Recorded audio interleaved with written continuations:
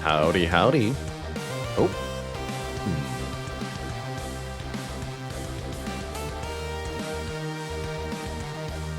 Hello?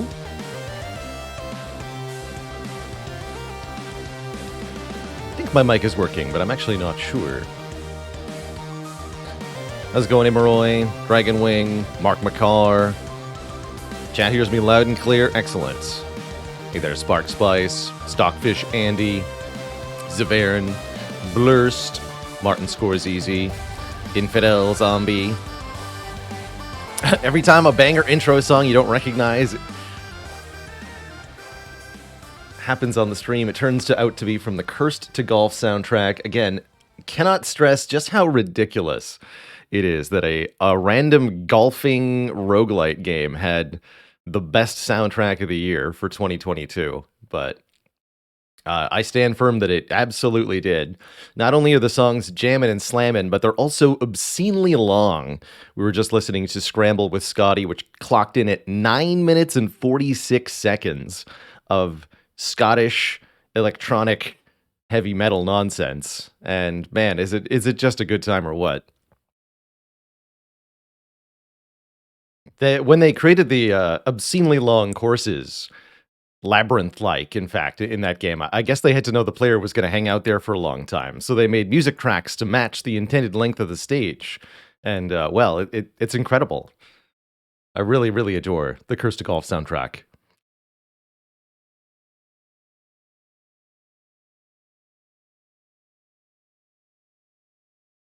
How could golf be anything other than a roguelike? Well... No mulligans in roguelites, though. That's why the Slay the Spire soundtrack is 3 hours long? I don't... Is it? How long is the Slay the Spire soundtrack? Actually, a good question. Yeah, it's not. I didn't think it... Most game soundtracks clock in at around 40 to 50 minutes. And then there's a few outliers that are either from the minds of creative geniuses or times where they really just decided to go overboard and play a lot of tunes.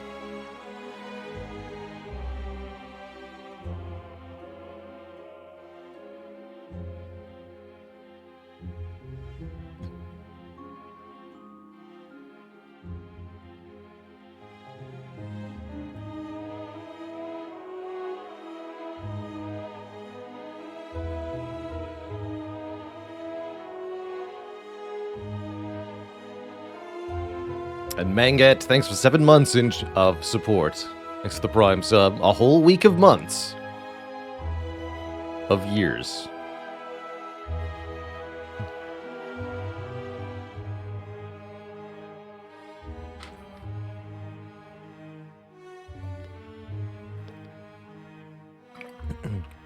I think one of the most things I'm excited for about Hades 2 is the Hades 2 soundtrack. And more of Darren Korb's creative genius. I've always had amazing soundtracks at Supergiant Games. More Korb.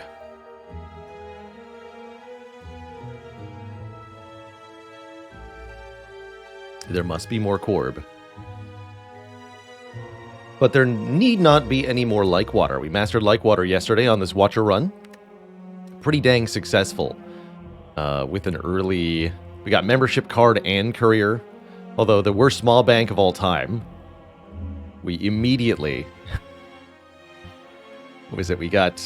That's right, we robbed the Vagrant for the shame. And then immediately bought a membership card at the next floor. Oh well.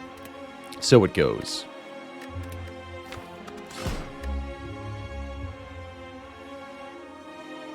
That means we're going to be playing Ironclad with our next run.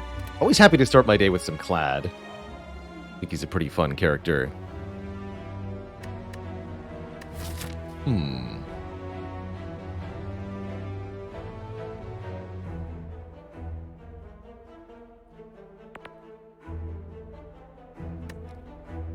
Pretty low elite count here. Definitely means we want to go for these two.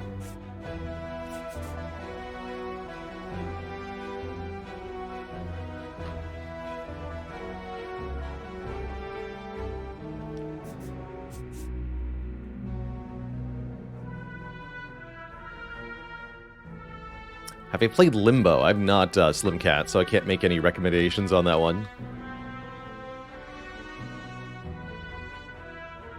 This looks like a pretty good initial path. I like going heavy on elites with Ironclad in particular. Ironclad can take the hits and dish them out. Especially with Slime Boss at the end of the act, we want to collect a bunch of relics and get a bunch of cards. Let's see, we could do a Niao's Lament start, although I don't see that doing anything amazing here. I'm actually quite tempted to take the all of our gold for 14 max health trade here. It's not something that I often do, but if we're not getting an initial shop, then we don't value the starting gold. And 14 hit points for Act 1 as well as 14 hit points for later in the game really can count for a lot.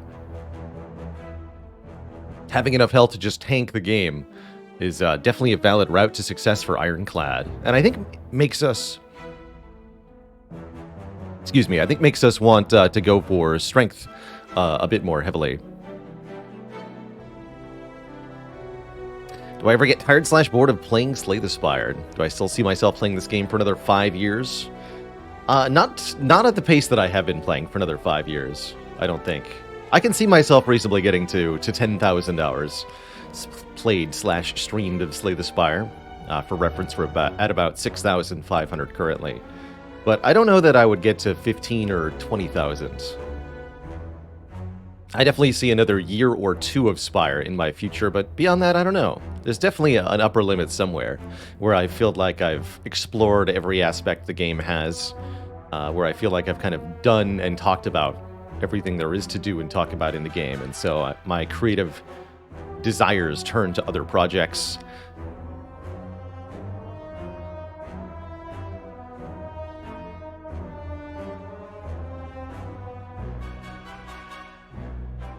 But there's definitely a lot of Spire in our future. The Mastery Challenge will certainly not be the end of Slay the Spire on this channel.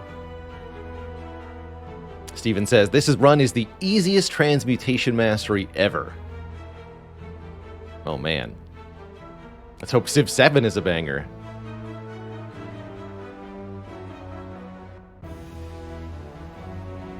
In the distant future, Baylor becomes the world's most popular Fortnite 3 streamer. How about a ladder where I have to complete all the ladders consecutively? I have to win 20 ladders back to back.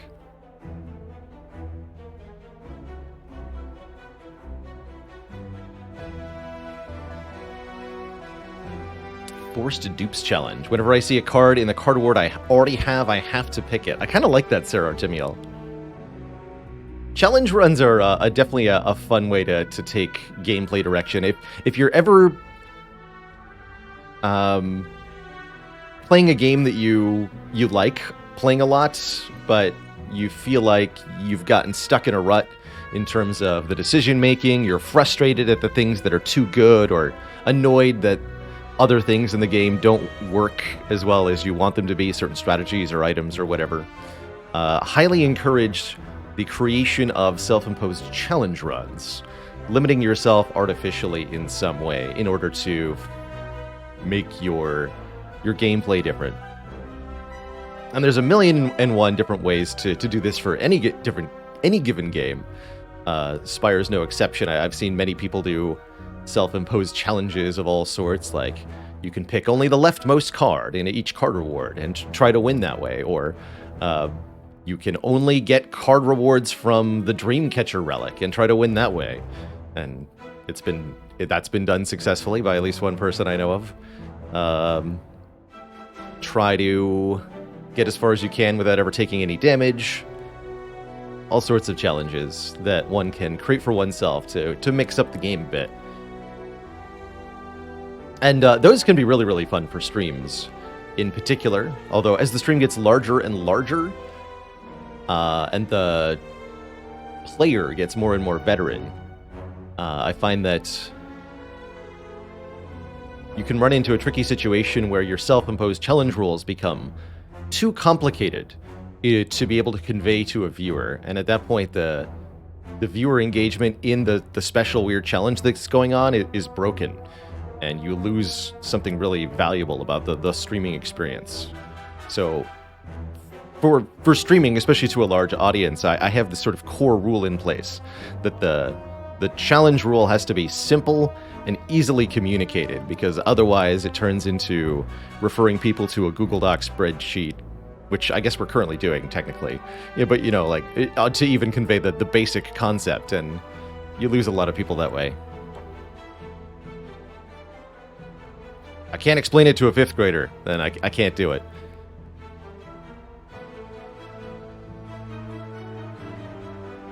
Yeah, spreadsheet, you say.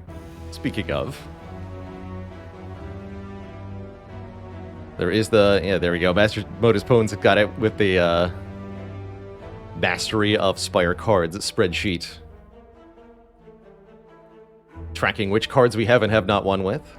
Of course, we got an in-game mod now to help with that, so that made a big difference. The fact that I can have mastered or not mastered displayed on the screen there. So is there a challenge happening right now? There sure is. The Slay the Spire Mastery Challenge.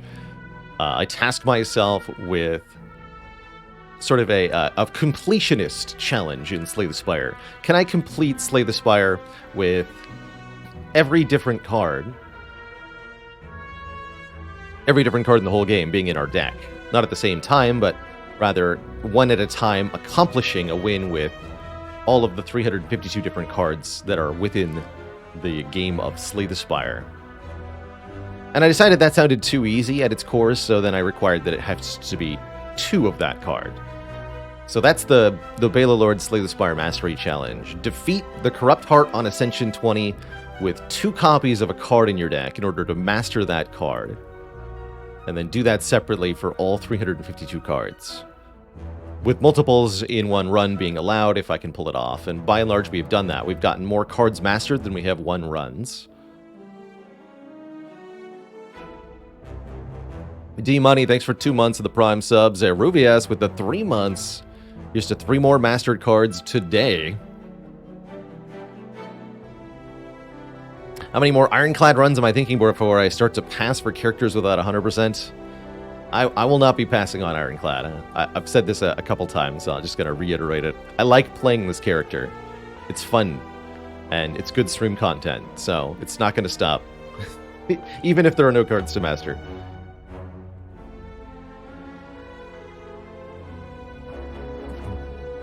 Is the mod available publicly? Yes! Exclamation point, mastery mod. If you wanted to yourself use the Slay the Spire Mastery mod to try for your own gameplay, I believe it is configurable so that you can specify not requiring a heart win, not requiring duplicates, or not requiring Ascension 20. Pretty sure about that. But only like 90% sure, because I haven't verified personally. Pony, thanks for the 17 months. I want 14 health. I want to be a chunky boy. Let's just start chunky and stay chunky. I'm also predicting 2nd floor card reward feed. It's just going to happen. Believe me.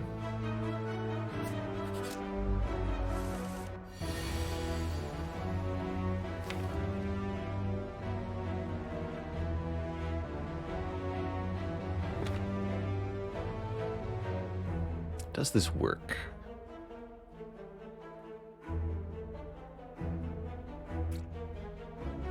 Interesting first turn we're looking at here. That's right. Okay, so there's actually a very clear answer as to what to do in this situation.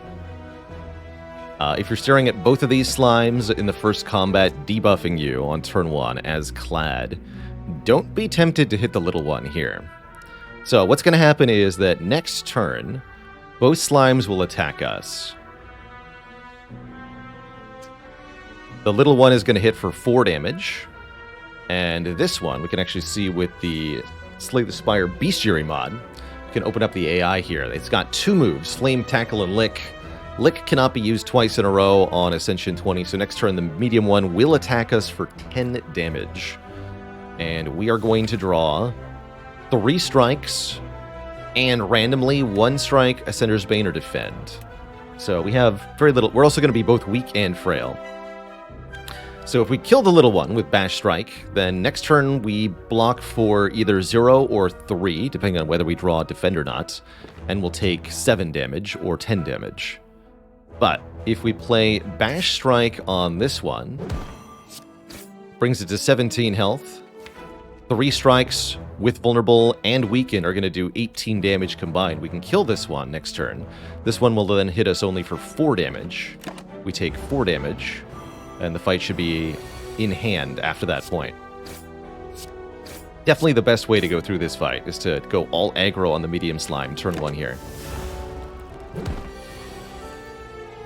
Making sure you're having your first couple of combats optimized is definitely a good way to get ahead in your runs of Slay the Spire. There's certainly a lot of optimization available for all of the starting combats. Jawworm, Cultist, and those 2 slimes especially. Lice are a bit more of a crapshoot. Yeah, a couple people noting that they've definitely been doing that wrong. It took me many hundreds of hours, actually, to notice that I could do that. And save health. So don't feel too bad.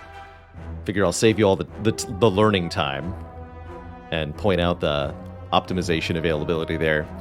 Finding lines like that is part of what makes Watcher such a high skill cap character, actually, and why I think she leans more offense than defense at the highest levels. With just a little bit of a numerical edge, you're able to take enemies out just before they become a threat. Watcher really excels at that. What if the little one attacks you on turn 1? That can randomly happen on lower Ascensions. Actually, does not happen ever on Ascension 20, as the little one's AI is guaranteed to be weakened first. But if the little one was attacking us turn 1 there, then we would still make the same choice, except we just take the damage on turn 1 instead of turn 2.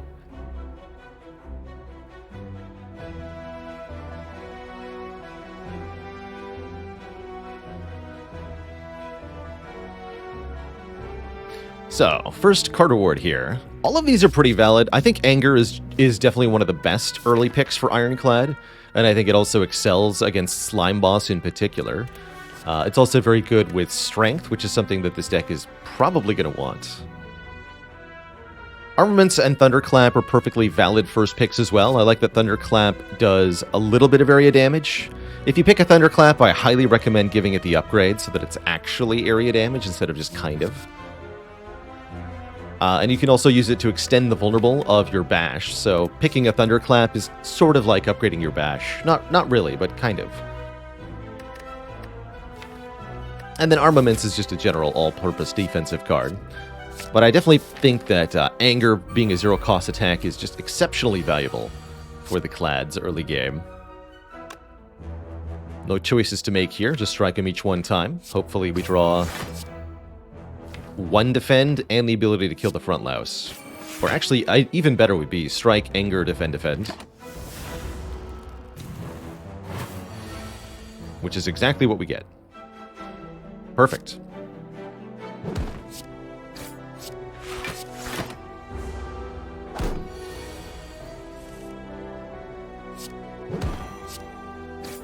Full health, which is 89 hit points.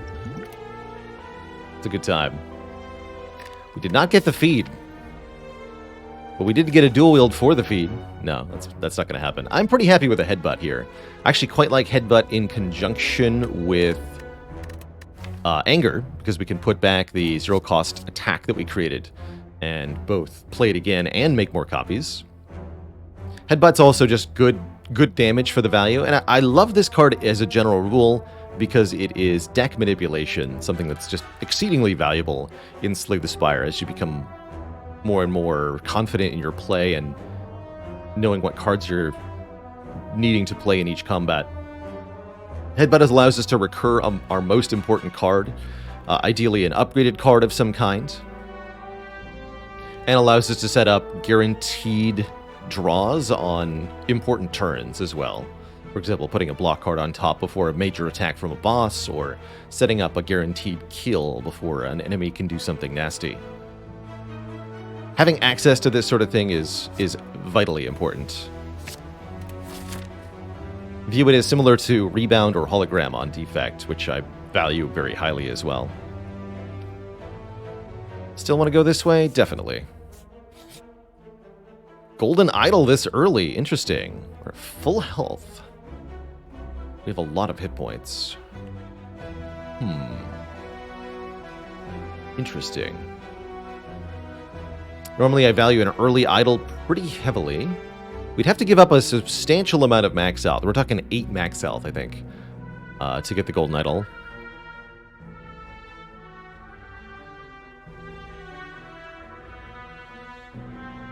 Or a huge chunk of current health. Take 24? No, it's not going to be 24 bat-tubed. 24 is what it is when you have a normal amount of max health, but the amount of damage you have to take scales with your maximum HP. Here with 89 max health, it's going to be 30-something? I'm not actually sure.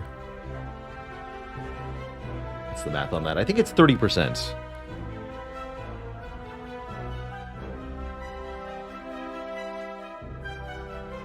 Let's click it and see. I feel like I might be taking injury. Let's see. What does the spreadsheet say? What is the actual damage that this event does?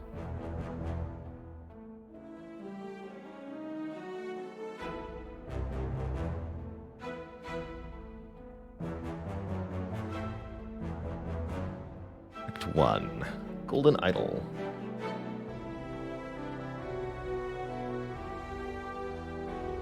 %35% max health is damage. Or 10% of max health lost. 31 hit points. Yeah, so it's 31 hit points. Or 8 max health. Or a curse. Or the 3 options we're going to be presented with. That's a steep price.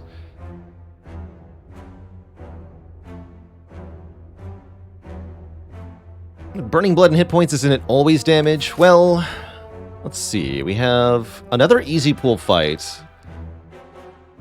then a hard pool fight, and then we start fighting elites. We definitely have enough health that we might be able to just survive taking the damage. We will still have a lot of health. And the cards we've added and the potion we've found tell me that we're not going to struggle too much in this first elite fight. Like, there's no way we get hit for 24 damage by Gremlin Knob because we are always attacking with vulnerable. And we can put anger back on top.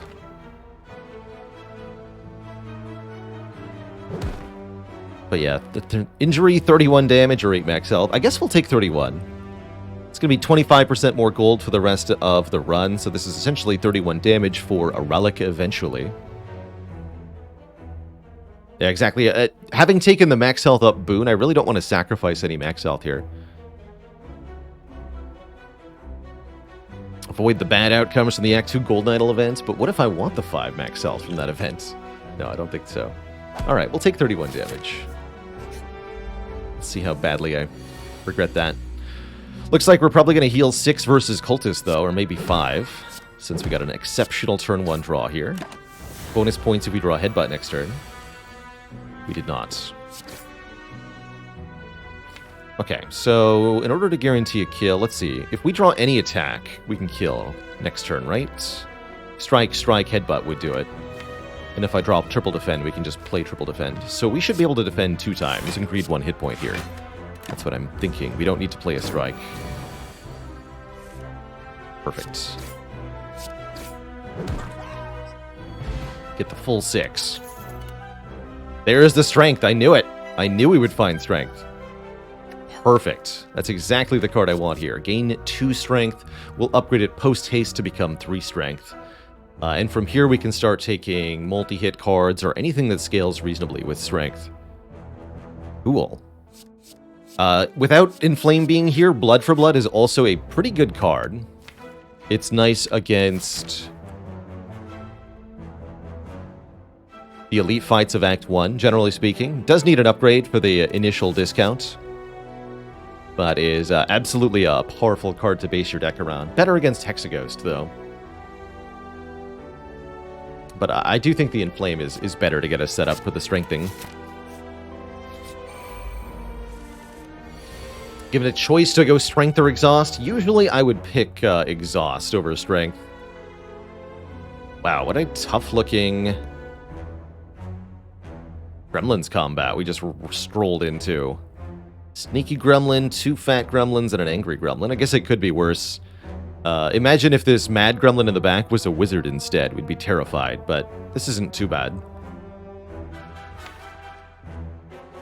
It'd be a lot better if one of these fat gremlins was a shield gremlin, though.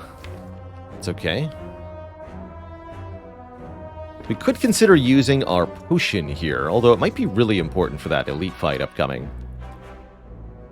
This right here is also why I wasn't exactly excited about taking 31 for the golden idol. It's not like we're going to heal it all. We don't get to heal all that missing health back if we take a whole bunch more damage, like we're probably going to do here.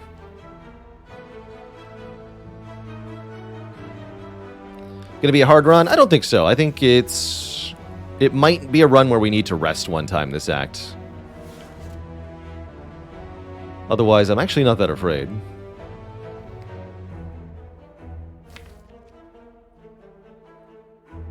So we're looking at taking 15 this turn. Bunch more next turn.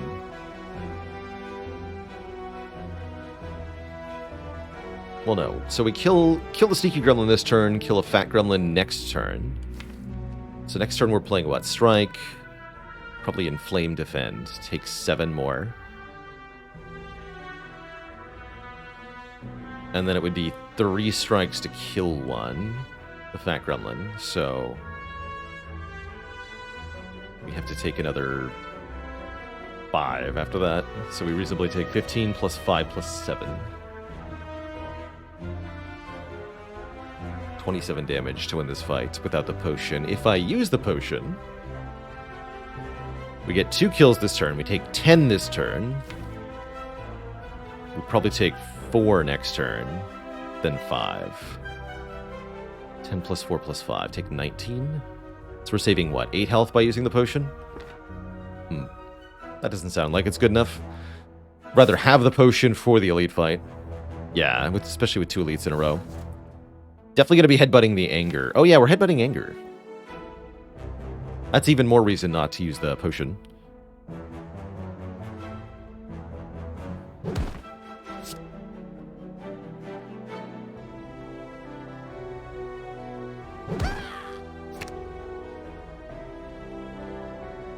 Bring you to 9, it would have to be 3 attacks. So no, we don't get to play this defend, unfortunately.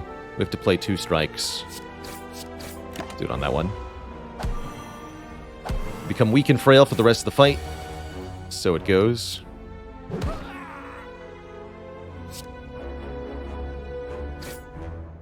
So we can play 1 or 2 defends. Next turn we know exactly what we're drawing.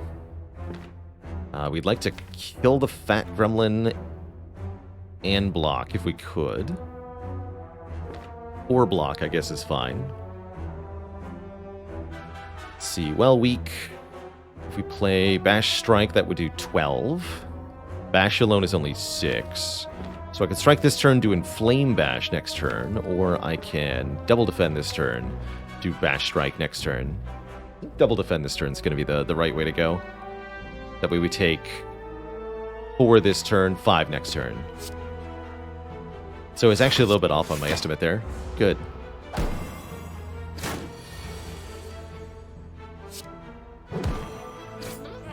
And then we shouldn't... We might take another 1 or 2 here. Depending on the draws. Yeah, we can't full block this. Although maybe I can kill it. 6 plus 8 plus 6. No dice. That's only 20. So let's just take the 2. Don't hit the gremlin. You'll only make it mad. Now we can kill it. Okay. Pretty pricey, but 44 health. Even though we're only at half health, note that 44 is a lot of health. So we're still in pretty good shape. It's just that we have a lot of max health. Wow, Flex, Double Tap, Battle Trance. What a fun set of cards.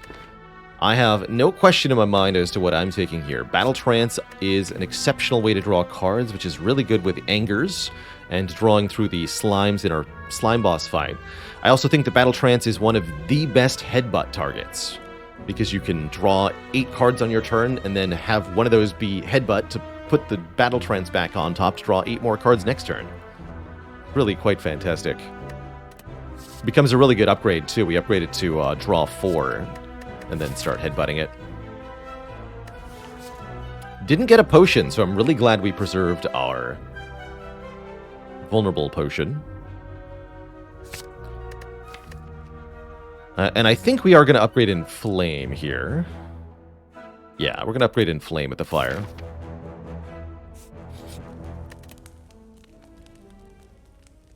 That's not in Flame. There we go.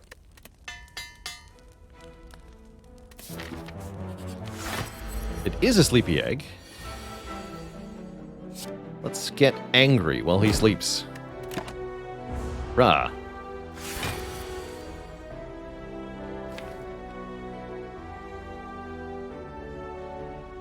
I think we bash this turn, next turn play in Flame. It's kind of weird to play the Battle Trance with the defense here, but I guess that's fine. We want to go aggro anyway to win this fight.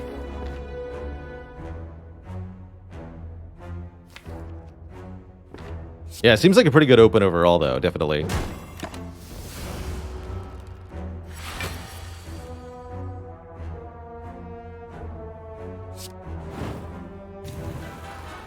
So we could headbutt Anger before playing Battle Trance, or we could play Battle Trance and then headbutt the Battle Trance. I think that's probably the better line.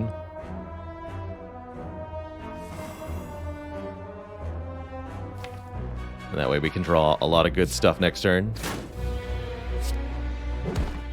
Figure we probably just have to tank 1 or 2 hits from this Laga. Hopefully not 2. Oof. We do not block very well, and this enemy attacks for very large numbers. Suppose this is where the Fear Potion would come in pretty handy. That way I don't have to spend 2 energy on Bash. We can just go Anger, Anger, Strike, Strike, Defend. Yeah, I think that's probably correct. I really don't see a favorable resolution to this fight with without using the Fear Potion.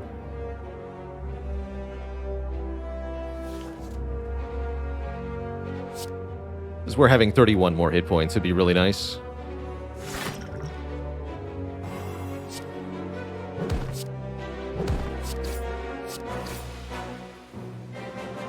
Wonder if it was ever right to actually just not defend at all and play 1 more strike there. Just try to kill ASAP. Looks like we get there anyway. 3rd strike won't kill, but the bash does. Okay, that felt like a pretty good use of the Fear Potion. We score a Bottled Flame and another Battle Trance. Interesting. I also don't hate Ghostly Armor. Bottled Bash is kind of boring, but does make sure that the Slime Boss and Gremlin Knob fights go pretty well. So I like it for the short term. Long-term Bottled Bash is fine. Gain 20% of max health is a thing from Niao? Yes. Yes. Take max health for a downside. Not often something that I pick, but can be pretty valuable. Have I ever bottled Bash before? Oh, sure. Definitely. Bottled Headbutt can be okay. Also, okay, definitely. I don't like that it lowers the chance that we get to Headbutt Battle Trance. I think I am going to take this Ghostly Armor, by the way. It's a worse Bottled Shockwave. It gets the job done.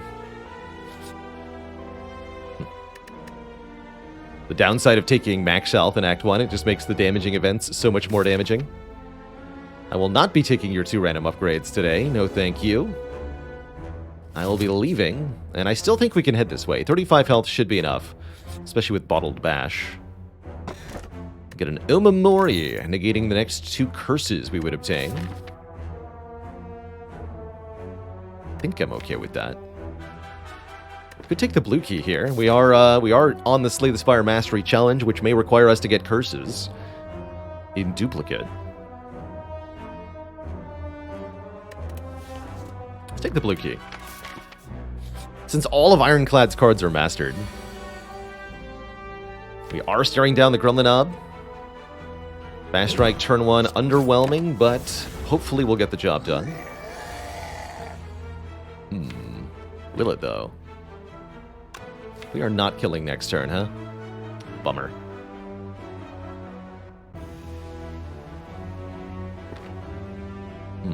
Probably want to use this then. Although 8 plus 24 is 32, right? So we can always survive. Not if I have to play Battle Trance. So if I want to be able to play Battle Trance, we should play Essence of Steel.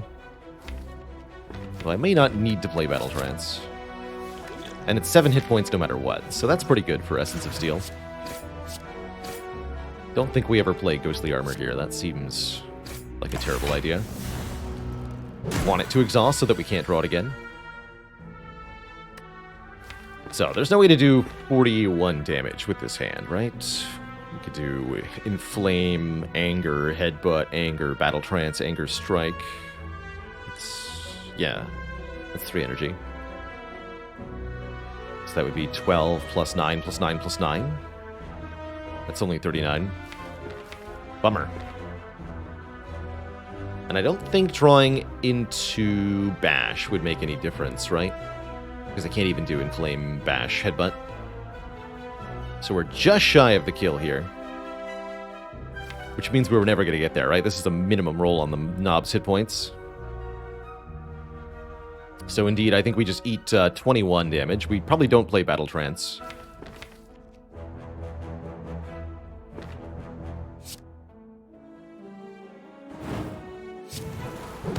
So I don't think we need to.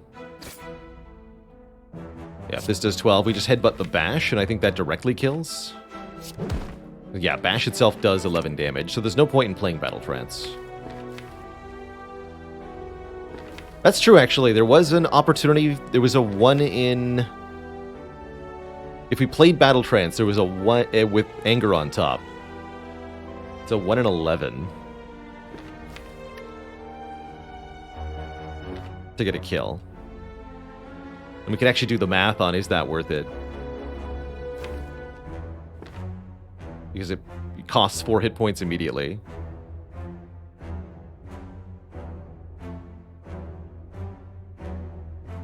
So is 1/11 of 24 more than 4? No, it isn't.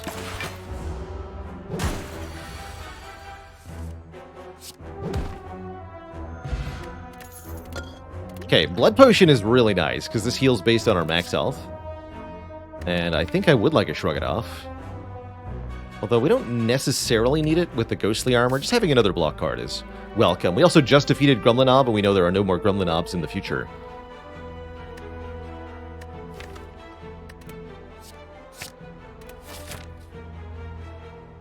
So I think what we end up doing here is resting. We could try to use the Blood Potion to clutch the rest of the act without any further health assistance.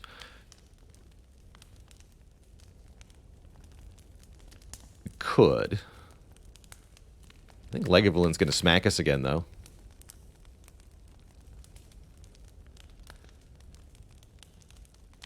Are there any good smiths anyway? Yes, both Anger and Battle Trance are pretty valuable. Bash is too with the innate property.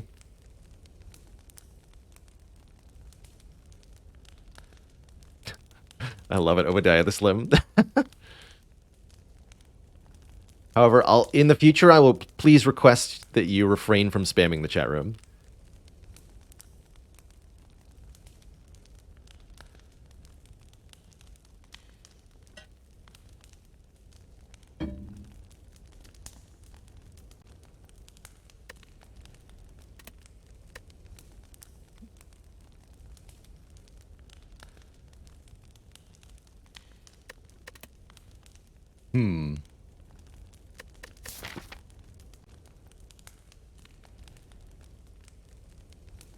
So I guess the question is, what do I value more in Act 2, a Blood Potion or an upgrade?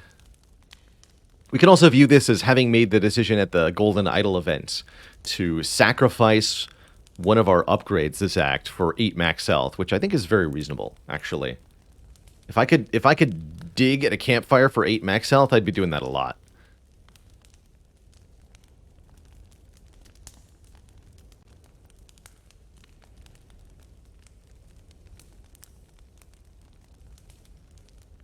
Yes, Bundio, VODs are readily available. Let me double check that yesterday's VOD didn't get muted from the Brotato, though.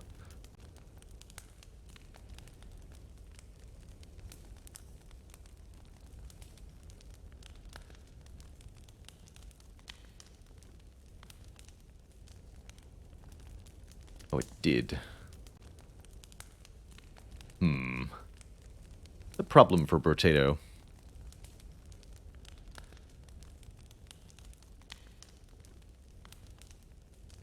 It seems like there's one song in the Brotato soundtrack that is causing an issue.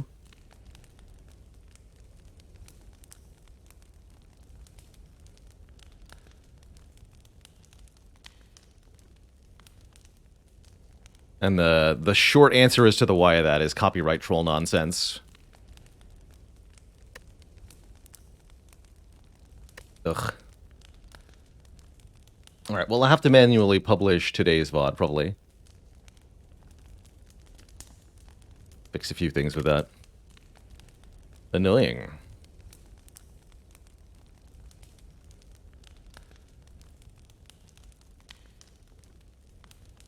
Thought we discovered Brotato's music was free to use. That's precisely what makes it a likely target for copyright claim attempts that are fraudulent.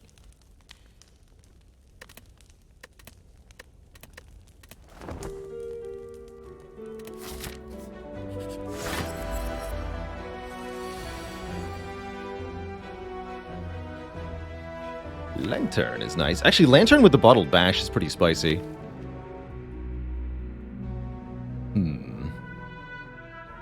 Go bash, inflame, don't play the anger? Is that the play here?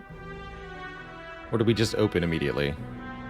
I think I go bash, inflame, don't play the anger. Angel Dominance, thanks for 5 months of the Prime sub.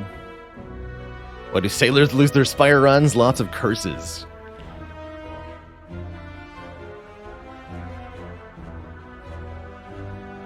What are we going to be playing after Spire today? Some Monster Train is the current plan.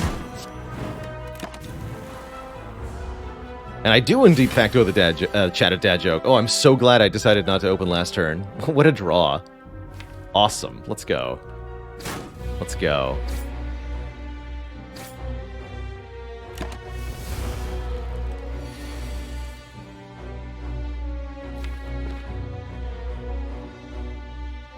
Why did the Spire Elite play tricks on its friends? Because it was Laga fooling around.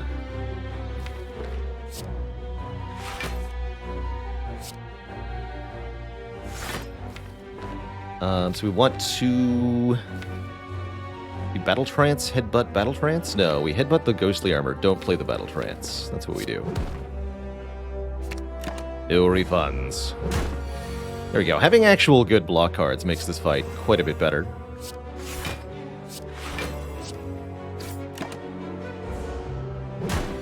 Big difference if you compare and contrast this fight versus the last Lega fight.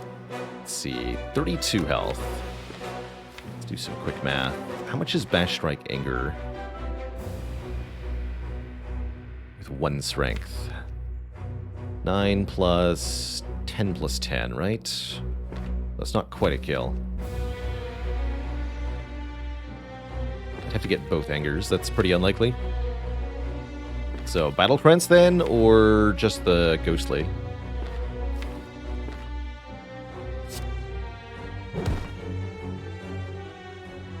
I think I'll go Battle Trance.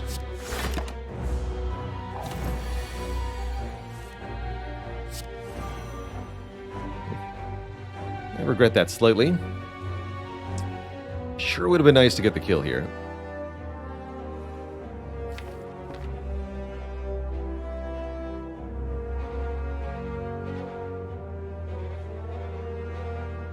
No, Spiru, 1 Anger in hand would not have been a kill this turn. We needed 2, or Anger and Headbutt at the same time. I should have just put Ghostly on top from the looks of it.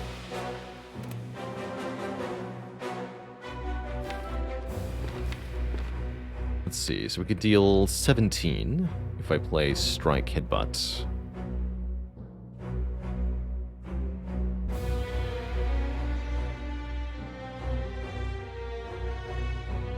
There's 15 left. Would smithing the bash have saved more hit points this fight over rest? No, because we would have woken him up on turn 1. Yeah, as Voln Cullinator says. And that specific interaction is actually one of the major reasons to consider not upgrading bash with Ironclad in Act 1. It's funny how Spire boils down to little moments like that sometimes, but that's very much one of the cases where it does.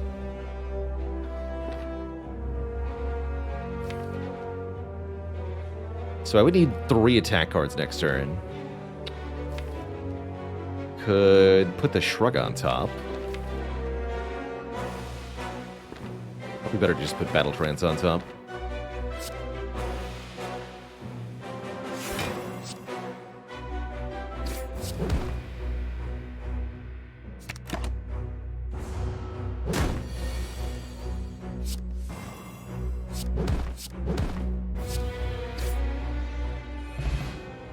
Oh, Bottled Inflame. Or... No, or. We can bottle our Inflame. So we have Inflame Bash guaranteed turn 1. Interesting to get 2 bottles instead of 2 real relics, but here we are. Would not call this a particularly exciting start, but it is what it is. With Slime Boss looming, as well as 2 more Hardpool fights, I think taking a Cleave is prudent. It does some AoE damage. It's going to slap for 11 with the Bottled Inflame. That's not too bad. Works okay with Headbutt. Let's do it. Hemokinesis also acceptable.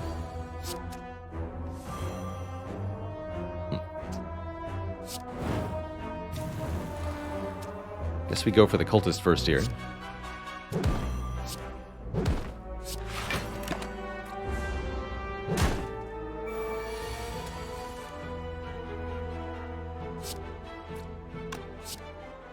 Perfect.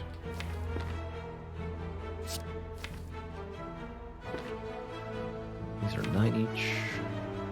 I think we just headbutt an Anger. Actually, no, just do Battle Trance. Even easier that way.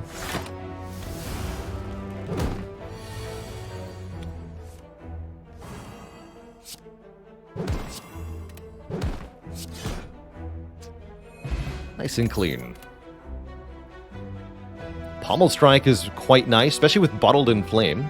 Draw 1, deal some damage. If you want just a little bit more attack power in the deck, this is a reasonable add. Pretty powerful. Would not take a Wild Strike here.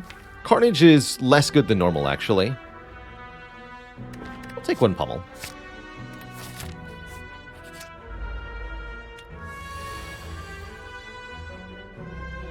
Pretty happy we took Cleave, gotta say. Doesn't look like I can get 2 of them, though. This might be where the Essence of Steel comes in. Happy to use it now. We're kind of likely to get a potion anyway.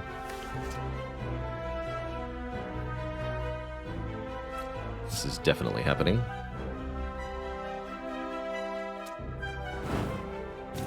I could kill the green one with Bash. One of the gray ones with Strike Anger.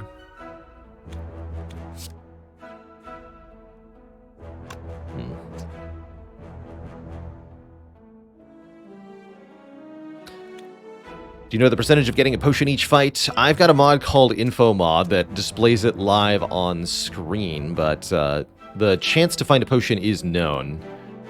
It's a base of 40% after combats, and then Spire adjusts your percent chance based on whether you find a potion or not. If you do find a potion, the chance goes down by 10% for the next combat. If you don't find one, it goes up. So in this way, you've got a sort of streak breaker mechanic. The game makes it more and more likely that you get a different outcome than you had previously. So a pretty steady trickle of potions once every other fight is average for Spire, but they can have floods and dearths if you roll really high or really low. Valencia, and thanks so much for the 17 months of support. And happy to hear it, Lord Mauk. Hello and welcome to you.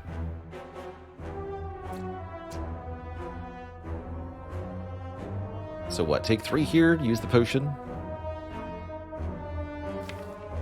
Don't need to damage one of them. Let's ignore the fact that we have a lantern. Easy peasy.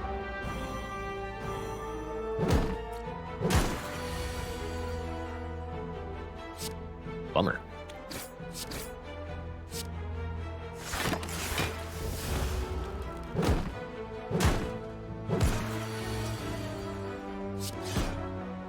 Cleave, you failed me. For the last time.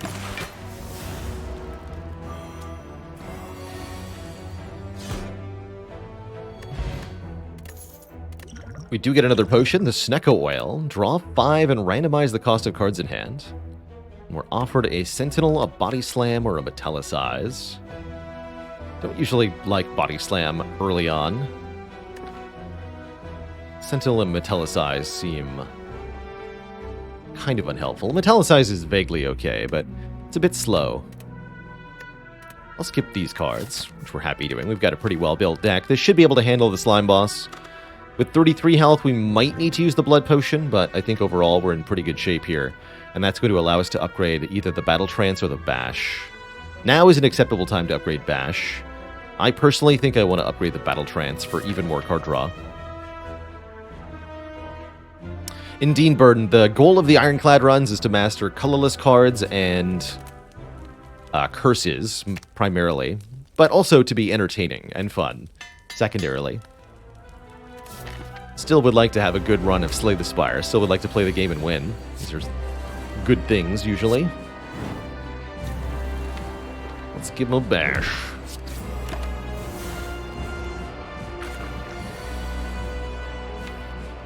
Could headbutt the Battle Trance immediately. And then shrug into it to draw the anger. I don't want to do that, though. Let's shrug first.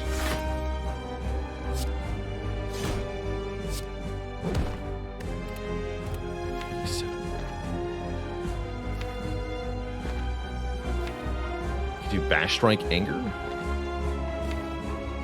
Or I could actually just do Cleave Strike Anger, have a clean reshuffle.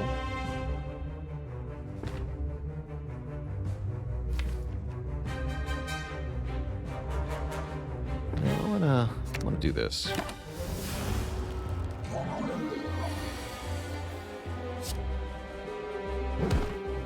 The anger first. That way we can redraw into the duplicated angers by playing Battle Trance here. Also play one strike. And draw. Perfect.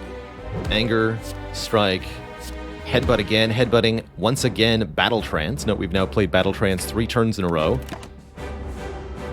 because of the headbutt. And we're just going to keep killing them as quickly as we can.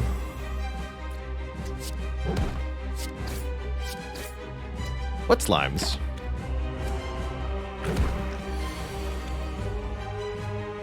There's no slimes here.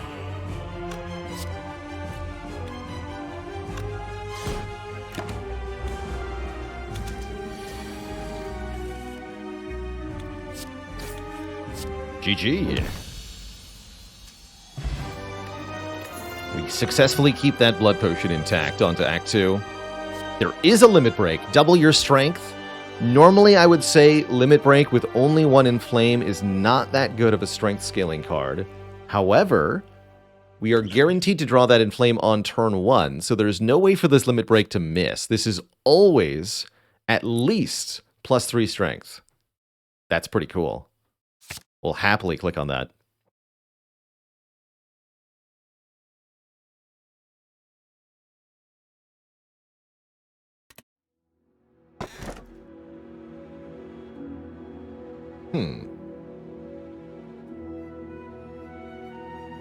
Cute. What a fun set of options here we have for our boss relics. We have the Sacred Bark, doubling the effectiveness of our potions. We have the Black Star, giving us extra relics from defeated elites. This can be pretty good, but you need to be able to kill elites quickly. The Lantern helps a little bit with this. We could maybe do Black Star, but I think we really struggle in the elite fights of Act 2 without some help. Or Black Blood. At the end of combat, heal 12. That doubles our innate healing from the Burning Blood, and is actually not something to be sneezed at here.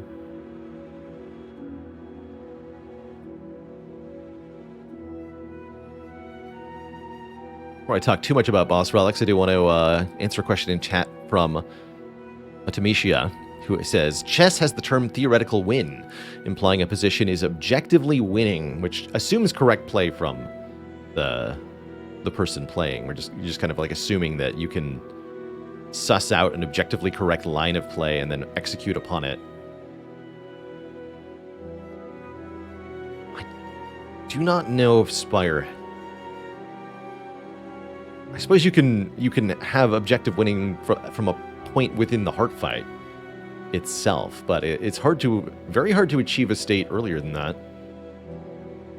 But no, that's not true, because you can create a deck that does a turn 1 infinite combo and is set up to defeat every fight in the game. I guess that would be a theoretical win state, where you've got a deck that can handle any combat with no random variance on turn 1 and win from that position, such that the whole run is locked in.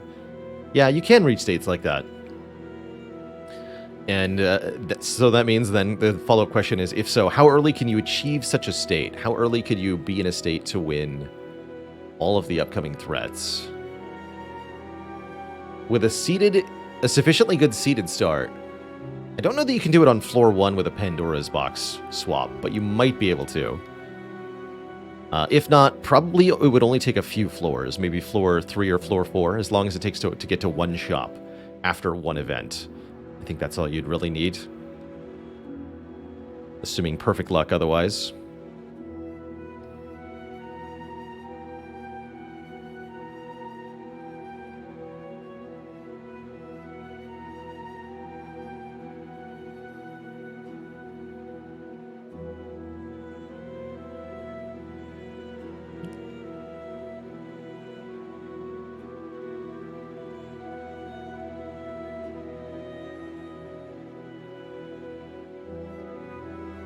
Yeah, it's true, Choreograph.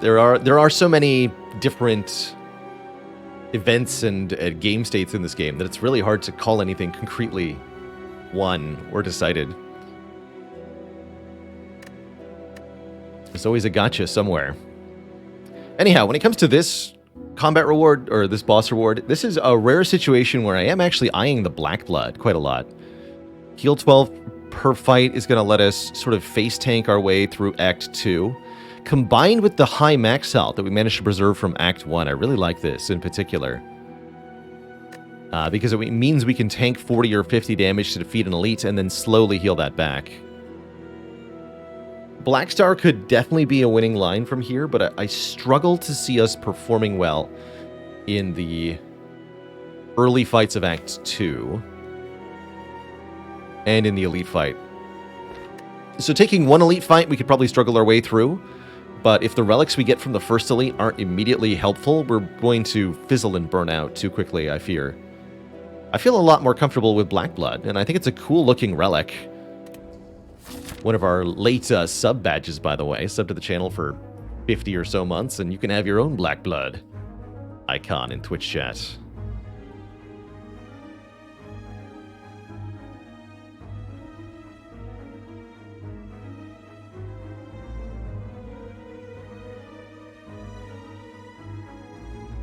So I think we want to take 1 or 2 elites this act, but somewhat evenly spaced out. Oh man, and the shops are in weird spots? Bummer.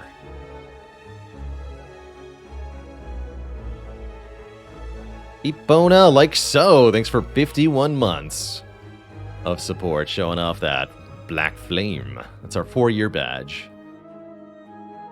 Heck yeah. It's lit, indeed. So maybe I do a late Act 2 shop. What about this route? I don't feel entirely happy with only 1 elite,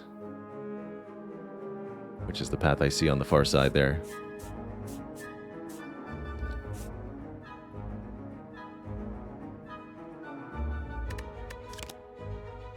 Let's see So we're taking it nice and slow on this run. Before we dive into this act, I actually do need a really quick bathroom break. So I'm going to take here a moment to refresh myself really quick. Upon my return,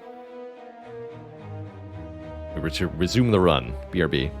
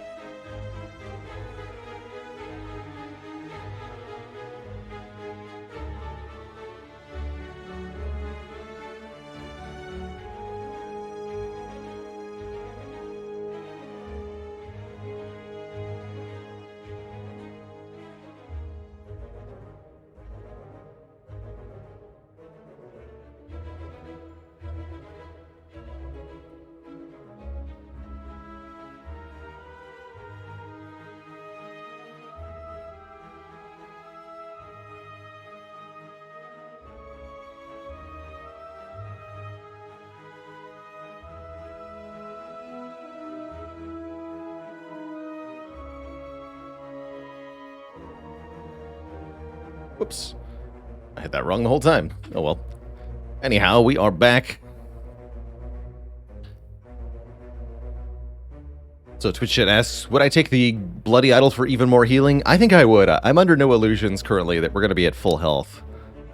Trotting our way through Act 2. Maybe right before this elite we might be. But I fear we won't be. I think I rather would take a few more fights. We want a few more card rewards. We'd love to be able to find some upgraded cards. We'd love to be able to get another source of strength here. Chosen's definitely one of the better fights for us. The Bottled Bash is going to be good here. Versus Spheric Guardian, we might struggle. Birds would be a hard time as well. But Chosen giving us 2 free attacking turns. Only 20 health for Chosen next turn. Just going to take Anger, I guess. Means we could heal up quite a lot here.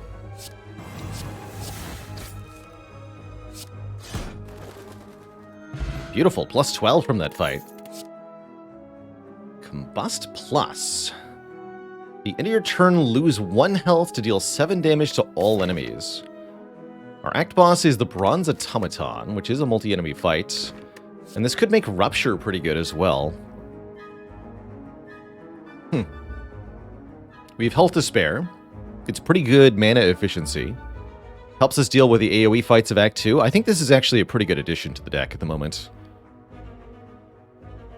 Blue Bacon says, are there any enemies that I would say become easier on higher ascension? Some enemies change their behavior. I actually probably would say Chosen's a little bit easier on higher ascension because they don't attack you turn 1.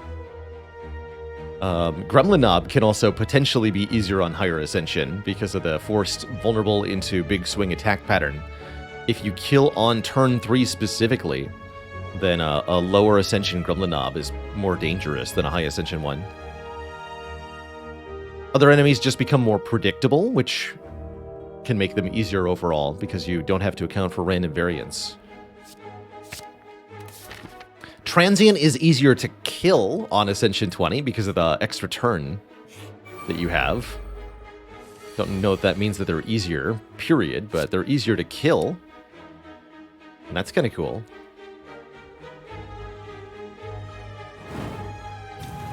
I think I'm going to Sneck a Whale here. Just going to do it. Draw 5 cards and randomize. We got 0 cost defend, 1 cost bash. I'll take that as a win here. And I'll put this combust in play as well. Expect we're relatively likely to get a potion. I don't want to chug the blood potion prematurely here, so let's use it now.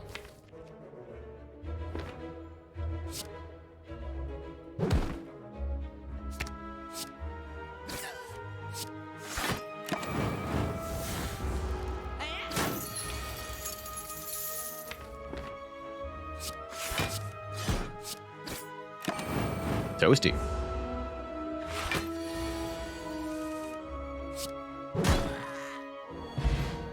We get another healing potion. Okay, well now I feel like we have too many hit points. Heavy Blade. Normally not a card I like that much. With Bottled in Flame, it certainly gets a lot better. Really would like an upgrade though. Crux5, thanks for the Prime sub.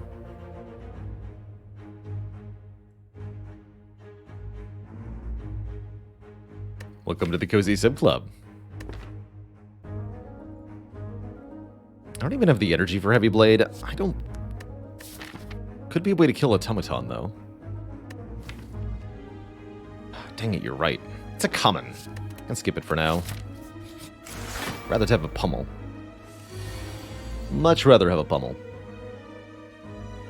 Also, this fight is not the sort of fight we wanted to meet here. This is definitely one of the fights where the Black Blood is going to have to patch us up after the fact. The faster we can kill this avocado, the better, though. That's for dang sure.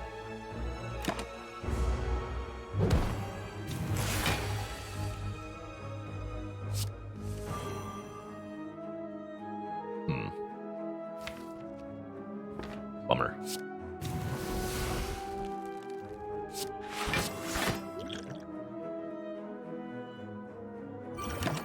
So I'll just use that now.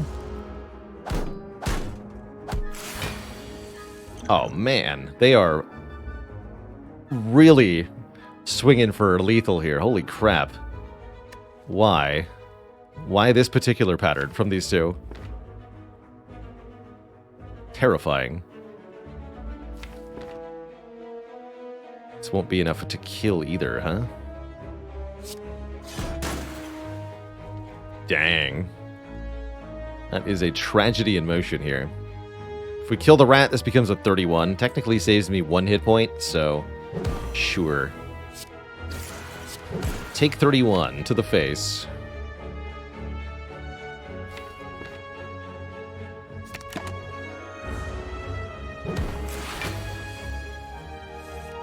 Like I said, under no illusions that the Black Blood would leave us at full health for any length of time.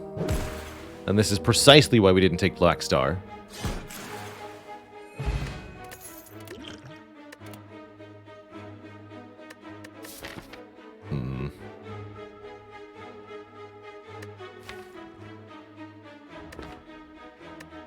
Flex is worth taking to upgrade. Yeah, Flex Plus really changes things here. So we'll take a Flex and we'll upgrade it. We'll also get 3 additional strength on turn 1, I think. Although I could take Jax instead. That's cute. No, we want 3 additional strength on turn 1. So that if we draw a Limit Break turn 1. That's what we want, is to find the Bottle Lightning and Bottle Limit Break now. I guess if we're doing Bash and Flame turn 1, we don't really want to 3 strength all that much compared to 2 transforms.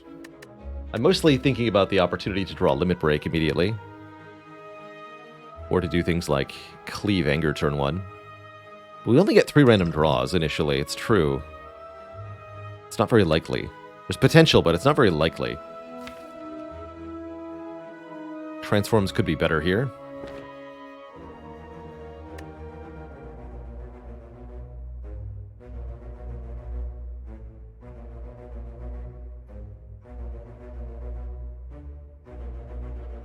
Surely we'd bottle Battle Trance. If I didn't have a souvenir or a mutagenic strength, I would bottle Battle Trance. But with the turn 1 relic, it'd be different. We're getting 12 strength turn 1.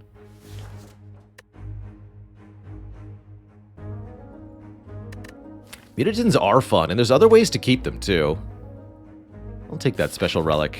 Makes orange pellets really good, for example. You know, I don't have to go to an elite fight. Could go to the shop right now and go this way. This seems a lot more survivable now that we're already at half health, you know? Delay that first elite until a little bit later. We get to upgrade the flex more reliably. Literally cannot say no to drugs in Spire, it's true.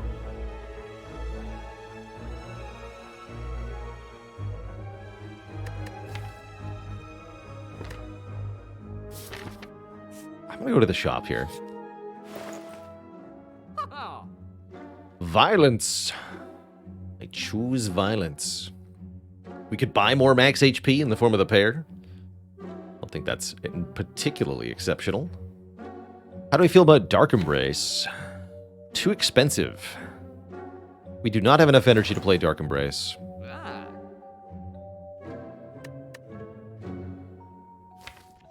It might be 323. Let me double check, Zavarin. I've been off by one a couple of times here.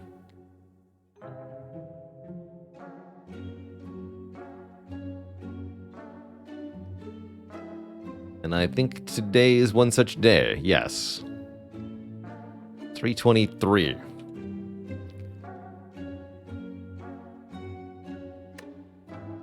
Violence being an unmastered card is pretty good reason to take it. In addition to actually being pretty broadly useful here. I do like card draw of any sort. I'm also somewhat eyeing Power Through as a very efficient block card.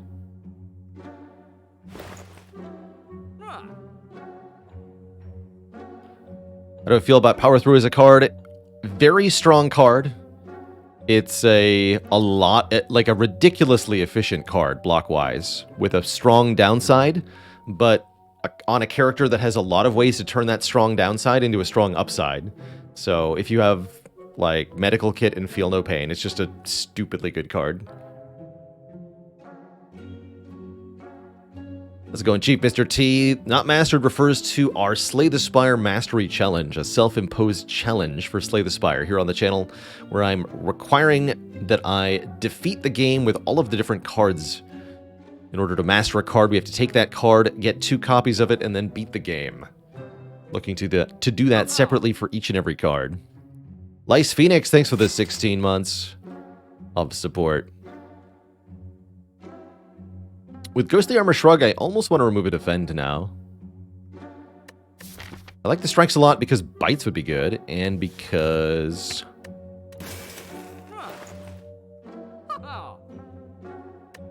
because reasons. Do I just chug this blood potion, buy an explosive potion? I'm thinking about it. I'm also thinking about Power Through here.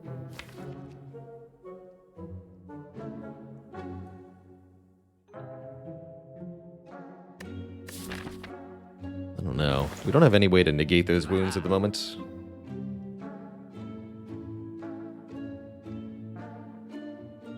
I think I will chug the potion, though. Thanks.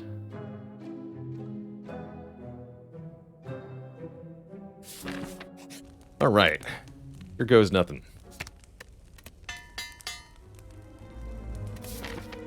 Yeah, True Grit. If we see an upgraded True Grit, I'd be very happy for it. Even better, a Burning Pact.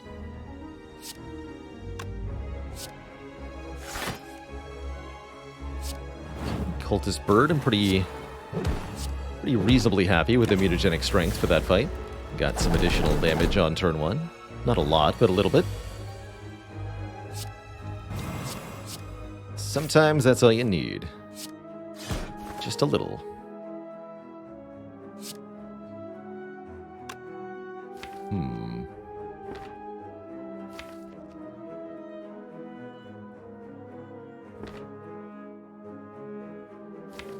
I think I can get away with playing this Defend.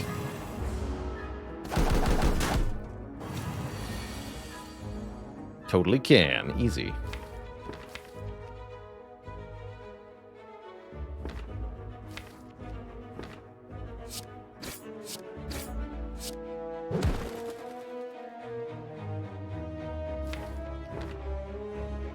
gonna put Shrug on top.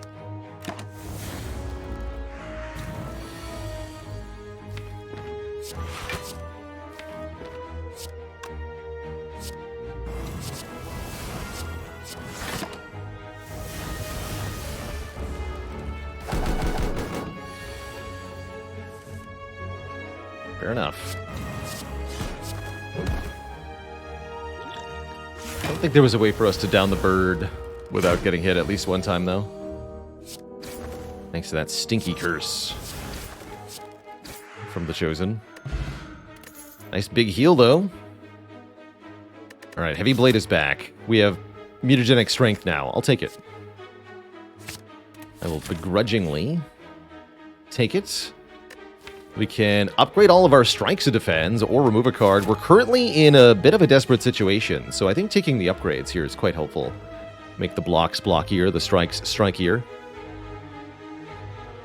Yeah, actually, I think you're right, Agreeable Robot. If we'd played Combust on the 1x6 turn, we would have had to take 6 damage immediately, though, plus 1 per turn.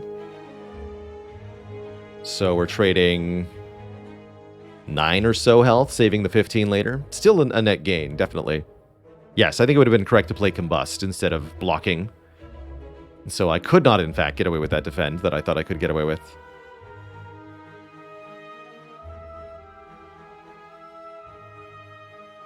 Upgrade. Please give me a good relic here. What do you got? Smooth Stone. Start combat with a dexterity. That makes the defense now block for 9. Shrug is 9, Ghostly is 11. That's pretty good.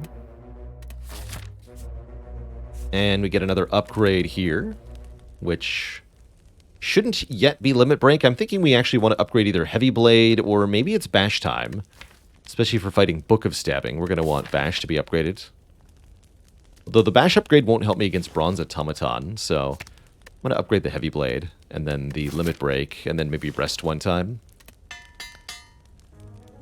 to get past Automaton. Yeah, this is not a fight where I care about Bash being upgraded. This is a fight where I care about having a little bit of extra damage on turn 1, so thank you, Mutagenic Strength. You've helped a ton. Look at that. We got a kill because of the Strength Relic.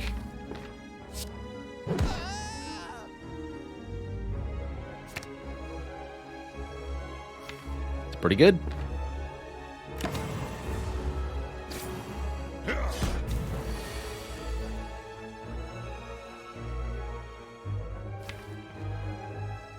I'd love some block this turn. Found some. Here we go. Shrug, defend, cleave, anger.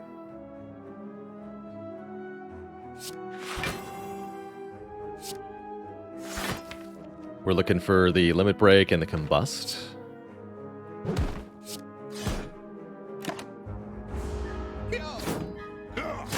Probably shouldn't skip the Combust this time. Oh, look at that. 36 damage. That's why you upgrade the Heavy Blade. Easy. And Violence, unfortunately... Well... Yep. Yep. So it goes.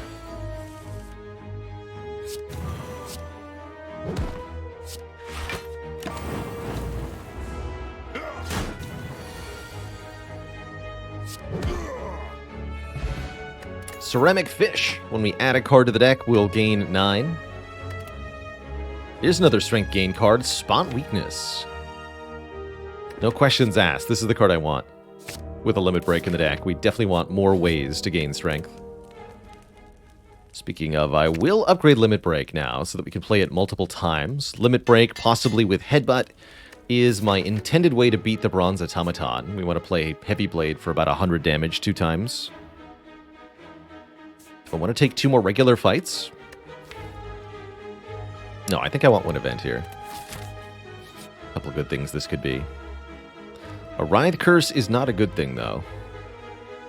This I won't be taking. Our final Battle of the Axe, Snake Plant.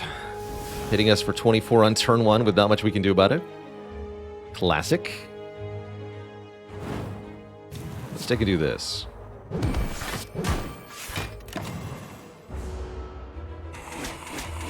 Take 24. Heal 12. So we only took 12. That's not that bad.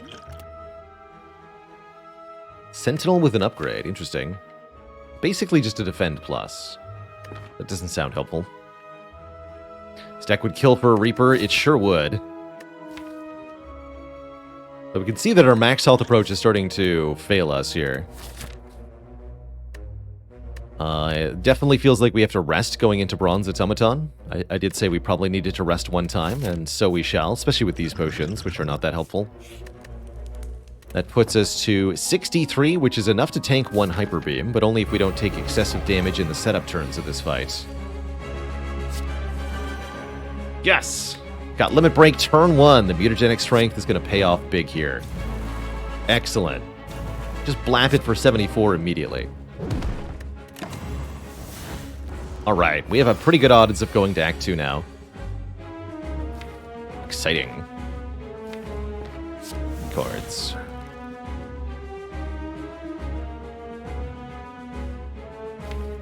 So we want to headbutt the Limit Break and shrug into it immediately to avoid it being stolen. Okay.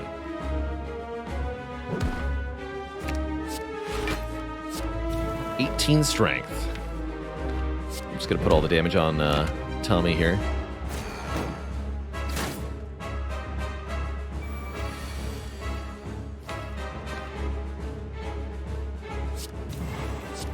Chonk. Tommy Tomato.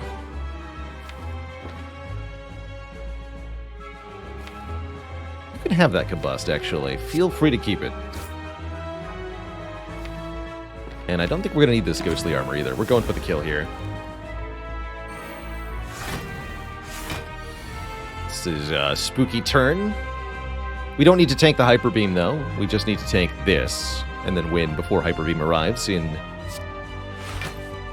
2 more turns. Looks pretty easy to do. Bonk.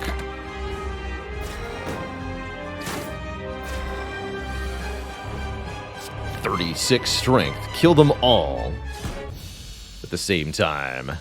GG. Ooh, very happy with Fairy in a Bottle. That's a really nice potion to have when you have this much strength. The only question is, do we click on the second Limit Break or the Offering?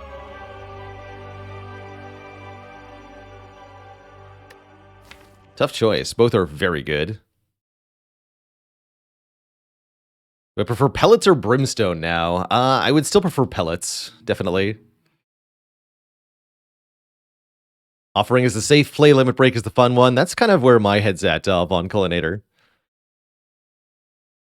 Card draw is always consistency, which is very important. We can easily afford the health loss.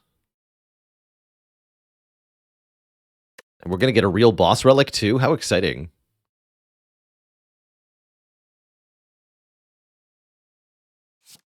That said, limits were made to be broken, were they not? We actually don't have that many ways to capitalize on the strength. I'm going to click Offering here. And I think I'll keep the Fire Potion.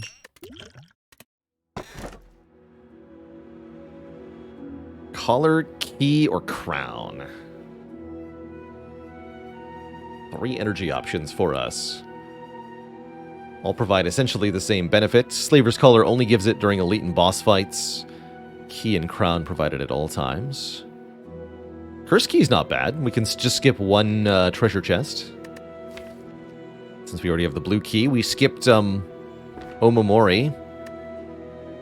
To get it, though. Just a reminder.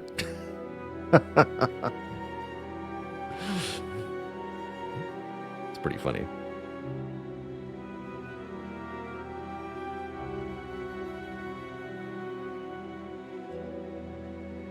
Any cards we desperately want now, or is the deck more or less done? No, we desperately want a way to block. We do not have the ability to survive fighting Heart for very long. Or any boss, really. Currently, the plan is gain a Mangillion strength and then kill them. What we love is either a way to prevent damage in the first place, Impervious, various exhaust block synergies like Feel No Pain, Flame Barriers, or a way to heal that damage back, namely Reaper. Rare cards we're kind of unlikely to see, but we're not going to see them if we take a Busted Crown. I guess I'll take a key here. That is pretty funny.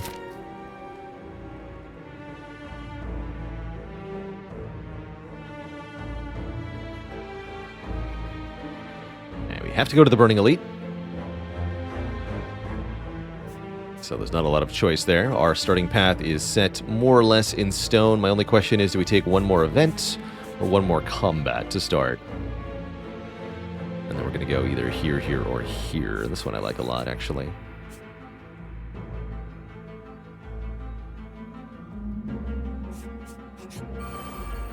This should be easy.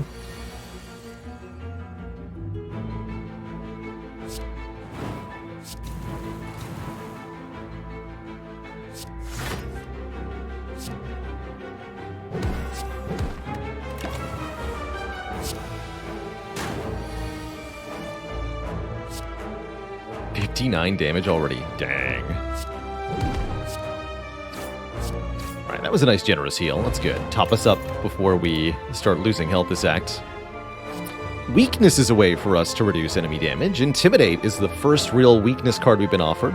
We've seen a couple unupgraded clotheslines, but those are kind of whatever. And that could make a big difference. I like that it's 0 cost as well.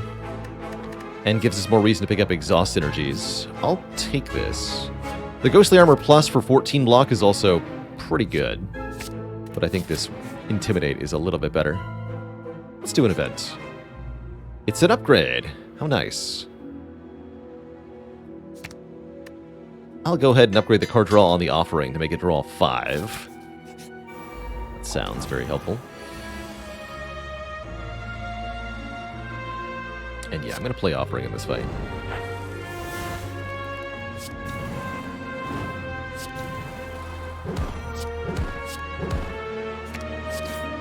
Wow. And in short, that's why you take Offering, because taking 6 damage and then immediately winning the fight is usually better than not doing that. Dual Wield is back. Still not many good Dual Wield targets. I do like Gambler's Brew a lot.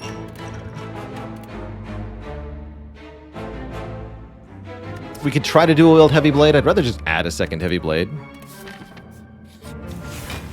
And dual wielding Heavy Blade and then playing both on the same turn is very likely not going to happen.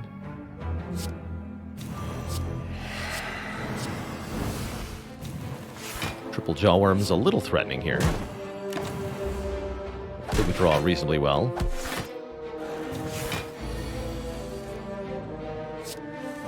A lot of strength makes this fight pretty easy.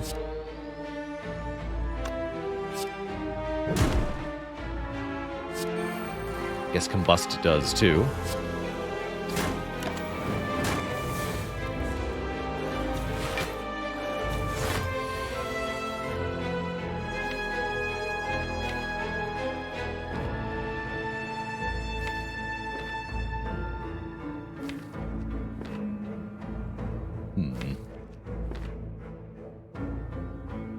Okay, want to headbutt the Battle Trance? No, we can kill one of them and headbutt our best block card, yes? We're missing 10 health.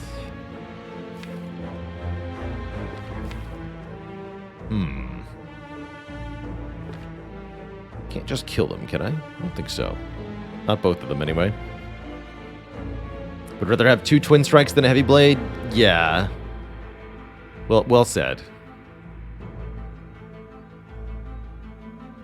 Although, what about, No, that won't work.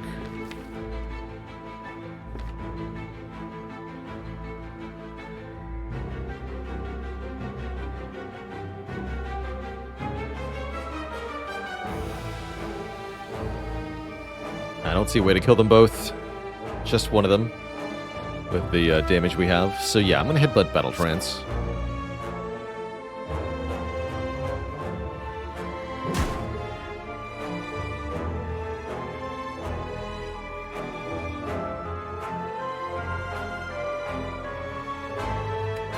Remember that Heavy Blade only does 29 damage at the moment.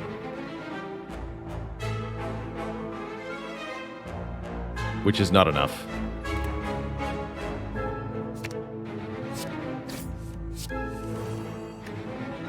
Although now it is. Okay, now with the offering, I think we can kill them. We can do Spot Weakness, Limit Break. It's actually, can't play all the cards here. Maybe just Limit Break?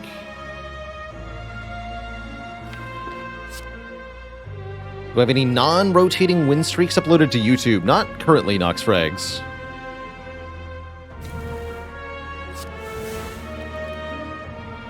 Not currently. Let me just double check here. We do 14, 12, 15, 15 to you. Or I could sacrifice 15 to... No, it's better to Limit Break, right? Limit Break, deal 20, 21, 18. Yes, that kills. There we go. Only missing 4 health. That's pretty good. Pummel Plus. There we go. This is the card I'd much rather have than Heavy Blade most of the time. Deal 2 damage 5 times. Elixir can be okay, but I think the current potions are even better.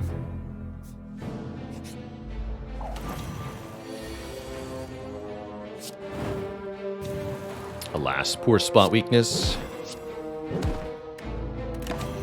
This fight could hurt quite a bit, depending on the draw order here. Looks like things went pretty well, though.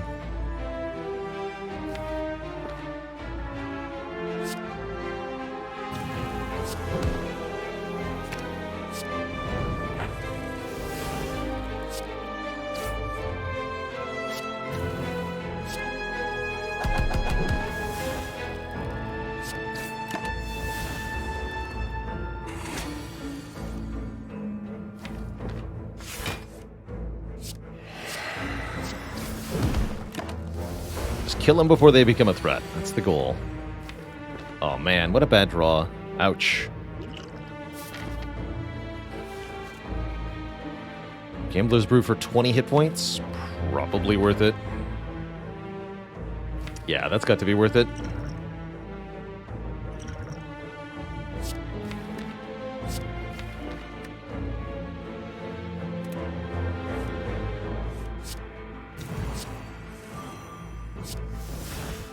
Good job, Violence. Definitely don't need 2 of these. One more Shrug is vaguely okay. Good for the Awaken 1 fight, actually. Let's grab it. Not happy about having to use a potion like that, but oh well. Do we upgrade Bash? I think we might upgrade Spot Weakness. Could also recall here, preemptively. Gives me the option to upgrade a card I get from this elite or the shop. Let's do that. Violence isn't stopped by a Battle Trance no draw. Note the lack of the word draw on the card Violence. The phrasing here is very intentional. You do not draw them because drawing specifically means taking the top card of your deck and putting it into your hand. If the card that is going into your hand is coming from anywhere other than the top of your deck, you are not drawing it.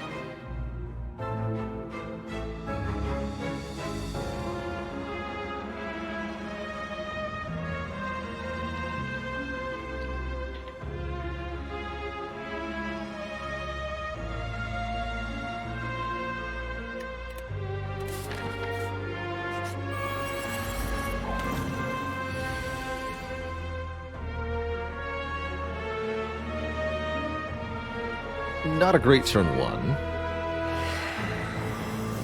I think we ought to Bash Headbutt one of these 2 daggers. We could even do Headbutt Bash if we don't want to put any of these cards on top. Which might be prudent here. So we really need to find Battle Trance and or Offering next turn, or we're pretty hecked here. Good. We get both, and Violence at the same time. Well, that's exciting. It means our life just got a lot easier.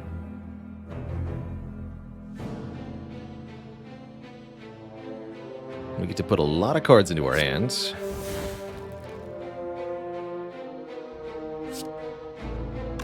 So that means we could battle trance towards limit break and such now. Good.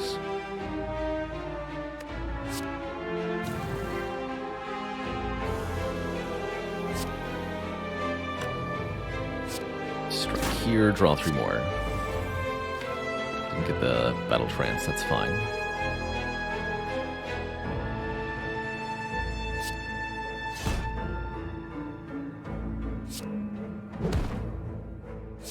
I guess we pummel Repto here, don't play the heavy blade. Bit of a shame, but not going to complain too much. There's limit break.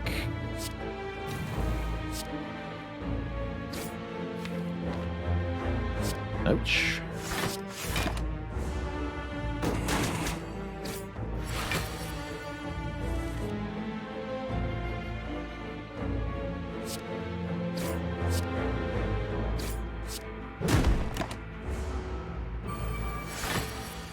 This would be a good turn to finish her off, so let's try to do that.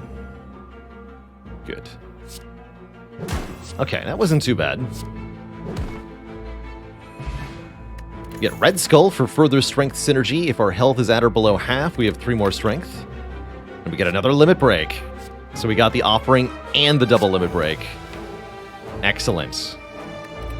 Now we're strong. All powered off that Bottled in Flame. Without the Bottled in Flame, this really wouldn't be nearly as good. Can't stress that enough. Can I just kill you outright? 40... Or 1 short. Dang it. Gotta be 1 short.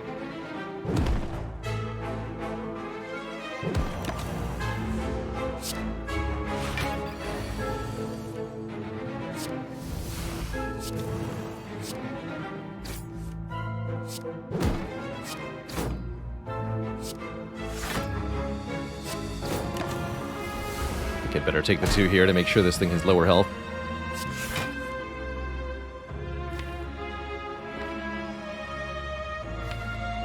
Alright, let's play Offering and guarantee we get the kill.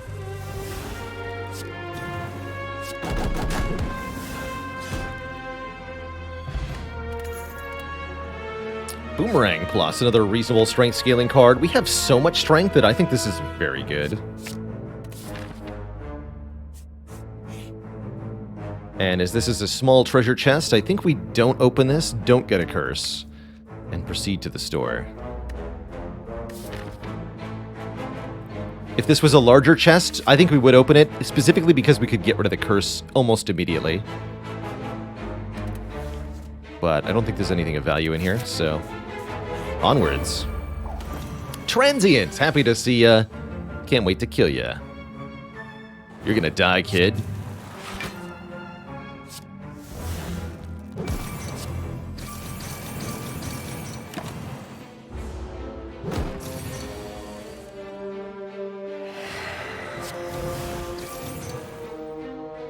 Maybe it's us who will perish. A little unclear, actually.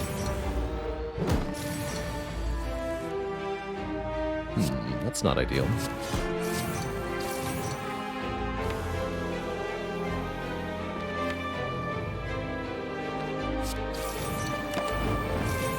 Ow. There's the cards. Where were you guys earlier?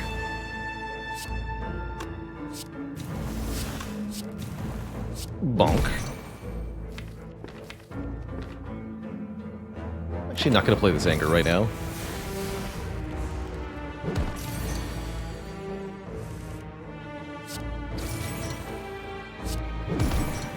Also not going to play the offering. Okay, we do not kill the transient. We just do a lot of damage to the transient. I suppose that's fine. If we'd drawn Limit Break this turn, we would have killed, though, you can see quite clearly. 400 damage this turn. Gorilla Power with 2 years of support. Still haven't beaten A20. You're not alone. This game is very difficult, especially at the highest Ascension level. Best of luck on your continued attempts. Could have used Liquid Memories to get the kill there too. If I was missing the achievement, I'd have considered it. There is a Rupture. Although, I don't think we need Rupture. I think we need to just draw the limit breaks as quickly as possible. And I think that means losing these single strike cards at this point. Yo-Yo, thanks for 21 months in the Prime sub. Do you get anything special for killing it? No. I think Nunchaku could be pretty good. We do want some more energy here. Champ Belt being a rare relic does not show up very often. We've seen it, we saw it a few months ago, but we lost.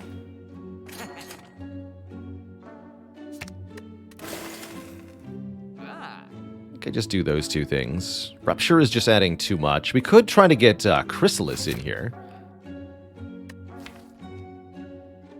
But that would mean not being able to afford Violence at the next shop. And we wouldn't even be able to afford a second Chrysalis, so I don't think there's much point. Could take the Sling of Courage for bonus strength in this fight and the Shield and Spear fight, but it's really more the boss fights I'm concerned about at the moment. And I want to be able to remove another card, or perhaps replenish a potion if we struggle through the boss gauntlet here. Purple Fire Spirits allow us to sacrifice a card. If we sacrifice a uncommon card, we can heal to full, and I think it might be time to get rid of Combust. Now that we have so much strength and a better way to deal AoE. That'll heal us to full, in addition to being a card remove. Makes us better at the Awaken One fight, too.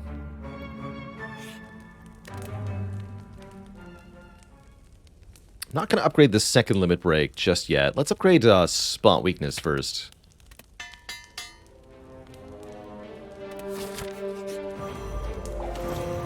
Giant Head, hello.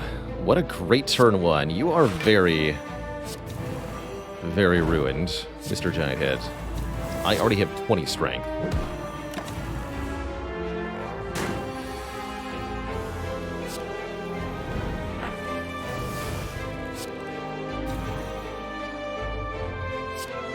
Make that 34 strength. 81 damage 5 times. Get destroyed, sir. Ink Bottle. Nice pairing with Nunchaku. Every 10 cards, draw a card.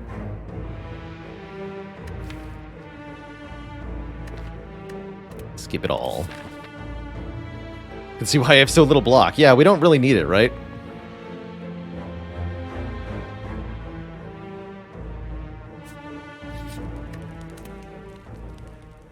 And let's, how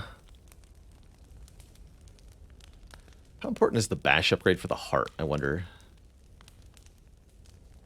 Violence, Ghostly Armor, or the second limit break are all okay. Pommel Strike for another card draw is not bad either.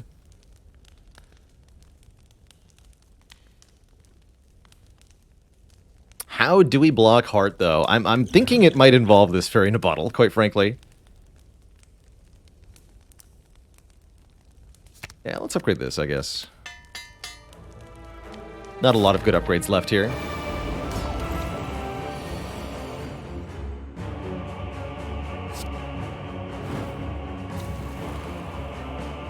Don't want to headbutt anything here. Usually catch me going for Donu first. Stop the strength scaling of the two bosses here. Definitely plan to hemorrhage some health in these two fights. Oof.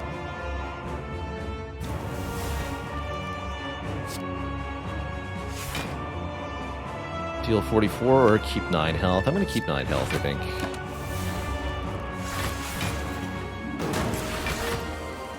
But again, the longer the fight goes on, the worse it's going to be for us.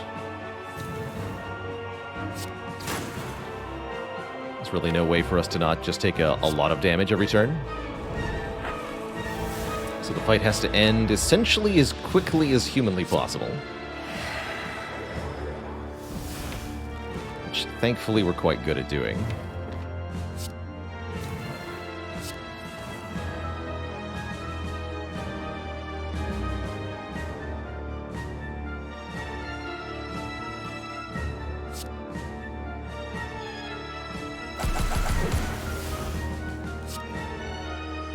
Get him.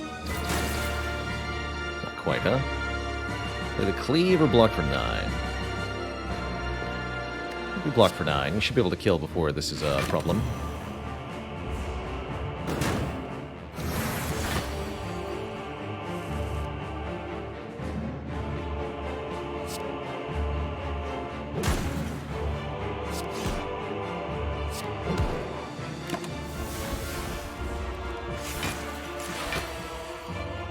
Easy every time.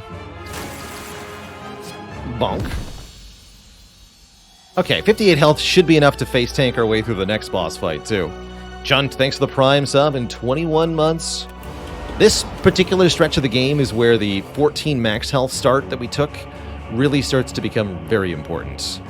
Because we need every iota of health that we have to get through the gauntlet. Oh, nice. Oh, man. What a nice turn 1.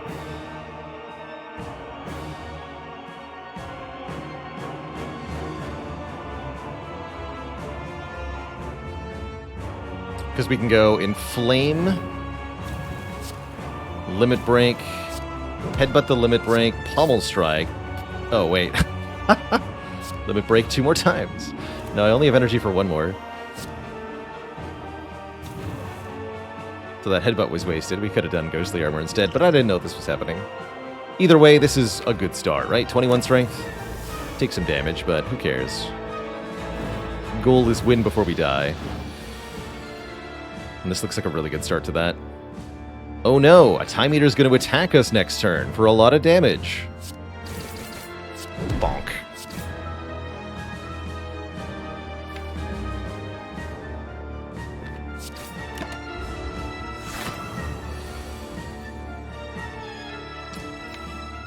Could use Liquid Memories to win right now.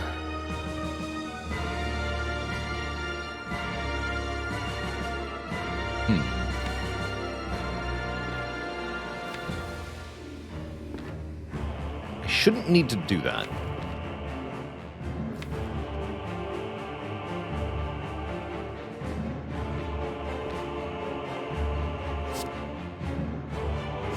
Yeah, my belief is that I don't need to do this.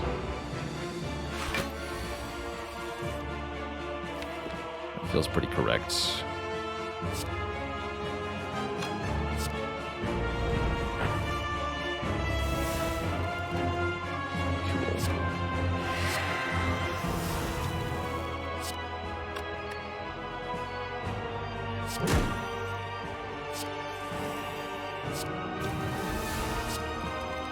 Wow.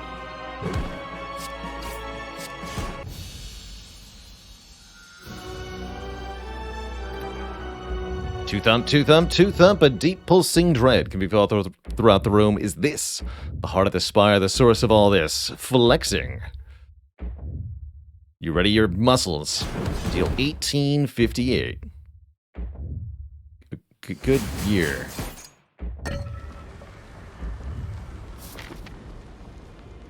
We are missing exactly 12 health, so either we perfect the Spire Elite fight, or we snooze. I'm gonna go with we snooze. Never upgrade that second limit break. Officially the owner. Congratulations on your new gym, Heligonian. That's awesome. So cool to hear you stepped into the ownership role after being part of the gym community for a while.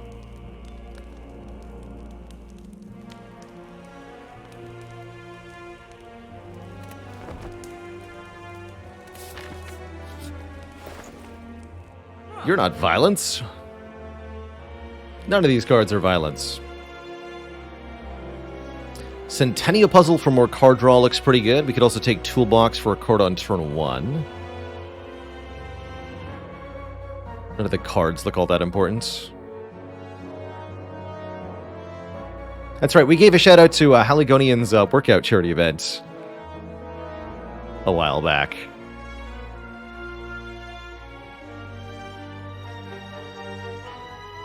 Pushed, as I vaguely recall, it was pushing weights back and forth across a floor over and over again for charity. Back in November.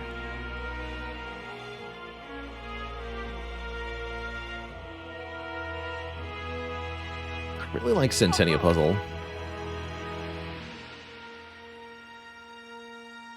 Yeah, I like that we can set it up on turn 1 of Shield and Spear as well. I really like Centennial here. Are any of these potions better than the current potions? No. Do we want to buy any of these cards? No, not even the Shrug. No, we want to keep exactly what we have. Okay, no mastery candidates, but a very strong run, and really just a showcase of how to Black Blood. And somebody also was asking me the other day, like, how do you beat a 20 Heart without Dark Embrace or Corruption? And this is a run that features neither of those cards, so I'm pretty proud of it for that reason, if nothing else. I choose Violence.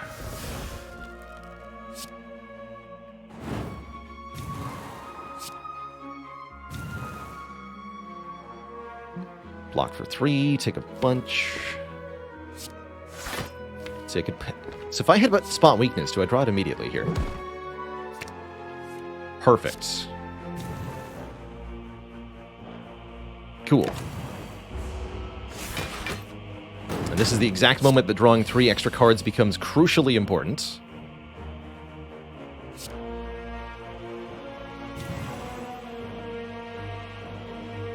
I'll kill you this turn.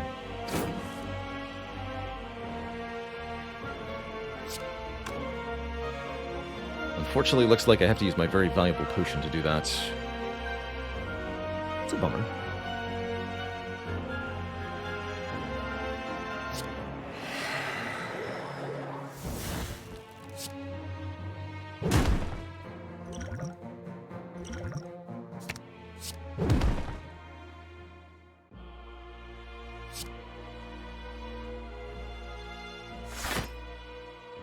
This does a bit of damage. That sounds important, actually.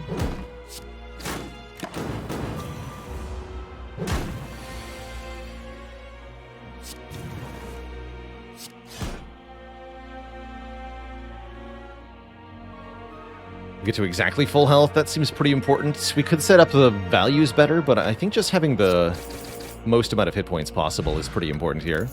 We get a Sundial and a Distilled Chaos. I don't feel that... And another Heavy Blade. Okay. I don't feel that bad at all now about having to use our Liquid Memories. Let's just go. Got a strong run here. Can it beat the Heart? That's the question.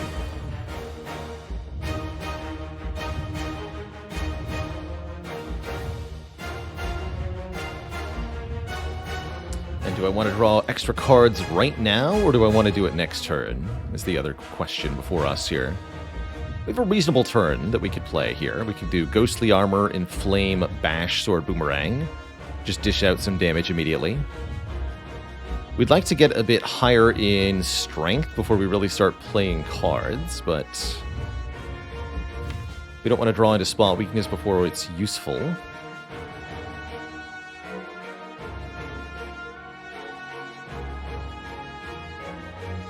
Not a lot of these are specifically good on turn 1 anyway. I think we wait. We play Ghostly Inflame, Bash, Boomerang here. Plan is just face tank the damage? Mostly, yes. The plan is to beat this thing to death as quickly as we can. Or else.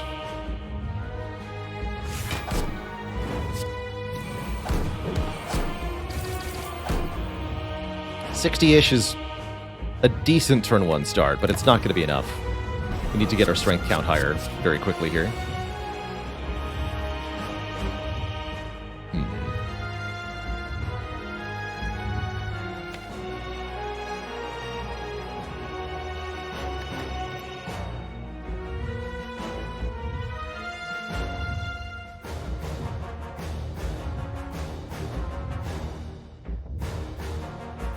Offering overdraws, which is why I haven't played it yet.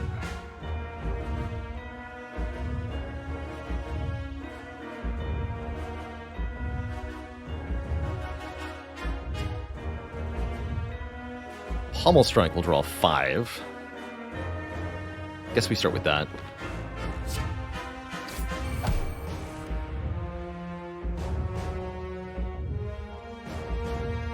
Dang, should have, definitely should have used the Centennial Puzzle on turn 1 here.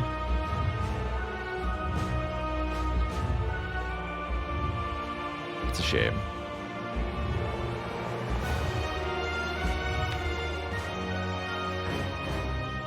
We'd really like to find either flex or spot weakness before we start limit breaking.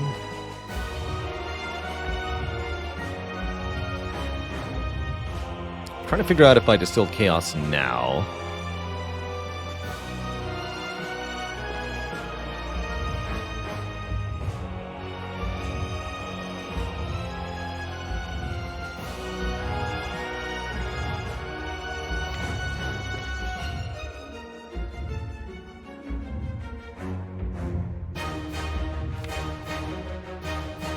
Maybe play Anger first, just so I have another room in hand.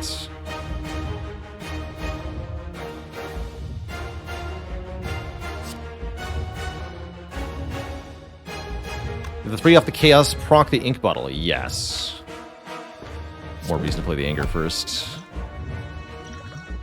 Shrug, Defense, Spot, Weakness, and we got Flex. Okay, here we go. This is what we wanted. And Intimidate, like making this look a lot better. Now we can limit break for 11 additional strength. And this is got some legs, finally. Let's go Strike? No, let's not play Strike.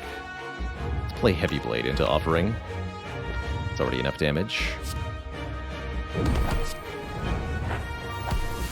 And there's the other limit break. Okay, this is probably all we needed.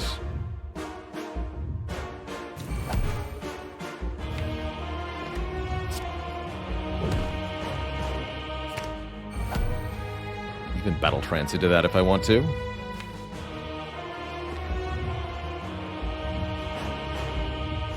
Should have shrugged before I did that, actually. Shoot.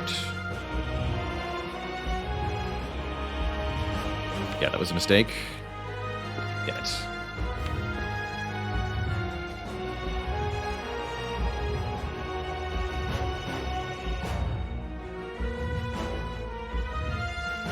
So do I skip the shrug, or... Oh yeah, because I got the energy by playing the attack. No, I couldn't do it that way.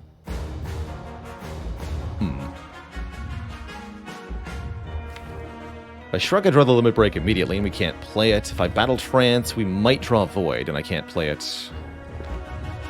I guess we'll take the risk.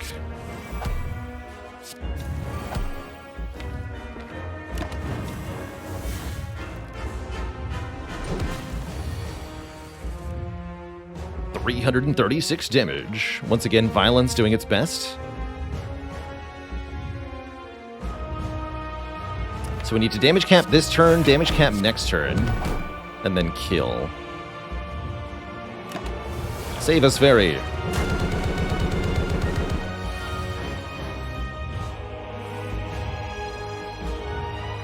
That's not enough damage. We bricked the draw, and I think we're gonna die now.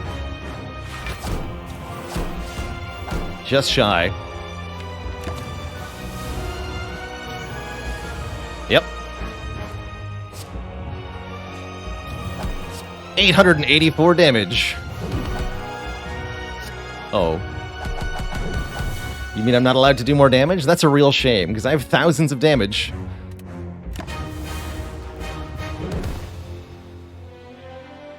Bummer. Just so close. And I think if we use the Centennial Puzzle turn 1 and dish out more damage on turn 1, we probably win this whole fight. That's my guess. That's my guess. Or if we just draw a little bit better on that second to last turn, that would have done it too. That's the sort of thing Frozen Eye sure could have helped us with. Oh well. Green Barrett, thanks for the 500 bits. That was a good run. A really, really close run. That definitely could have gone either way. I'd call that a good run to Slay the Spire. GG. GG. By the way, Dog Barker, thanks for the $5 tip. A very happy unbirthday to me. Why, thank you.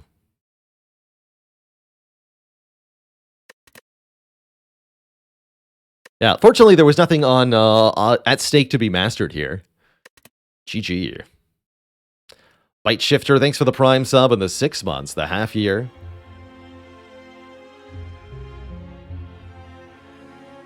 So how do you win without Dark Embrace Corruption? You use the Centennial Puzzle on turn 1. That's how you do it. That's how you do it. GG's, everybody. Well, I'm pretty happy with that. Good content is still good content, for sure. Next up is going to be the Silent, but before that happens, I'm going to take a break, refill the water, stretch the legs, try to cool it down in here. It is hot.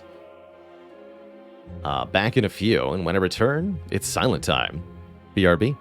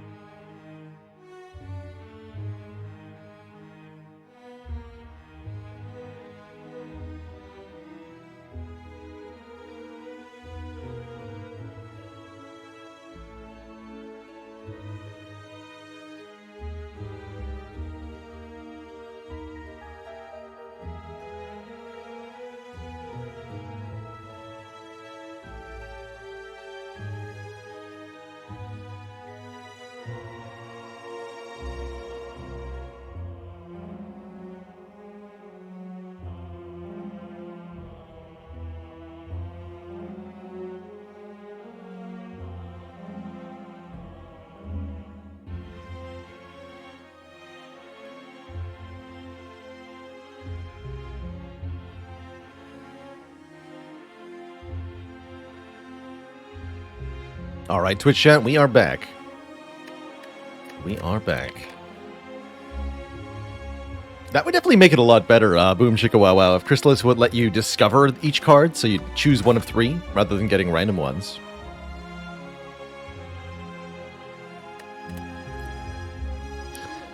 Let us embark upon a new run as the Silent.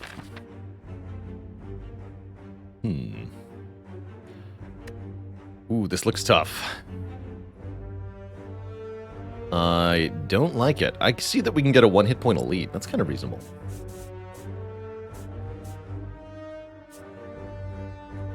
With Niao's Lament. Otherwise, pretty scary looking act overall. The fires are at the end, the elites are at the beginning, and there's a slime boss waiting for us. Don't trust boss swap into slime boss much. Could take 15 for a random rare relic, but again, with slime bosses or act boss, it's pretty hard to give up health in Act 1 as Silent. Let's try to take a 1 health elite and see how that goes.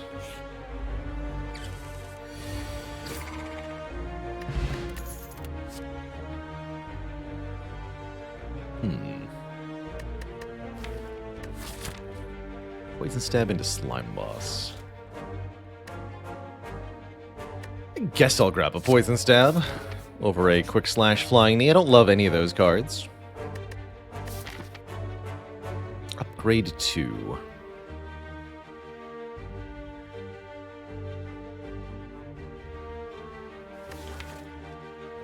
Questionable. I'll do it. Not sure it's correct, but I'll do it. And I'll pay for a striker move too. Actually, with 2 upgraded strikes and poison stab, a striker move is pretty affordable here.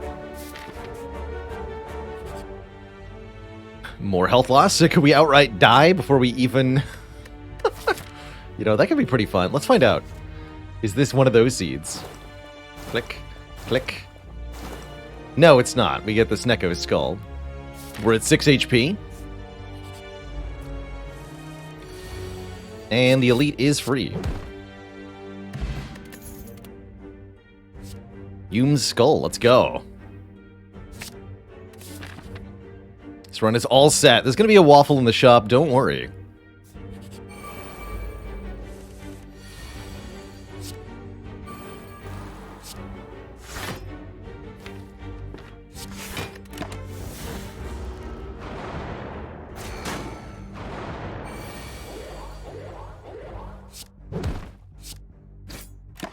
A slow death.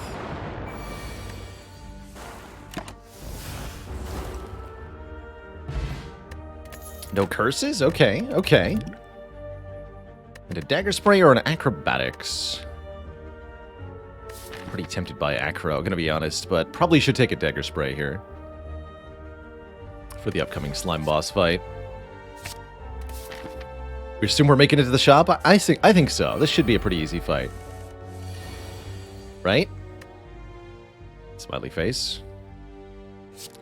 No, seems entirely blockable. All well.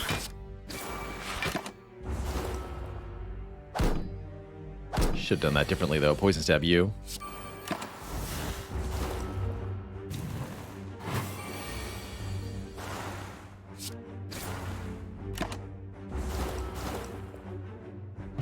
Okay, that worked out. We get a dupe pot. Another fumes. Huh. And there's no waffle here.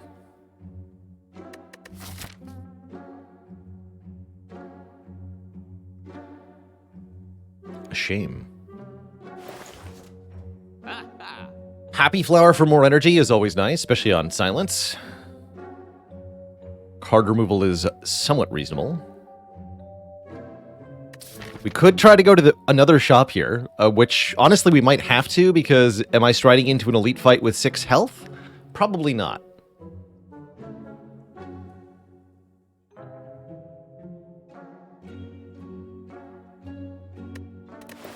So I guess we might as well look, huh?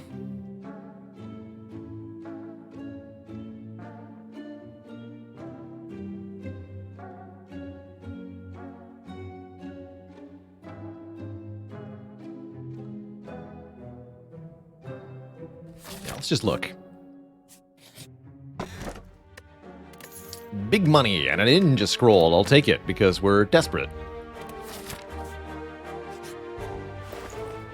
This is also not a waffle. There's a ghost in a jar, though. A well-laid plans, dark shackles, and many more things. Okay, I like it. I like it.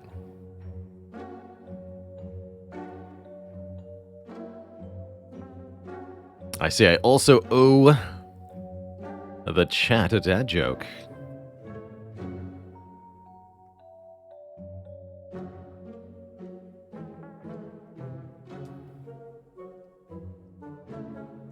Did you hear about the Silent who decided to become a hairstylist? She's got well-braid plans. I'm gonna take a well-laid plans here, and I think I'm also gonna buy this Dark Shackles so that we can shut down one enemy's attacks. I'd be buying Bag of Preparation here if we didn't have the Ninja Scroll, but so it goes. No refunds.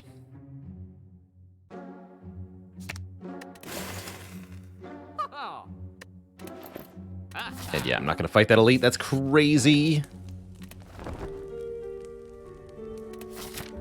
How's it going, Quasi Flush? Welcome to the channel. And Chris GJ, thank you so much for the Prime sub. Welcome to the Cozy Sub Club. And thank you as well. Go Newt, Fumes, Plans, Survivor. Guess we try to kill you next turn.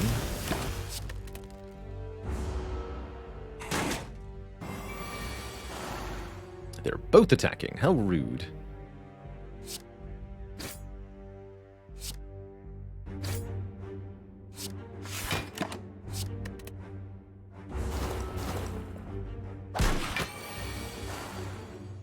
Thank you, Dark Shackles.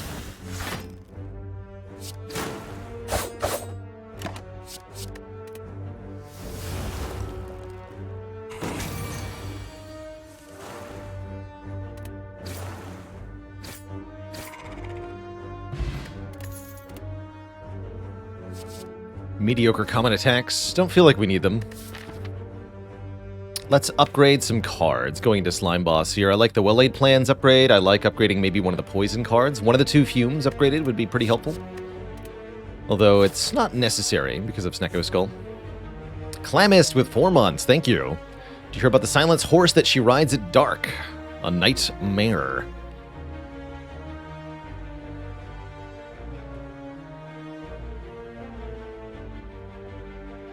Yeah, when it comes to regarding the win rate command in Twitch chat, my understanding is that it starts at the beginning of 2022 and is running a cumulative total of our win rate since then. Which means at this point that we're with over 600 wins in that percentage, by the way. Each individual run is a very small percentage change to the win rate, so those numbers are pretty well baked in at this point for a very large number of runs. Lord Sakai, thanks for 3 months of support.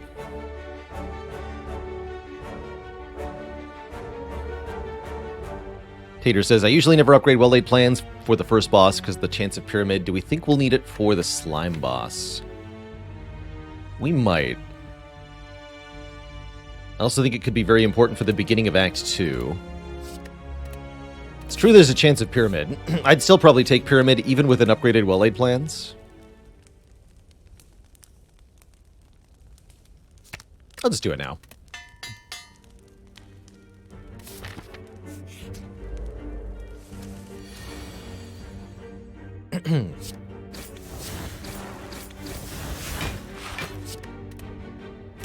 Get him. Uh-oh.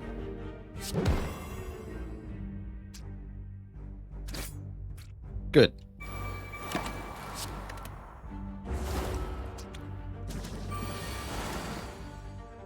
Uh-oh again. Oh no. Bummer.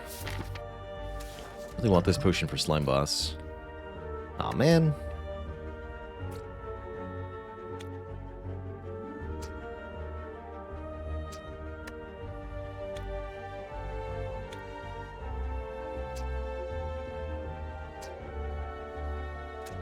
Not even the dupe pod can save me here. I think we just have to take 10. Bummer.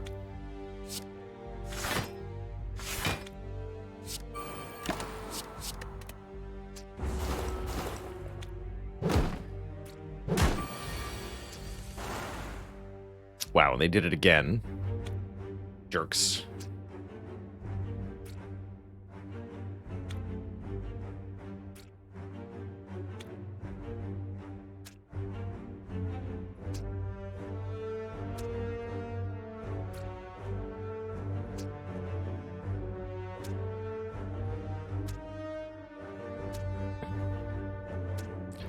Let's see.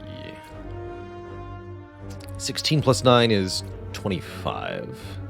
So I can dupe the dagger spray. There's a line using the dupe pot that killed one and took 8 last turn, really. I don't think I liked that enough, but then this turn happened and it's even worse. It's a bummer. Get them both here, though.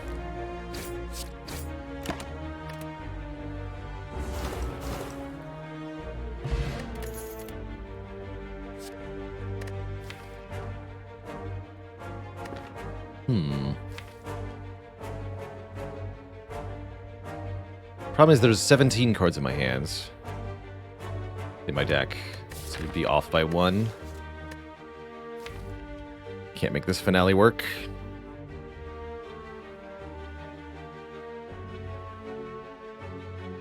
Nah.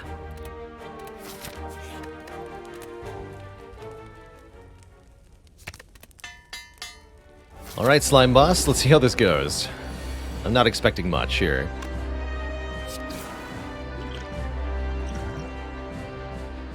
I was wondering if we might see tools. Sure.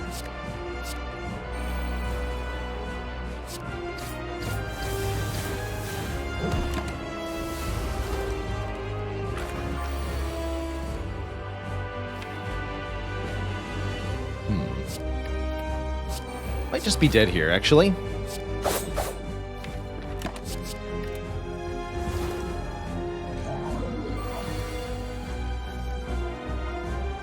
Yep.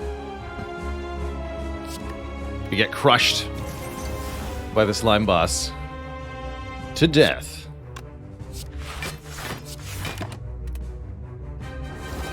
Alright, let's try that again without starting the act at 6 hit points. I think that'll make it a lot easier.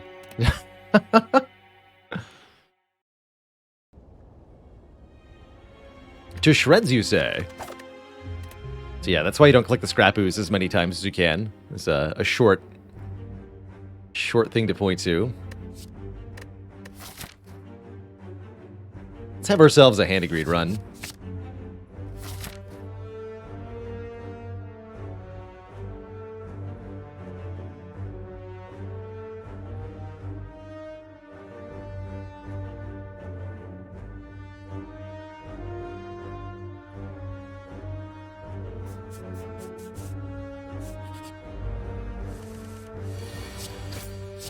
Any hogs?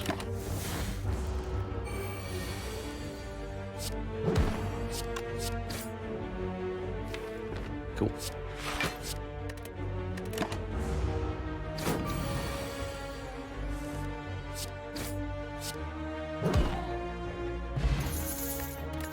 Money. Early flechettes. Interesting. Not that good with Handigreed. Blade Dance seems more prudent. Any cards left unmastered that we're surprised haven't been mastered yet? We haven't done Master Strategy yet, have we? Or did we get that finally?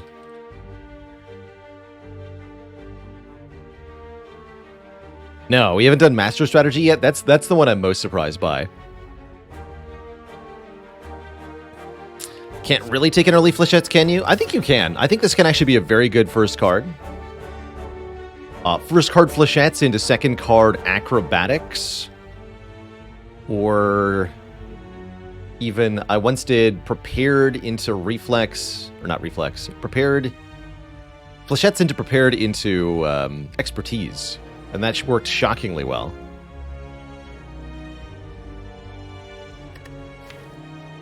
Let's grab it. Works pretty well with strength, too.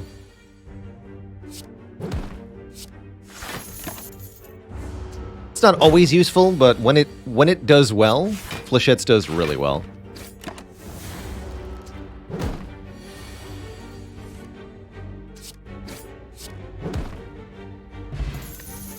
We end up with enough money for a relic from the first shop. We also get a leg sweep. Easy 40 gold every time. There's the strength we want, Vajra. Add 1 strength to all cards.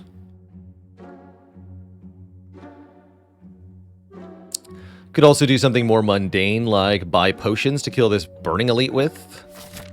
If I go into the Burning Elite with only 1 potion, we're going to have a pretty bad time. So I'm not sure I can get away with Vajra. Alchemist, thanks for 6 months. Loving the mastery content, heck yeah.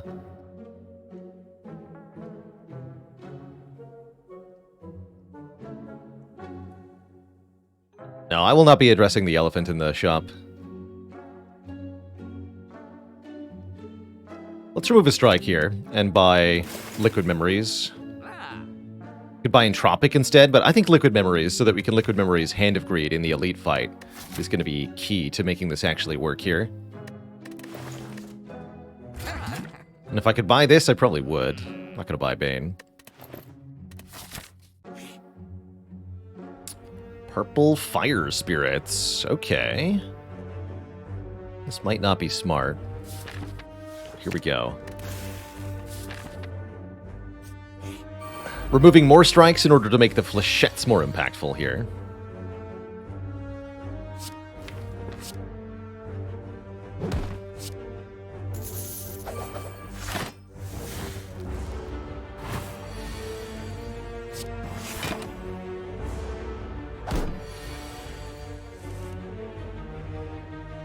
Take 1 to gain 20 gold, super worth.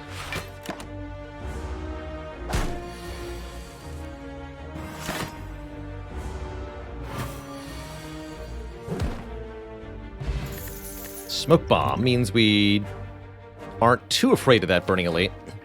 Might want to consider a Dagger Throw. There is the expertise to go with the Flechettes. We could have neutralized because we were weak, but the enemy was already weak, so it's not like it would have reduced the Louse's damage anymore.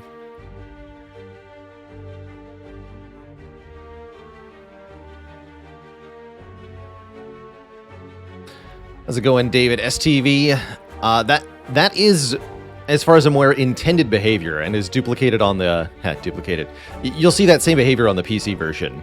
If you attempt to duplicate a card with Echo Form, but the first cast of the card kills the target, then the duplication is passed on to the next card you play instead. Not all sources of duplication work this way. For example, Double Tap does not have the same behavior. So, note that that's only for Echo Form.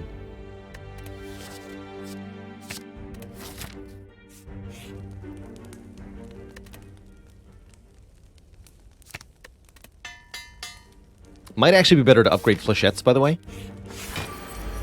But, definitely feeling greedy here. You have 4 skills. Lagavulin probably, especially regenerating Lagavulin, one of the worst opponents we could have ran into here. This looks tough. Really tough. Almost tough enough to make me consider just smoke bombing immediately. We might as well look at a couple of hands here.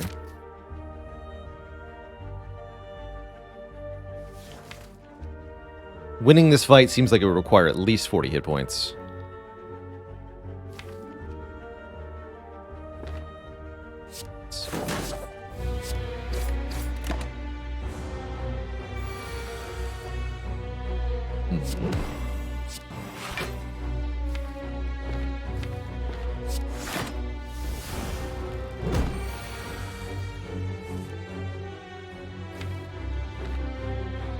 Do 50 right now, but then we're still struggling.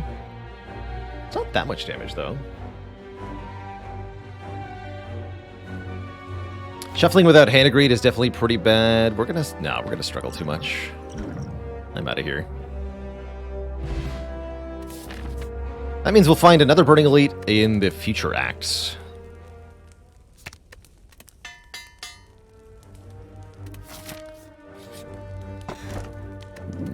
Happy Flower for more energy. Pretty good, pretty good. Bonk.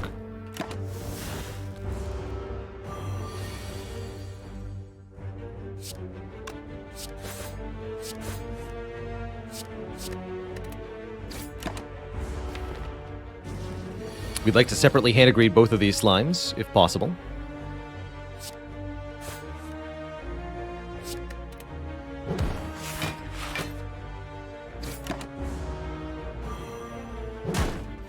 Might not be possible.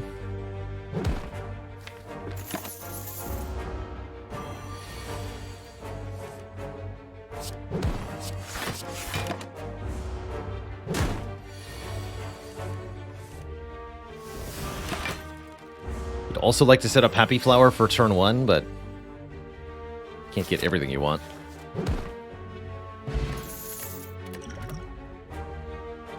Piercing Whale, Cloak and Dagger, Sucker Punch. Piercing Whale is vaguely passable. I wouldn't call it amazing here, just decent. I'm not going to bother. How are we going to beat Hexaghost in time? We need a better way to do damage. I think I better keep taking card rewards then.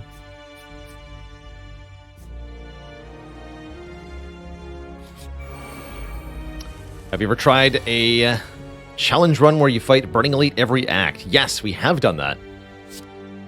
It's pretty fun, actually. We have, in fact, done that.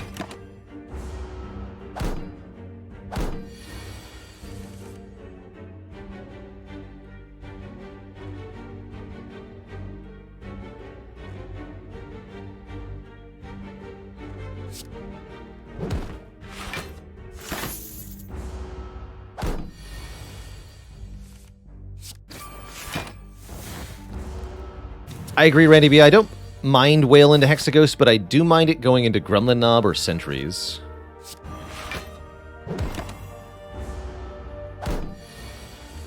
And it ultimately doesn't win Hexaghost for us. We need to find damage. Should have taken that Blade Dance. Dash. Setup.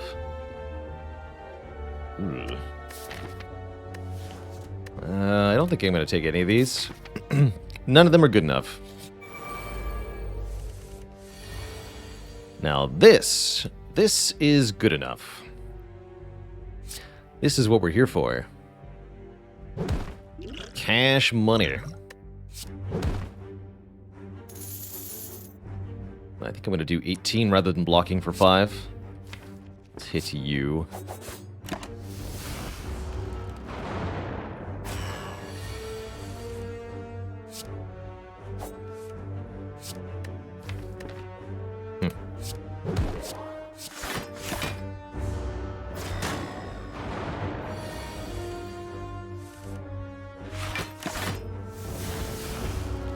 External hurt.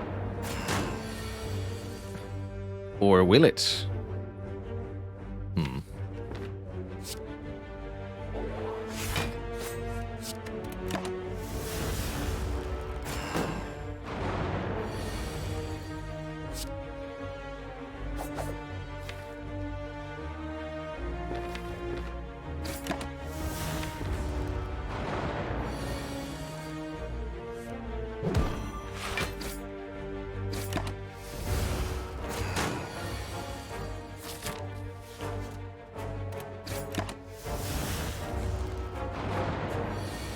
Perfect.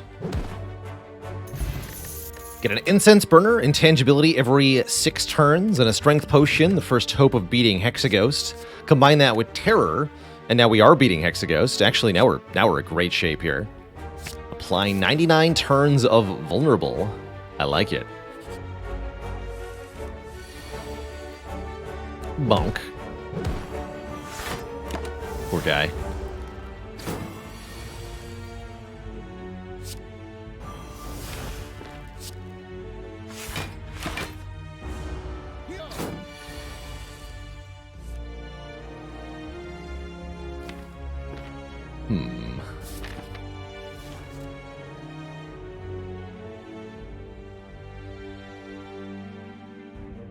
think I value Happy Flower on 2 and Incense on 3 more than I value 25 gold here. Going into an elite fight. I'm gonna kill this guy.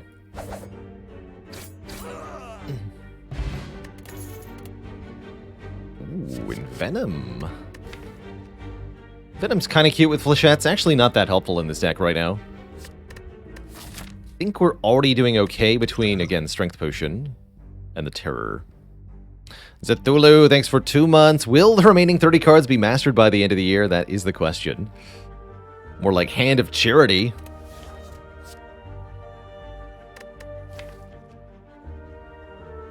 I think we keep it small here.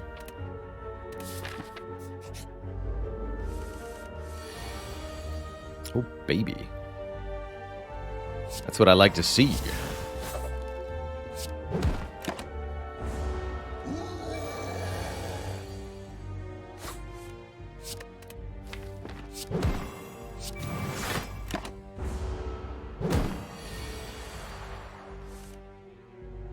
Cash in pocket. Turns out we didn't need the intangible, because we redrew the Hand of Greed, but imagine this was another defend instead of Hand of Greed. We'd be pretty happy about the Incense Burner. We get Guria. We can now gain strength at rest sites up to 3 times. Okay, we have a build. We have a real build here. And it's unironically Flechette's the deck. Oh boy, is it ever. My only regret is not buying that Vajra.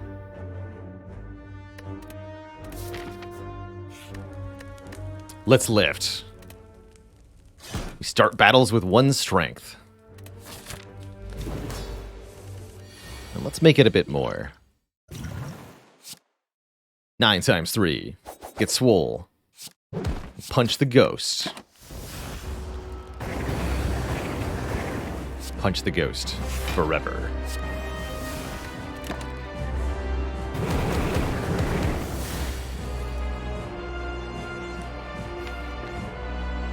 Let's do neutralized Kremlin. Nice. Bonk. Take 4, deal 13. Might be worth it. This is definitely a damage race. I'm just gonna race.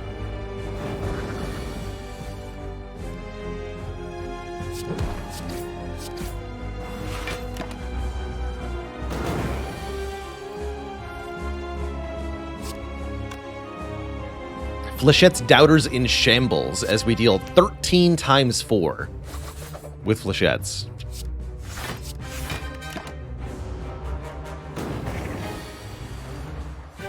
And then we're rich. Simply draw the skills.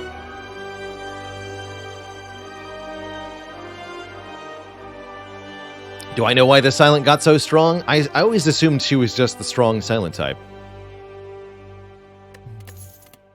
Let's take some money. There's the second grand finale. I don't think we need it, though.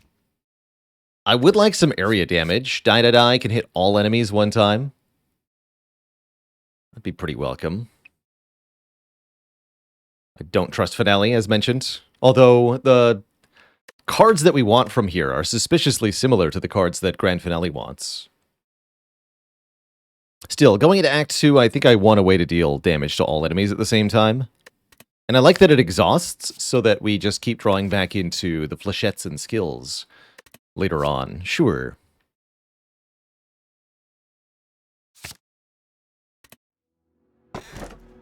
No pyramid here. There is Hovering Kite. First time we discard a card each turn, gain 1 energy. Not too bad because of Dagger Throw in particular. Ring of the Serpent. Draw 1 more card per turn, but lose the Ring of the Snake. Or Double Potions. Usually don't like Sacred Bark without some kind of relic, or at least 2 really good immediately useful potions, like a Fairy in a Bottle, or a Fruit Juice, or a Fire Potion, or something good. Ring of the Serpent does make Flechettes better on later turns. Definitely.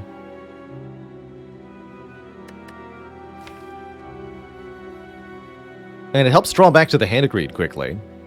Essentially, any fight that lasts more than 2 turns, the Ring of the Serpent is better draw than the Ring of the Snake. That said, the extra energy from the Hovering Kite looking real good here. So I'm thinking about Hovering Kite, and we can draft Acrobatics pretty aggressively. Something we already want. So I think I'm taking Hovering Kite here. Agreed that turn 1 is definitely the most important turn, particularly here in Act 2. Wow, spooky. Almost forced Burning Elite. Not quite, though, thankfully. We are freakingly rich, though. As they would say.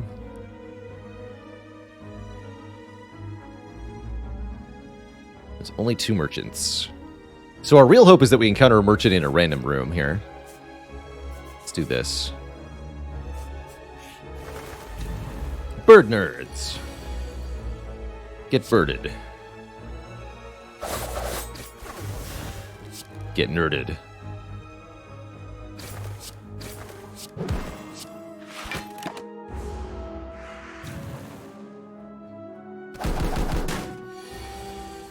Theoretically, we could make a lot of cash in this fight. In practice, might be difficult. I guess I will Hand of Greed here. No reason not to.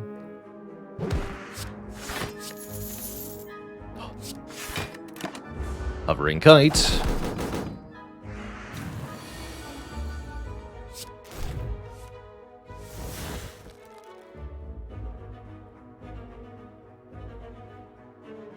We do 2-1-1. Perfect.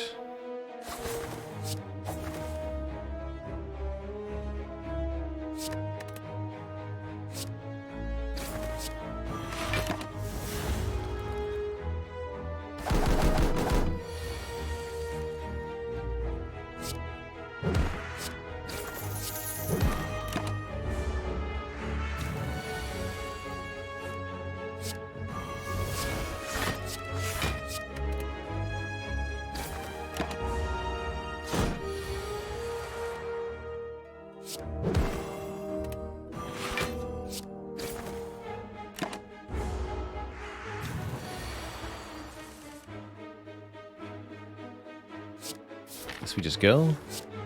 We could try to set these up to a better number for the next fight, but it's really hard to do that and land the Hand of Greed at the same time, so screw it. Deflect Plus. Pretty cool card for Silent in general, especially on low energy here, but what about Calculated Gamble? Is that perhaps better? Might be better. It gives us energy if we use it, helps us find the Hand of Greed more easily. Yeah, there's a lot of reasons to want this. Got a Gamba. Got a Knowing Skull. Oh my. What is it you seek? What is it you offer? I'm already rich, but I guess I could take some more. Wouldn't hurt to get a potion, too. Although, well, actually, no, it would literally hurt to get a potion. But it's probably still a good idea.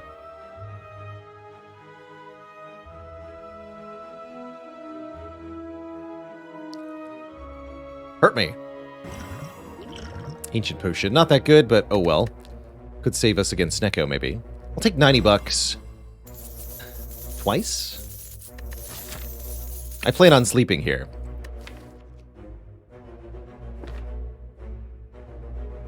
Although that means not lifting, huh?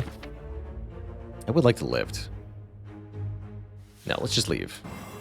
Got the perfect amount of cash, after all. And surprise avocado. Ugh. Bummer.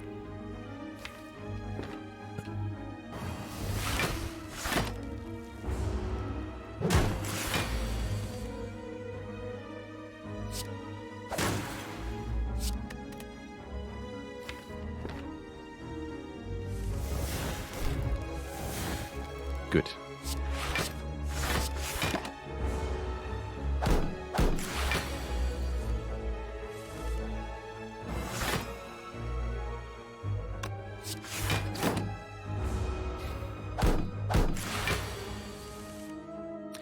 Rude.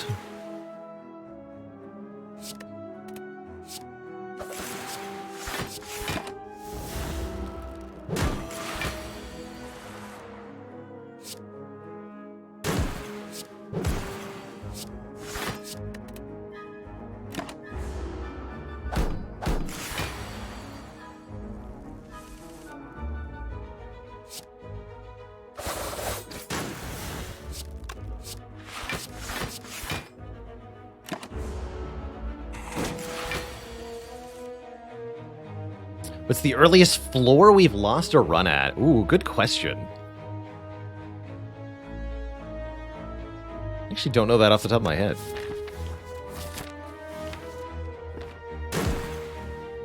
We haven't actually lost to Jawworm, although we've come close. I also owe the chat a dad joke.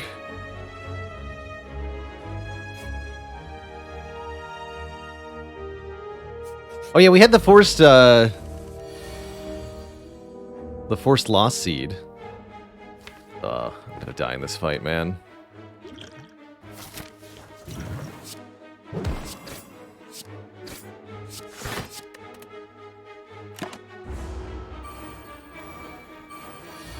Did you hear about the movie that got made starring the Awakened One and its bird minions?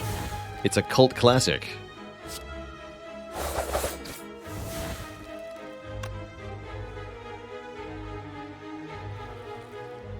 Nine plus 28 is not 38. You have to integrate here, huh? It's already bad.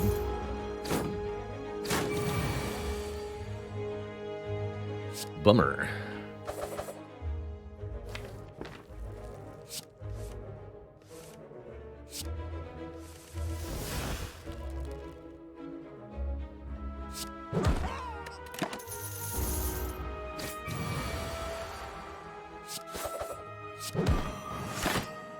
Getting pretty discouraged here.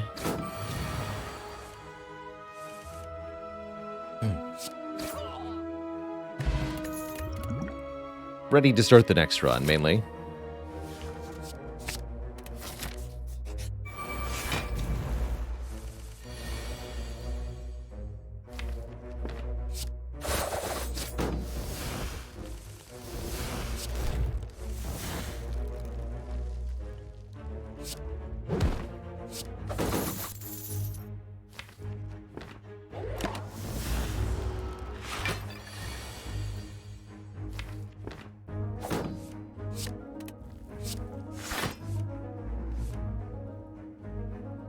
We have definitely won from worse positions, that's true.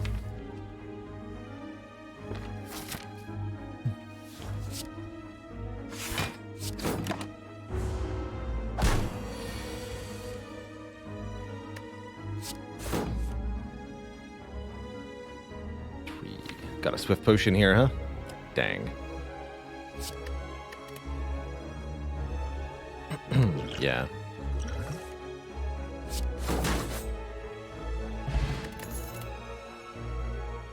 This is okay, because of Hovering Kite specifically. Okay, we made it to the shop. That's the first important step towards not dying here.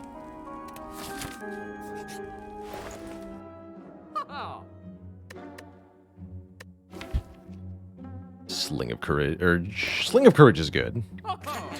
Bonus strength for elite fights. Lantern is good. Bonus energy on turn 1. Birdface turn is not good, as we have no powers. Probably just go to the next shop, too. That means essentially no lifting this act, which is definitely a bummer. But what can you do?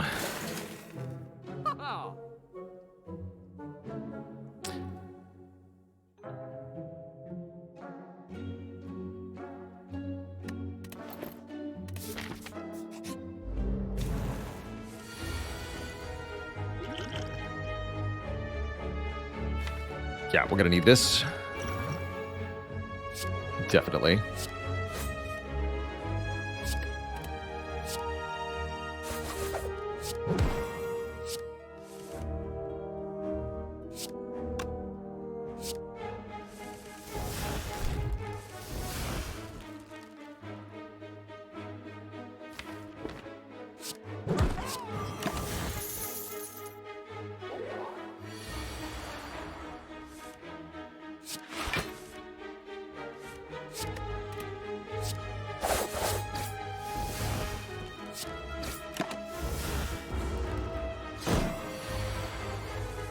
Number 2, no prob.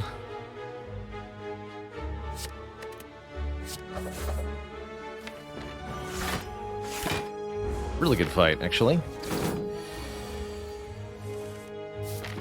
Next floor is a shop.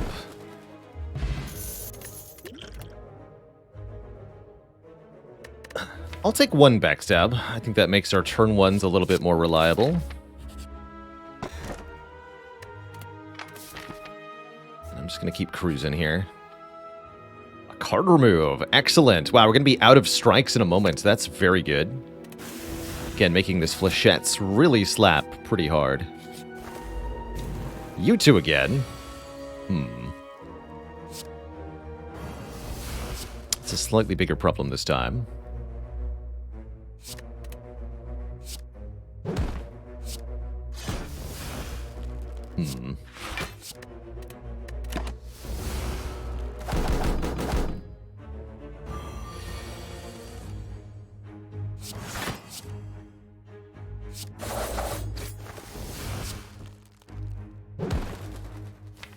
Don't mess with the Chosen.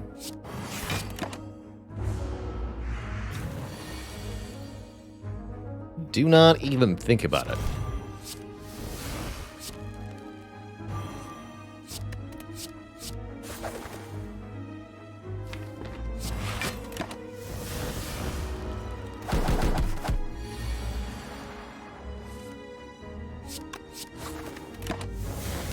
Hugh Bayer, thanks for the 2 months of the Prime sub. Appreciate you keeping it cozy. Thanks.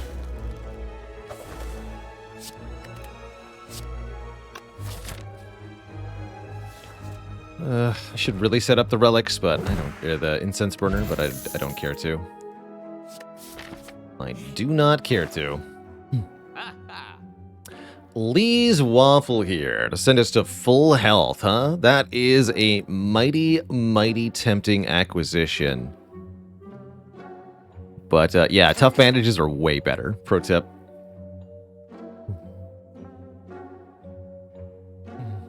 Way better. Even at twice the price. Do we take the Tactician too? That's my only question. The answer is yes, we do. Onwards. Tungsten would be more health over time. I don't think so. Not compared to Waffle. Not at this position. Waffle would be 32 plus 7. Rod is probably not that much. Maybe by the time you reach Heart, specifically. But I kind of doubt it.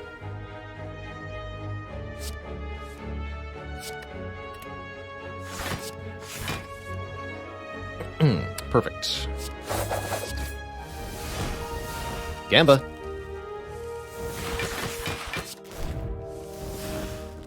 Alright, you die turn 1. You get hand greeted turn 2, and everybody lived happily ever after.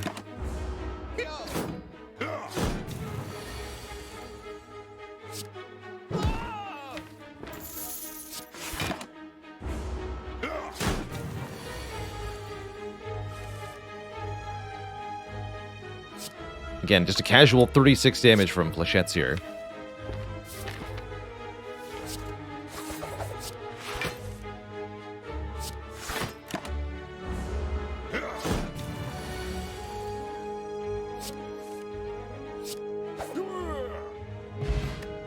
Mallbank, 12 gold per floor. And an after image, 1 block per card. Let's take that. We're looking to spam cards often enough. I think it could be pretty good. Removing 4 strikes has definitely made the Fléchettes a lot better, that's for dang sure. 7 times 5.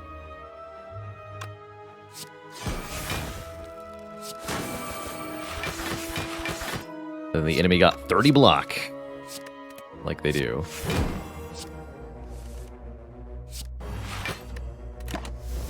Apparently that was all my block.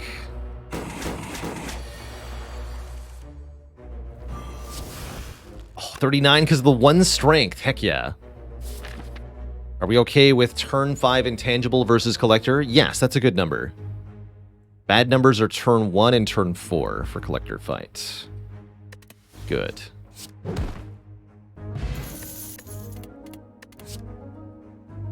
Well-laid plans. Lets us retain cards. That's pretty dang important. And I think probably we want to upgrade the calculated gamble instead of lifting now. We're way behind on upgrades. We have lots of important upgrades at this point. We'd like to upgrade Tactician, Gamble, and Expertise primarily. We'd also like to lift 2 more times. But upgrading Gamble is definitely the most important thing now that we have tough bandages here. Do we actually beat the Collector? I'm not 100% certain about that. This could go in a couple different directions.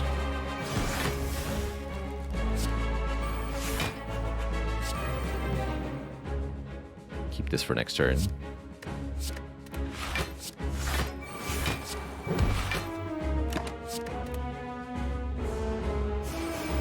Oh, we'd also like to upgrade well-laid plans, obviously. Though that nearly goes without saying.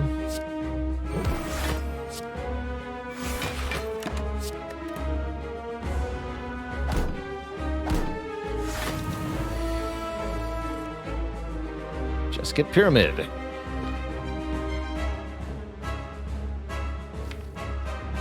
Easy. Good. I'll be drawing those cards.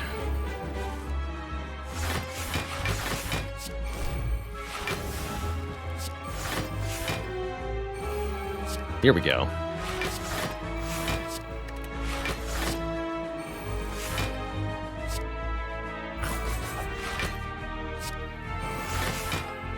And that's how you block. 60 block.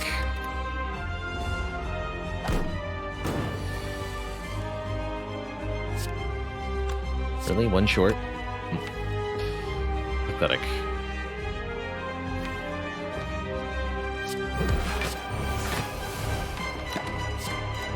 Definitely a little behind on damage, but now the deck is refined, the minions have been killed. Everything's in play that needs to be in play.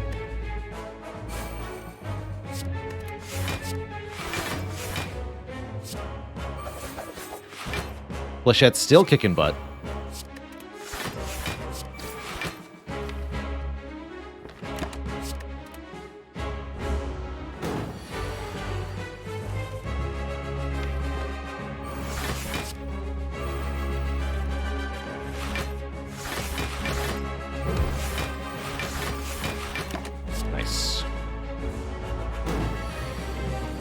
No resummons as of yet, which is definitely helpful.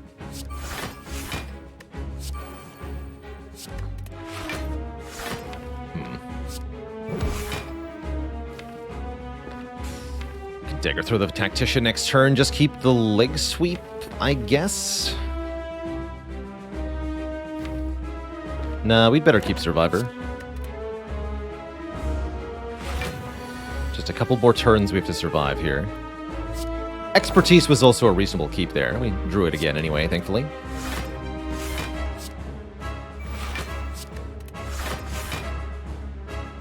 Is Expertise going to be better than Leg Sweep? It might be if we get Gamble here. So we can just do both. Flechettes won't do that much damage. No. Keep Flechettes. Last turn of debuffs. Get attacked again, so out of 5 debuff turns, we got hit 4 times, by the way. Good news is we were intangible for one of them, and we get to survive this one too, but still.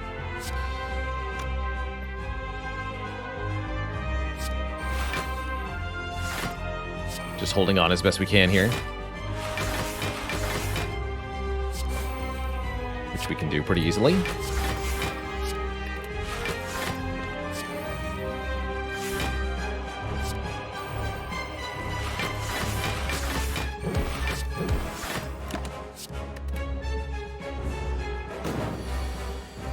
Hit me again next turn, please, if you don't mind.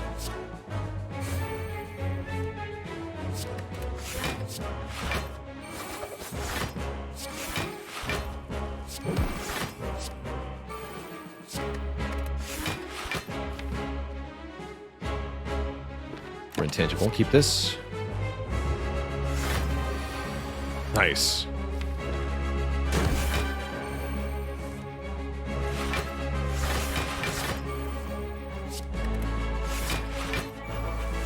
You can see how with an upgrade on the expertise and on the tactician and maybe 1 or 2 more card removes, we're getting really close to an infinite combo here.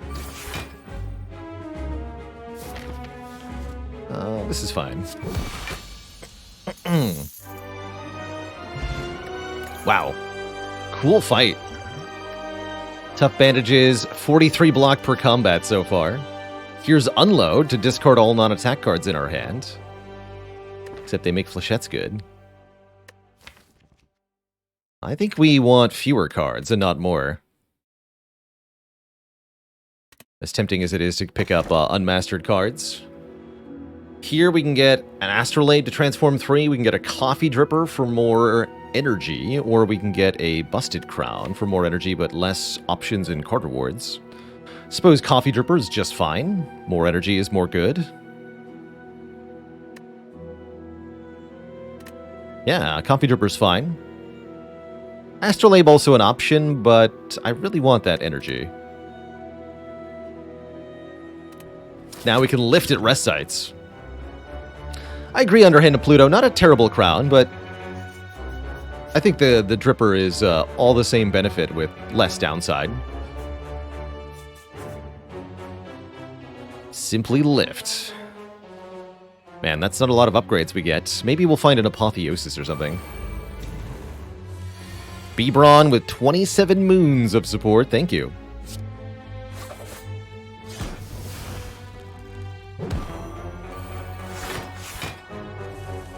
Expertise certainly is stronger.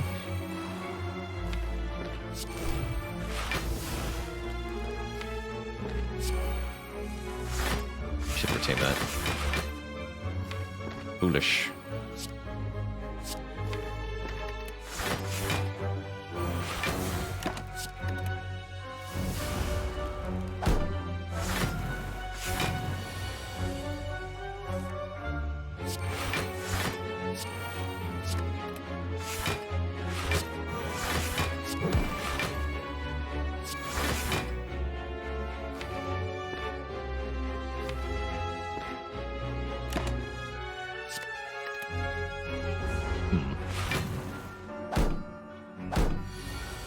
Definitely need an Apotheosis. That's what I've concluded.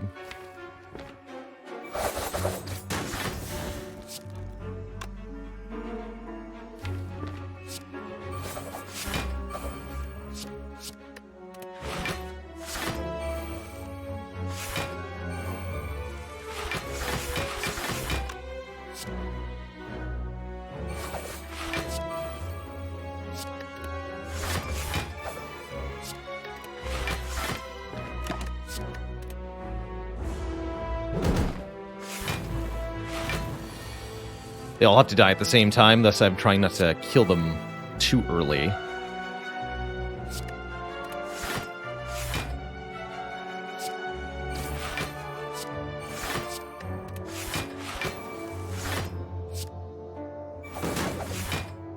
There we go.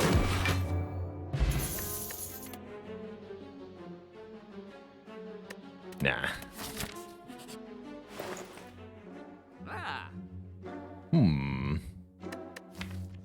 Kunai, huh?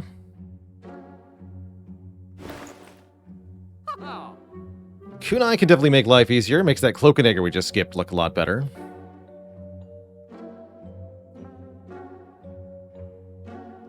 Faithley, thanks for the 5-person raid. Had no idea you had ever streamed. Welcome one and all to our silent run here.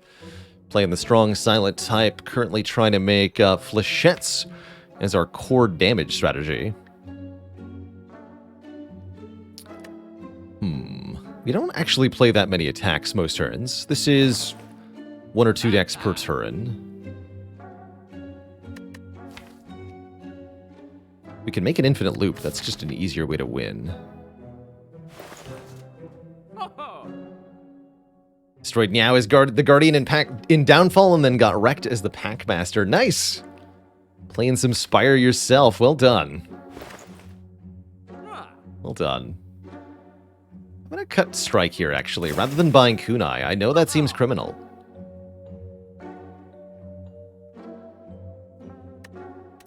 But it's what we're doing.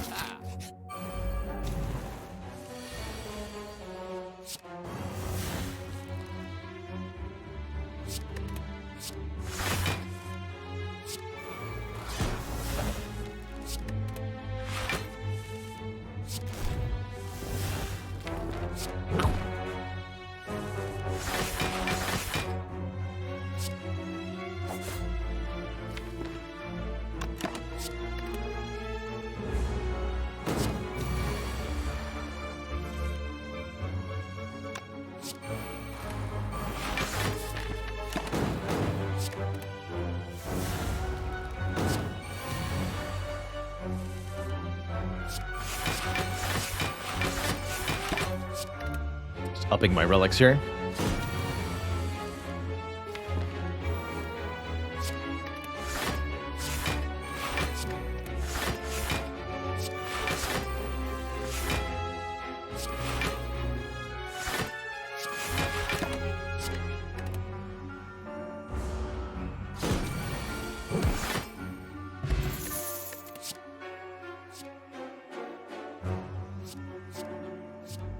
Click.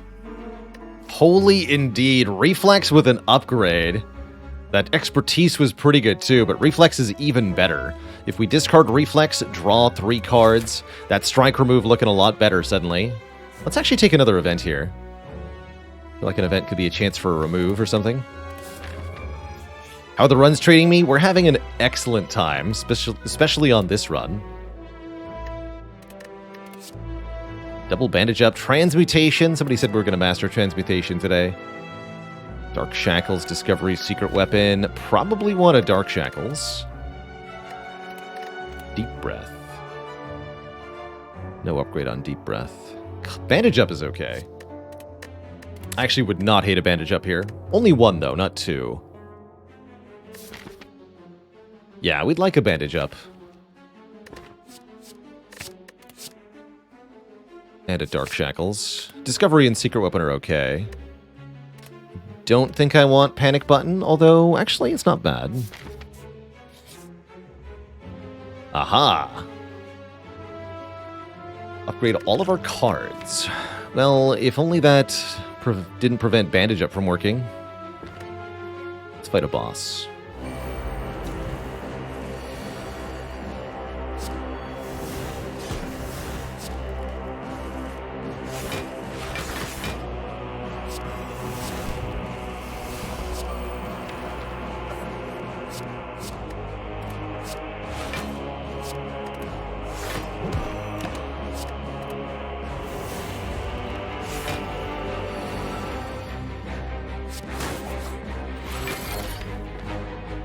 Bonk.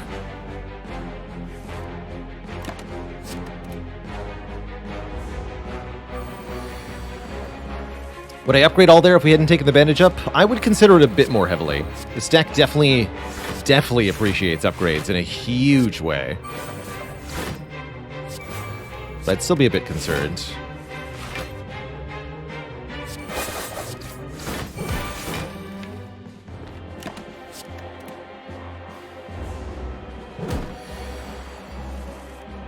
Just a bit.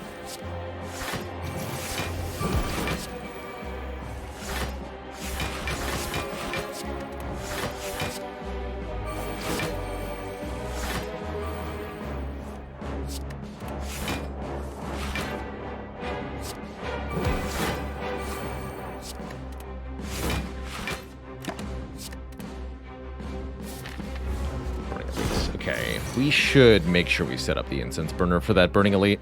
I want turn 2 intangibility. No messing around here.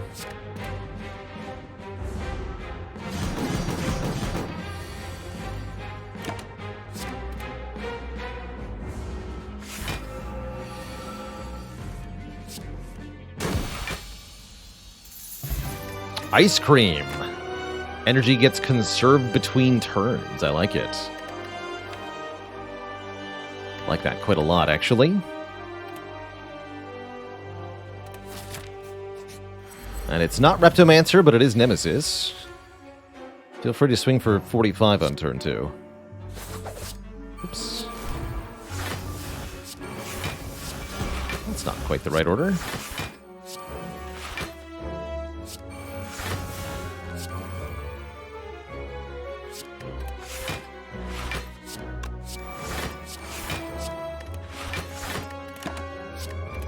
Good enough.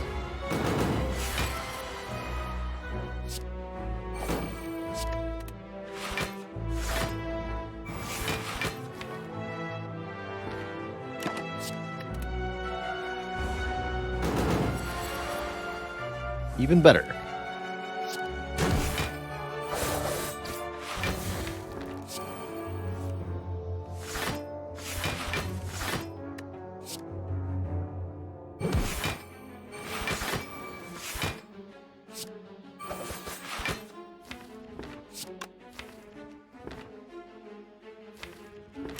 Pretty sure we're okay to hold on a little bit longer here.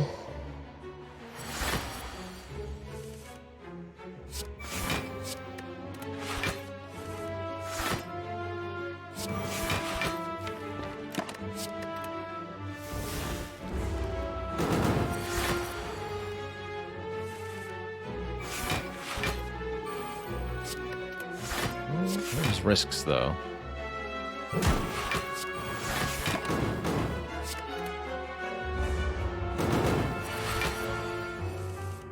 Easy.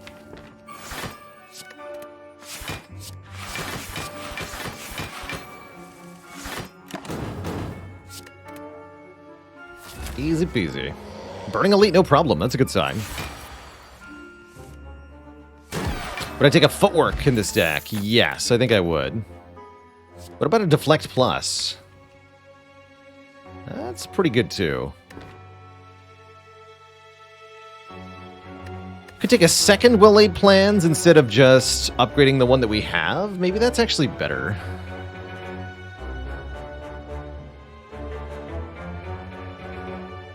Let's do it. Saves me an upgrade, which is very important.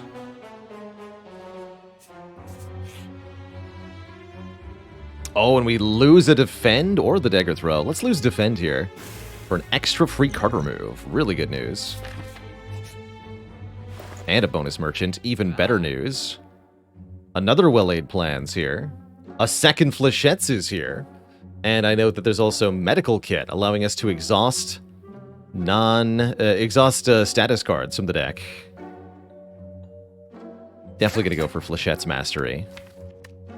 You gotta. You gotta. Could take Pantograph for healing. We've already got healing off of the Blood Vial, though. Or not the Blood Vial, the Bandage Up. I am going to take this Medical Kit. I think being able to delete status cards for Heartfight is going to be very important. Yeah, we want to cycle this deck a ton, which makes the Medical Kit really nice.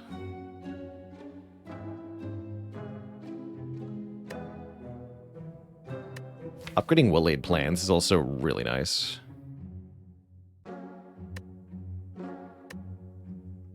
Only we had an Acrobatics. We've not seen one this whole run. Finesse, not worth 100 gold. Not without a kunai. Oh. Well, I'm taking this. That seems awesome. Bonus cards. Yes, please. Might make it a little bit more difficult to cycle, but so many more options each turn, probably worth it.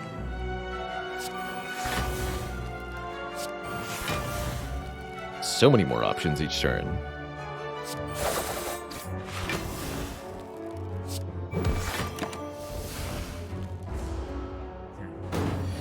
For example, we might get free Wraith Forms, just at random. Just cuz.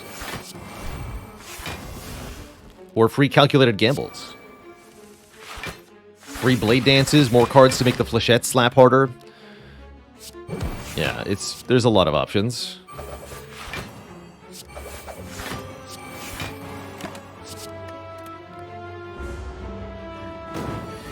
Makes these Well-Laid Plans even better now. Although I think the expertise got a bit worse.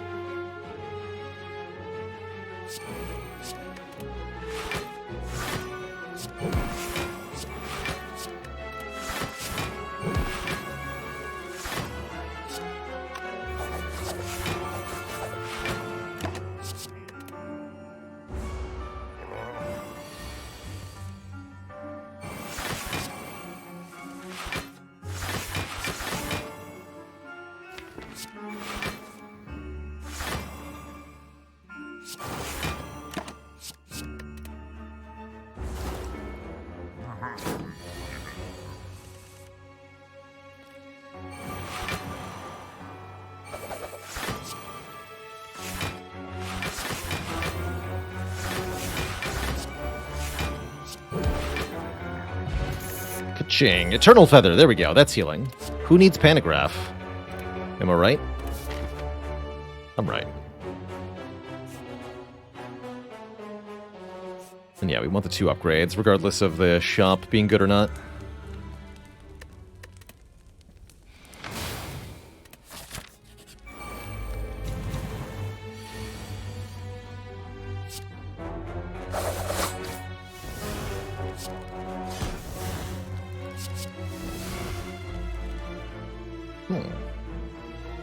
You don't say.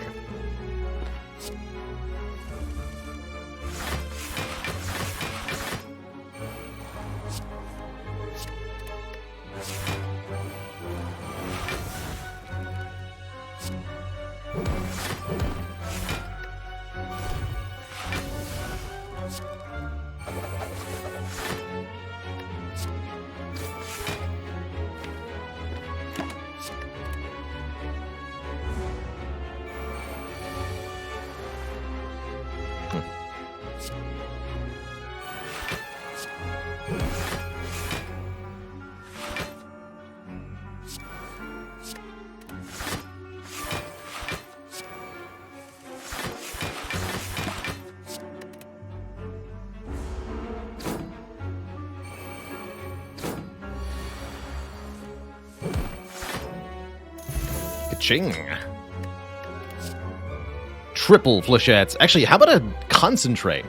Discard 3 cards, gaining 3 block per. Gain 2 energy with ice cream. Yeah. I like it. Go double liquid memories here.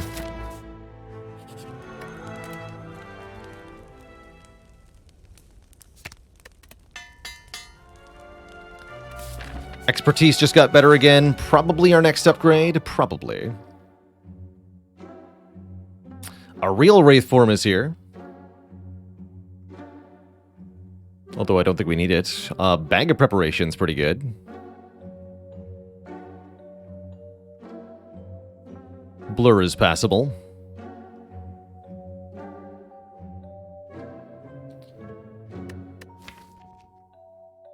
Take the turn 1 draw. Not feeling the cards at the moment.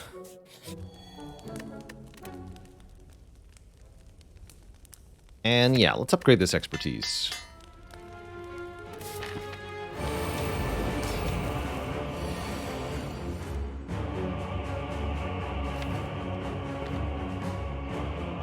Probably skip the second well-laid plans, at least initially.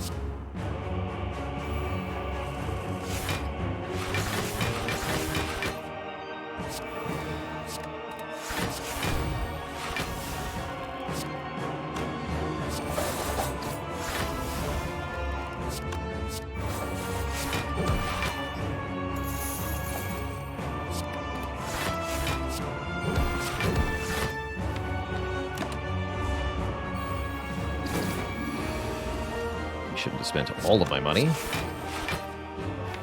It's all good. Or all of my energy.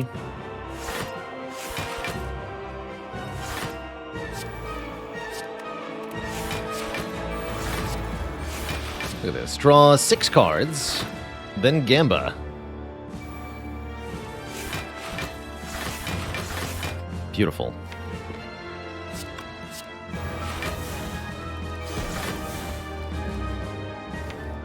Nightmare, huh? Interesting.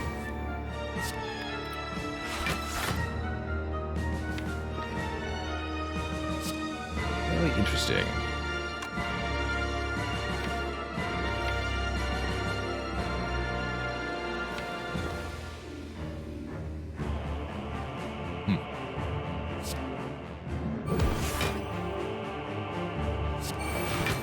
Play that.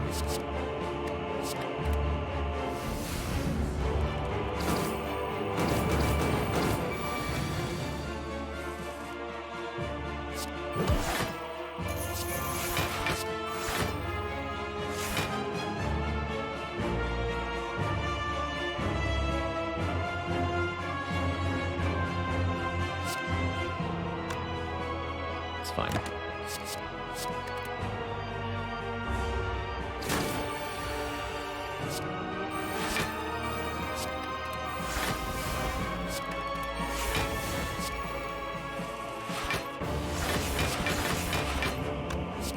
That ought to do it.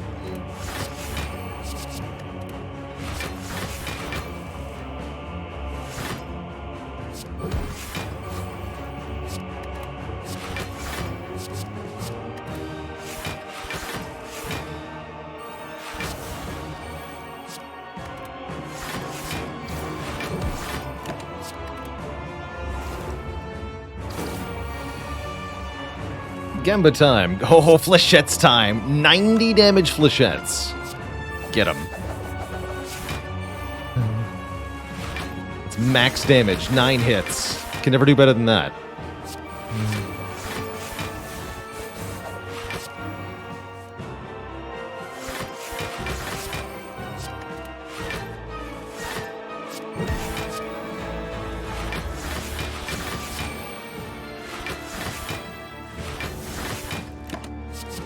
I'll keep these two.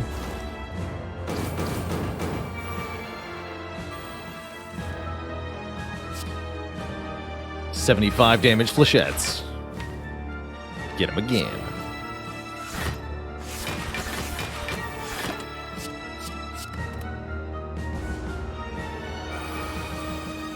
This poor bird, man.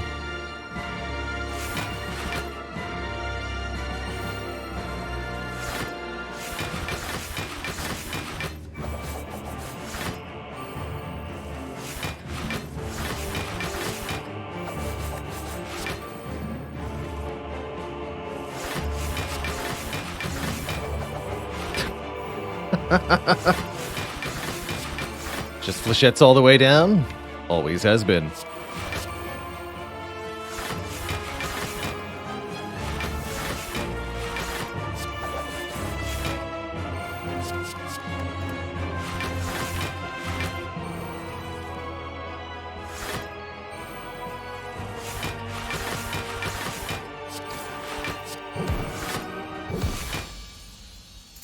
$75 gold off that fight, by the way. And another 50 from this one. Flechettes. 5 times 7.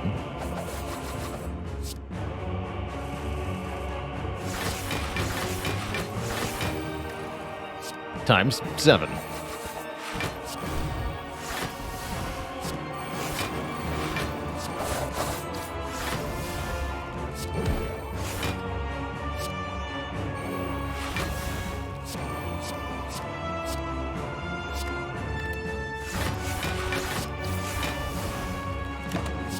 Times 5.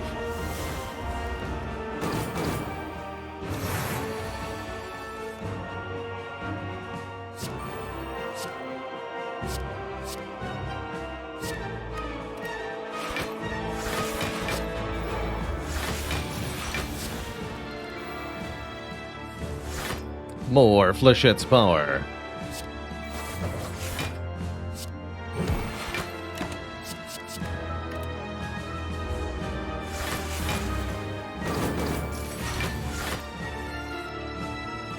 More.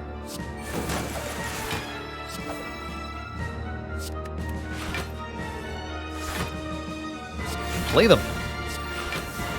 With Dead Branch. I hadn't realized we got Medical Kit Dead Branch back to back. Somehow managed to forget about that.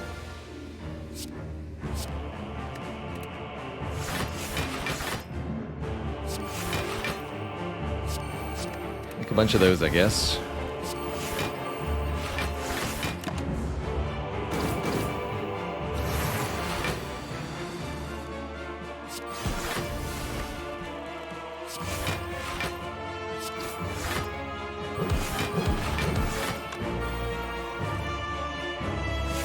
Are Runic Pyramid and Snecko anti-synergistic? Yes, Nox Rags. I do not recommend combining those two things, although it's not impossible to win with both. We've had a couple of Pyramid Snecko runs over the years. But it's danger. Yeah, it's danger. Maximum danger noodle.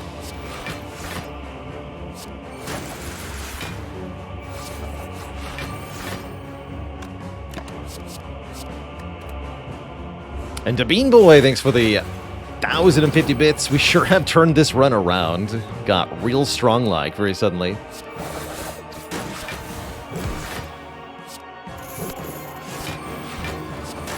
in the best way.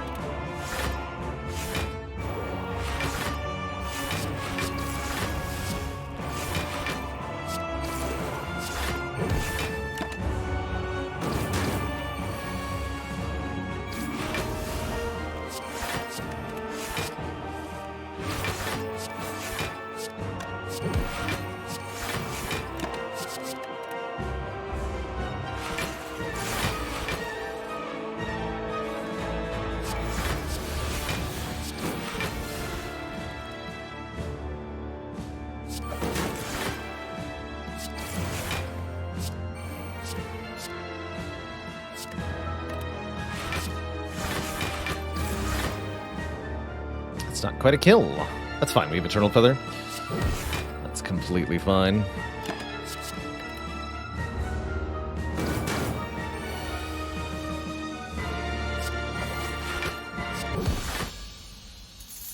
Notably, Incense on 4, very important here.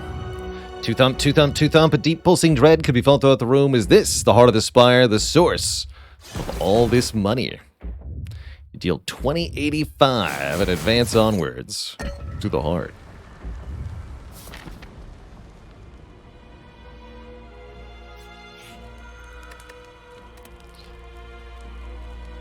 Any more upgrades? Tactician upgrades, pretty important. Strength upgrades, pretty good. Do like lifting. Let's lift. Make those flechettes slap just a bit harder. Prepared upgrade also pretty reasonable. Do we have 2 real concentrates? We could have had so many unloads this run. No, this is the second real concentrate. Okay, that's perfect then. That gives us 2 cards on docket to be mastered here, which is excellent news. Do we take a footwork? I think it would help a lot. And I'm also going to take a power potion over 1 liquid memories. That's the prep I'm doing. Here goes.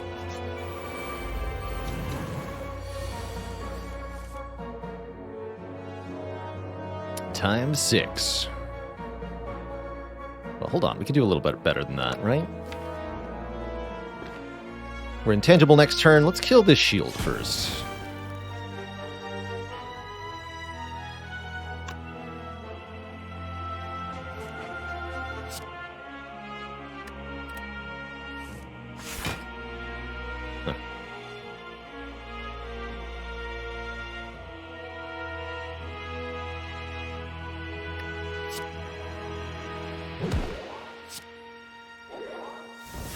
We should play this.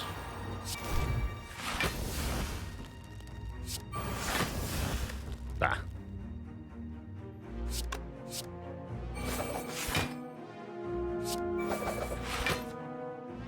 Still pretty good.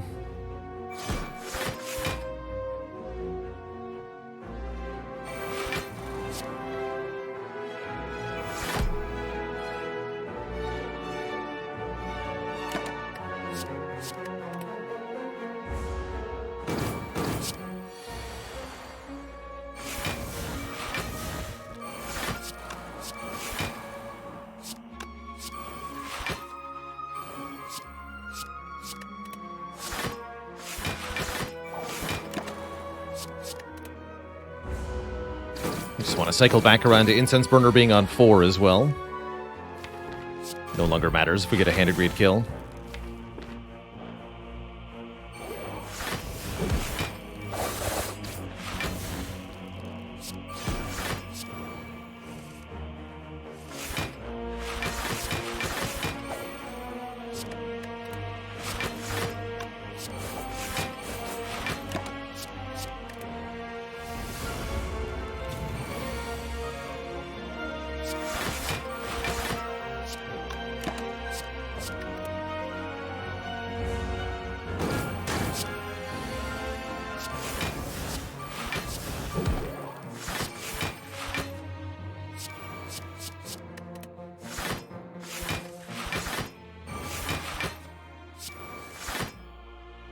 Perfect.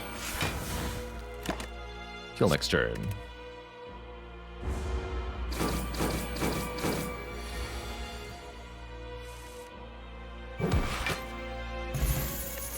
Quebeco makes our first attack do just a bit more damage. That's not that important.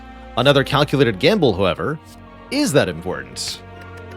All right, 2 cards on deck to be mastered here. Double Flechettes, double Concentrate. With a cool as heck Dead Branch deck. I've got high hopes. And those hopes get even higher seeing not 1, not 2, but 3 of our powers in the opening hand. That's pretty good.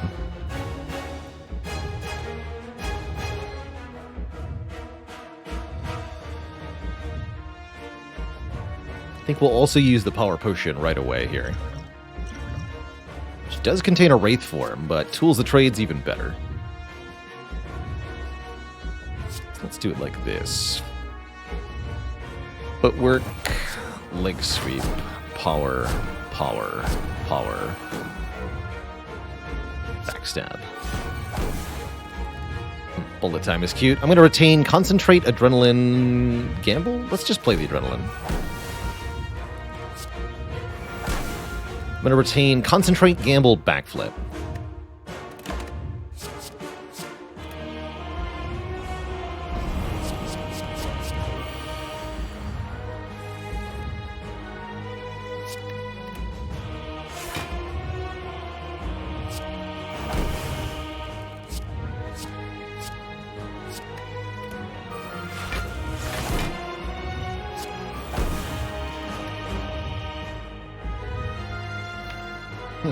How do I feel about Infinite Blades? Mixed feelings here.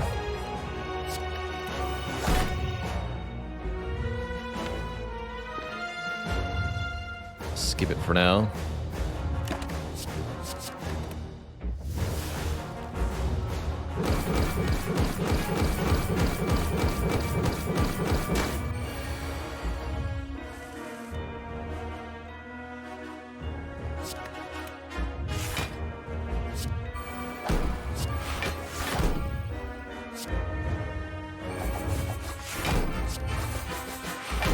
Get in there, Flechettes.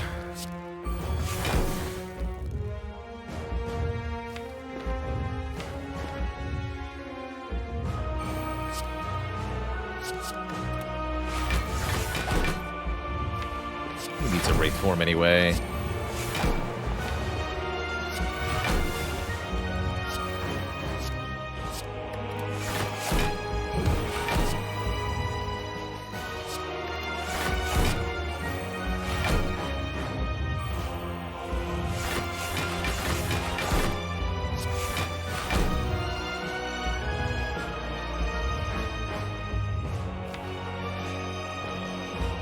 Pretty good turn. We can use the Liquid Memories to keep the turn going, or I can just be pretty happy with this turn. It's a pretty good turn. I'll just be happy with it. I'll play this now. Take 11. Seems fine.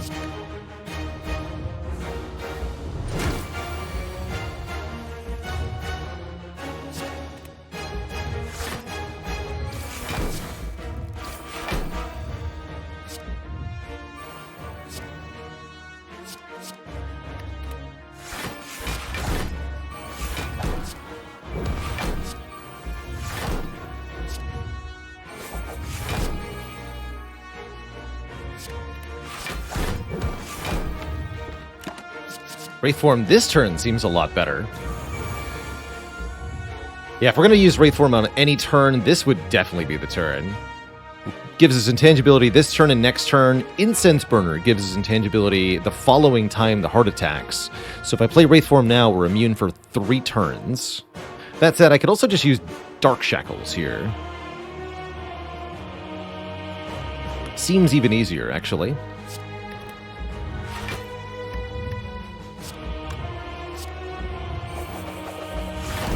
Another 50 damage Flechettes. You know, like you do.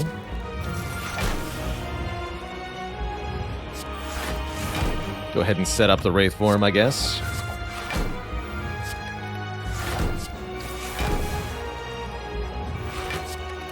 But it with holes does half decent damage. Half decent.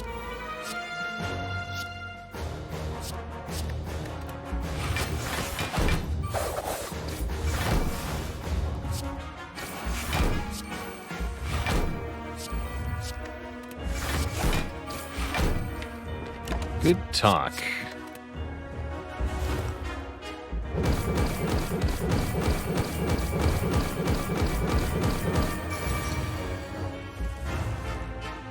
Still an acceptable time to use the Wraith form.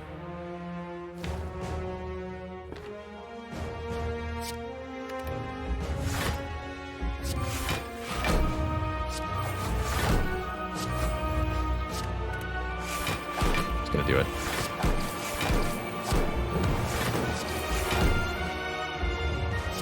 Just do it.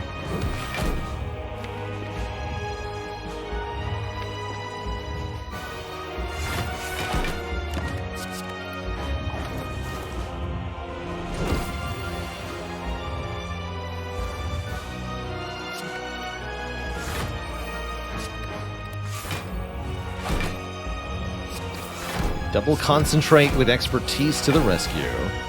When Storm of Steel is here, actually. Storm of Steel. Go. Random bullshit, go. Burst Catalyst, the power. 29 poison. You ever seen such a high poison number on the heart? I bet not.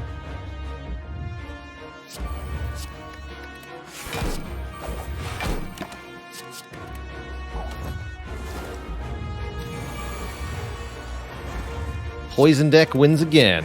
GG. GG Twitch chat. What a great run. Double mastery accomplished.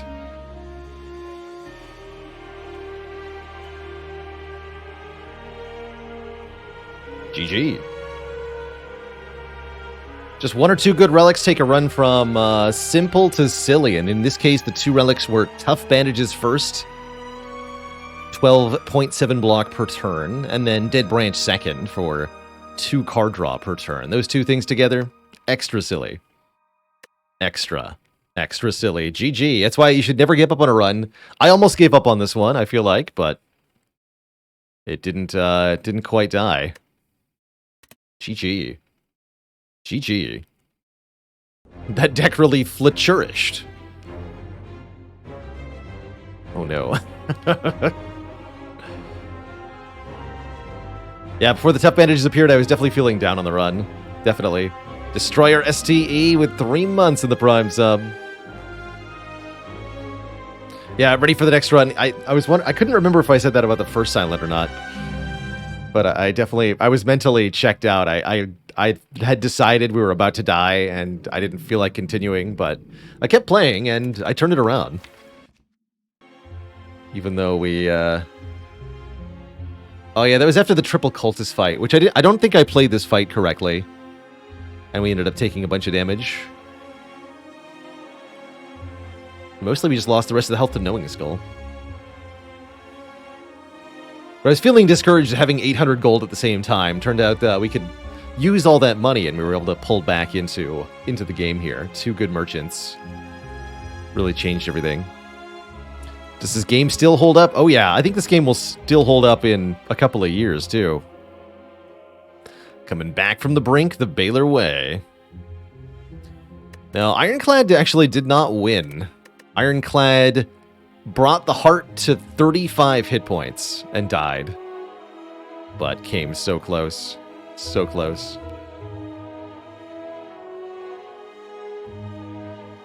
Awesome sauce. And yet another David, thanks for the Prime sub and the 5 months.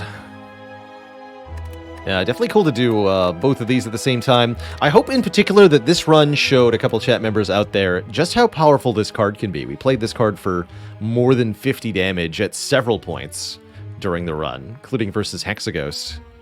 It really does hit quite hard once you can get some decent card draw. For the second half of today, I want to jump back into Hell. Play some Monster Train and get some more logbook completion. So that is my plan for our next segment here. Hell yes. It's Monster Train time. Before we jump into Monster Train, I am going to take a quick break, refill the legs, stretch the water. Upon my return, it's Monster Train time. BRB. Don't go nowhere.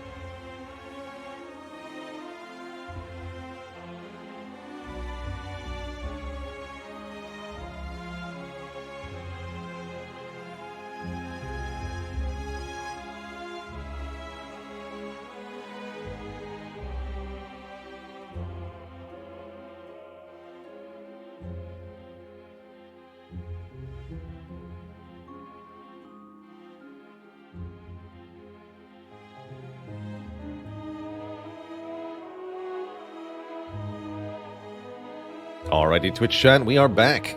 It's time that we took a trip to hell. Not in a handbasket, but rather in a train. A monster train.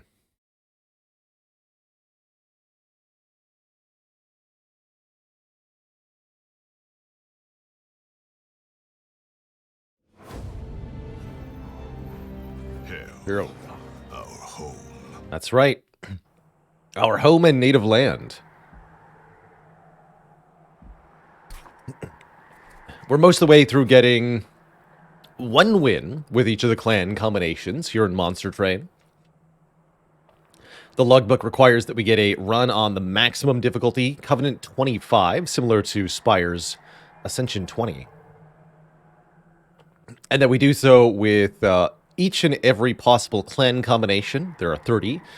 And champ variation, there are 2. So 2 times 30, 60 total crowns to totally get. Today I'm feeling Umbra. Let's try Umbra Primary, Stygian Secondary, which I think is a pretty difficult clan combo to win as, but we're going to try to do it.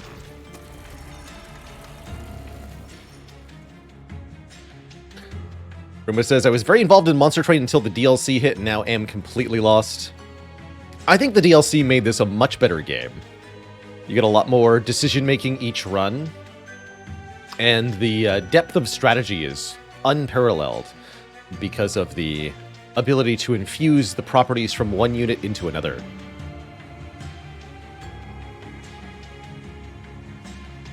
I make that game look darn easy? Yeah, I definitely make Spire look a lot easier than it is Sith Lord Waffles.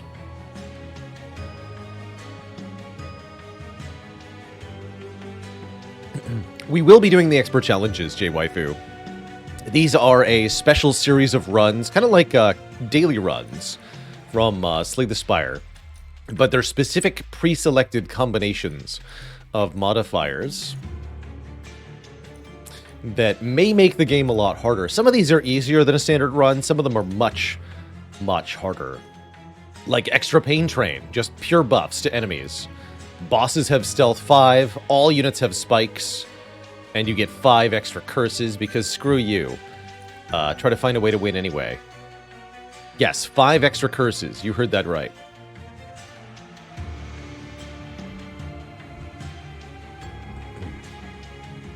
So do I want to be Penumbra or Primordium here? Let's try a Penumbra with Stygian Secondary. Here goes. Yeah, some of the expert challenges are absurdly rough. Very, very difficult. I like these starting cards.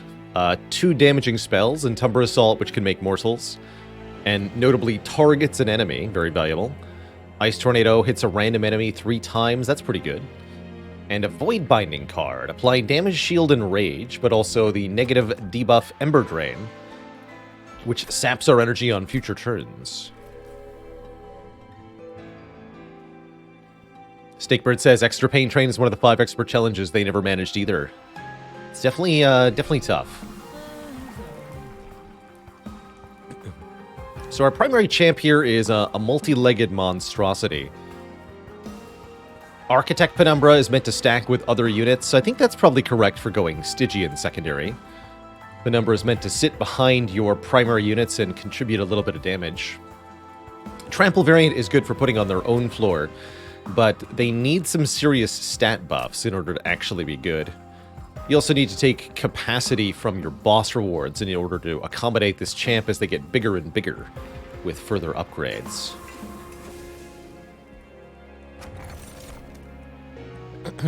Rules of Containment's a decent enough starting artifact. Enemies have Frostbite 2, so they take 2 damage turn 1, 1 damage turn 2.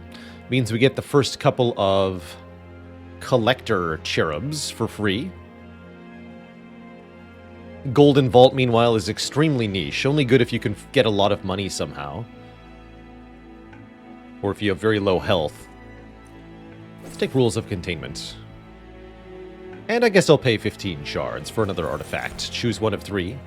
More space on the middle floor. Interesting.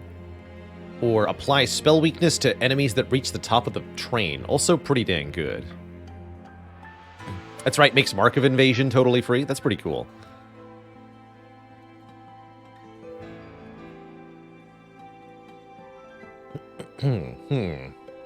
Torn between Mind Jacks and Totem Fragment, actually.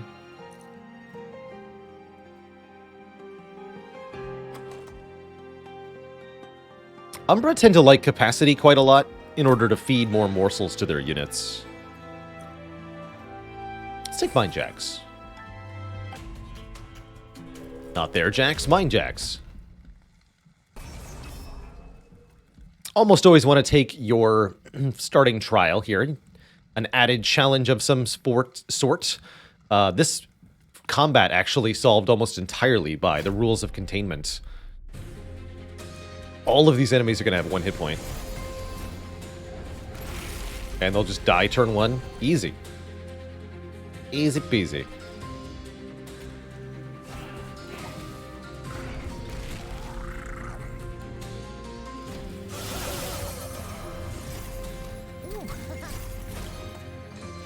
Really don't have to do anything.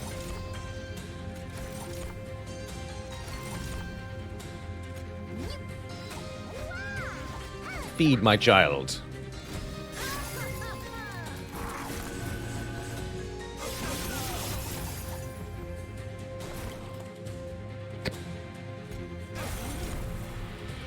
Easy.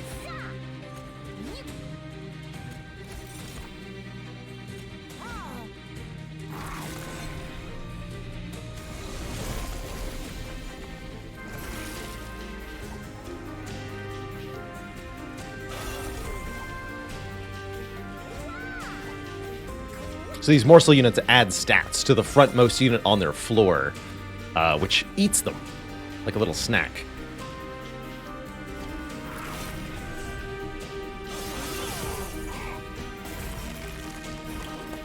Never had such an easy first combat in Monster Train. It's pretty entertaining.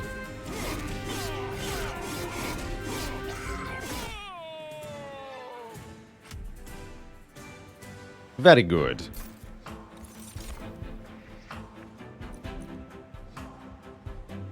More capacity. That's kind of cute. Mind Collapse can bonk an enemy in the back line. We've already got ways to do that. Let's take even more space. I plan to use it. A Mollusk Mage. Adds magic power to 1 floor. Pretty cool with the Antumbra Assaults.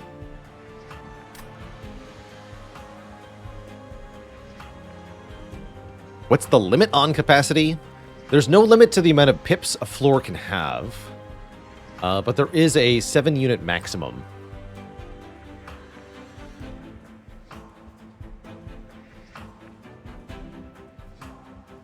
How about... Offering Token's okay.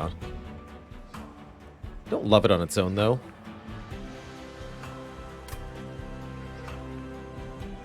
There is technically like a 30 or 40 cap on the capacity, but it's so high that you would never be able to use it anyway. So there's effectively no cap. Don't you mean prepared? Don't you? I'm gonna grab a Mollusk Mage here. Oh, a really early Morsel Maid. Morsel Maid immediately eats any morsels that are deployed on its floor. And gets bonus stats per morsel devoured in such a way. That's definitely a strong unit right there.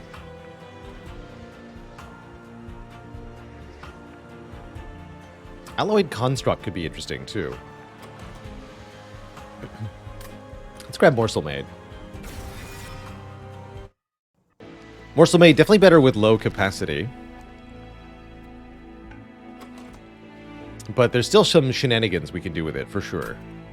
We can use all the capacity we have, don't worry. Let's grab another Umbra unit here. Is Morsel Maid new? It is the DLC-specific card for Umbra, I believe.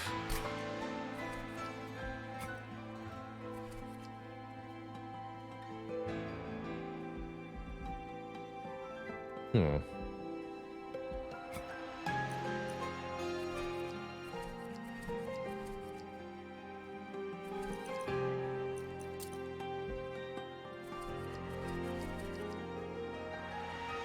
Not sure how they're ordered.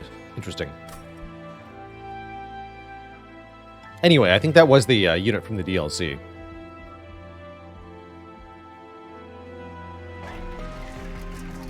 Multi-strike. Multi-strike morsel made. Interesting.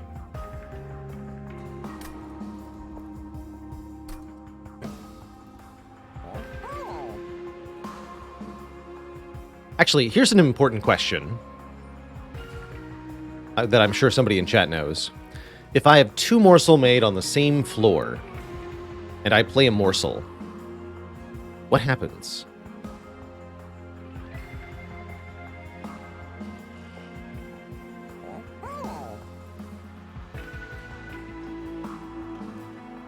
Only the front one eats it. Okay. Good to know. Makes sense.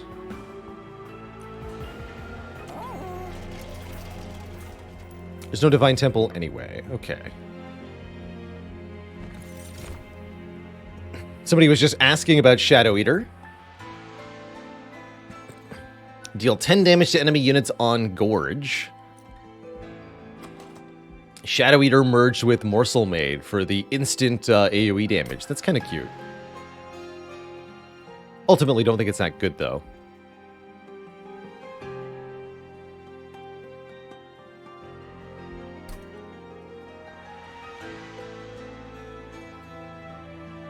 Interesting.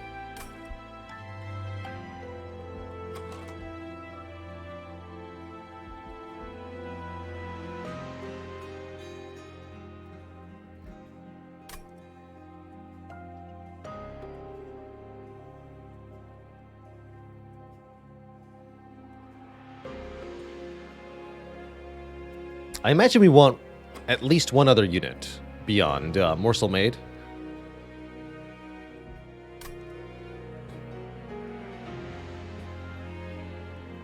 Shadow Eater's good for being on its own floor, I suppose. Let's try that.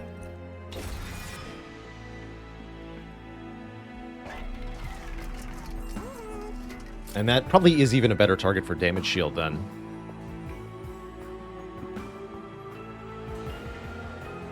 I agree that having a separate unit on a separate floor would be better for a non-Gorge unit, but we'll take what we can get, I suppose.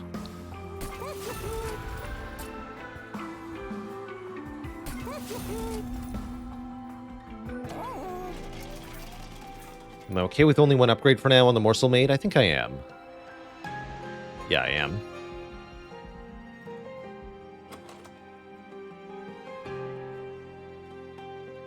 I think for now I want to keep the shard count low. Onward.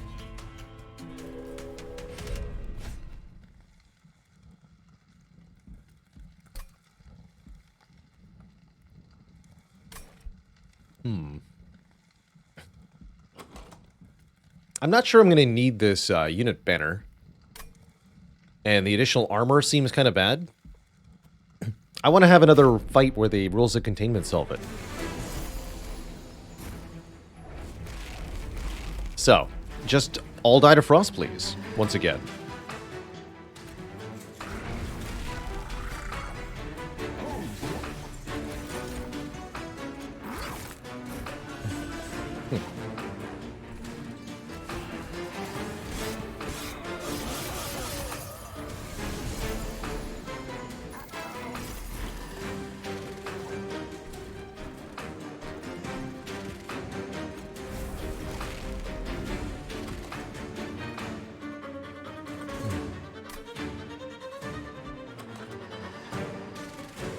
This is fine.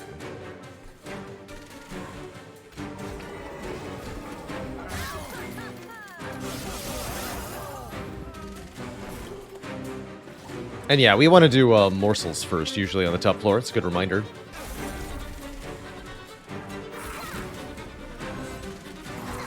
You like?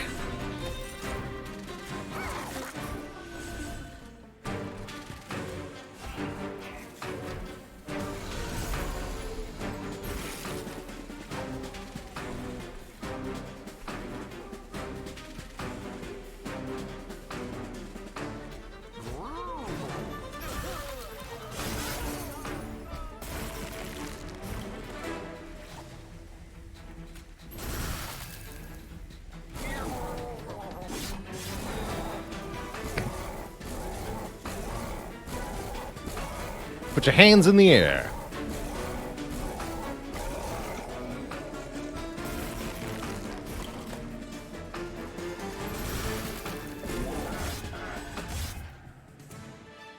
Like you just don't care. More morsels, the more the better. The more the merrier.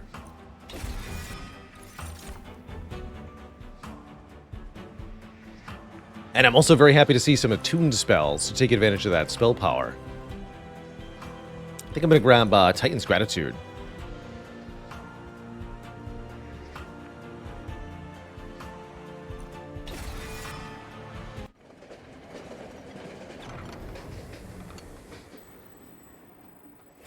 You sense an overwhelming presence, like a booming power, offering you 3 things.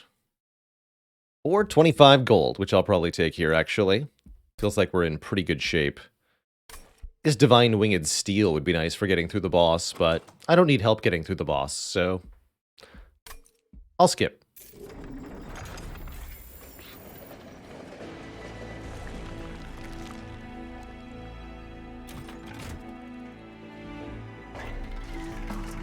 Ah, we do get Remove Consume.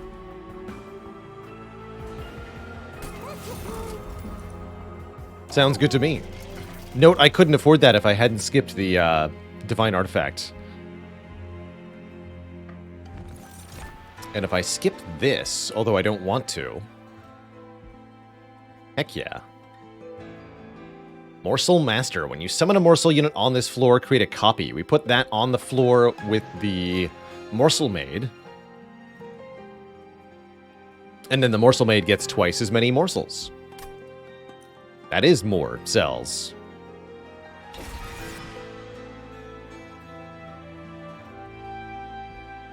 That's right, we don't even have the capacity limitation problem.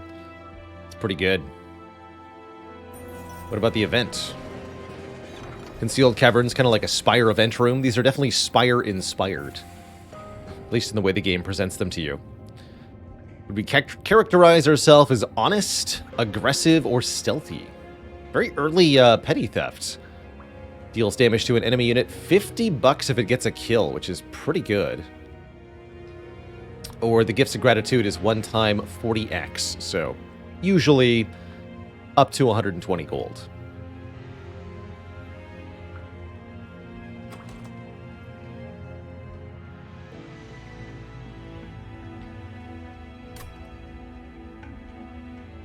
Very tempted by this petty theft. Let's try it out. Usually wants a damage upgrade to be really good, but we can't quite afford one here. Surge Stone would be nice. I will take the Divine Horde, though. We could skip this for 25 gold, but why would I if there's a Founding Seal? Although, why would I take a Founding Seal if we have no incant units?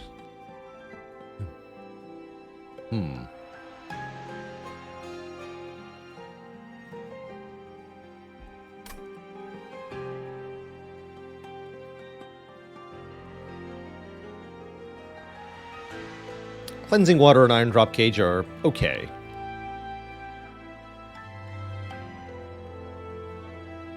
Removing buffs can definitely be good. This can remove Stealth, for example. Let's take Cleansing Water. Sure. Stealth is annoying.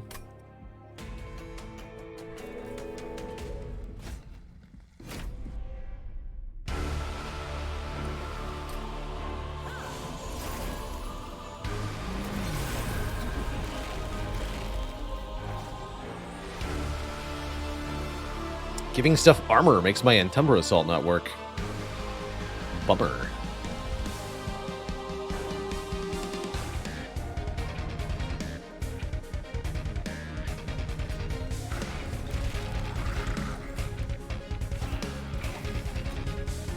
We'll use this Steward as a chump blocker here. And just play this one to die.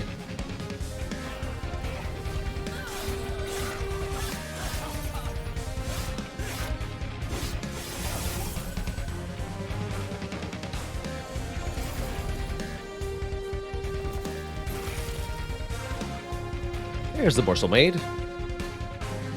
Although not very damaging yet. Guess that's okay.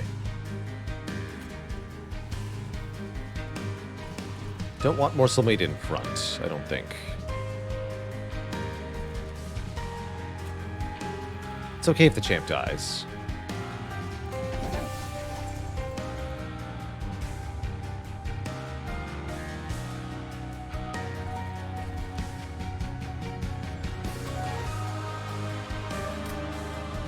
Sure.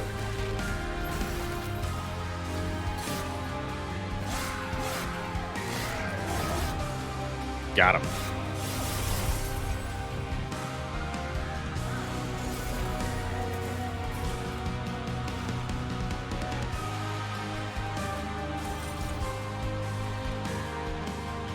Superpower time.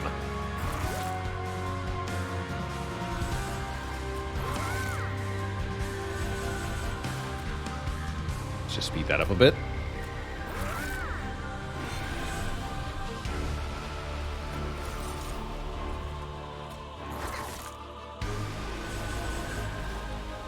Unit capable of gaining a lot of stats very quickly.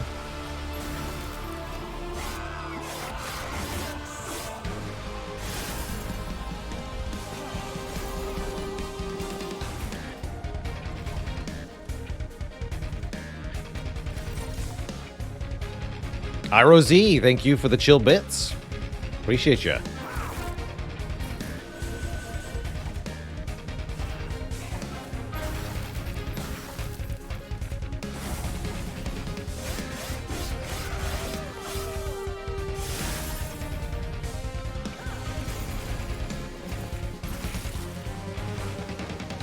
Oh yeah. Gain 50 bucks.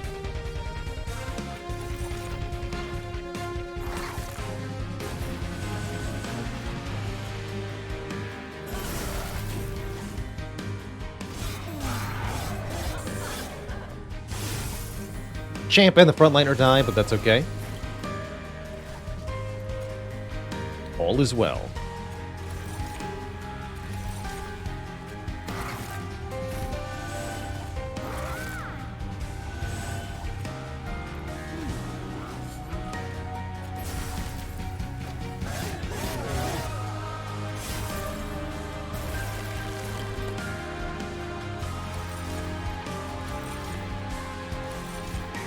Delicious.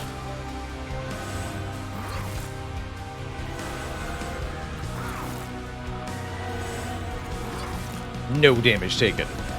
Easy.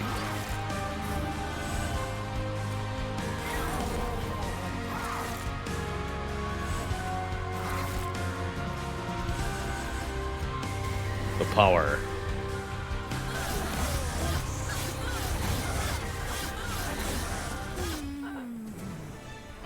That's one dead boss. Are you growing your own Brotato today? I like that, Eyeshadows. We might do a little Brotato after the monster train, not sure. Siren Song. Nice way to deal with any units to get to the top floor. Good way to daze bosses too, although if I'm doing middle floor setup, I don't care that much about Siren Song. Forever Consumed could be okay.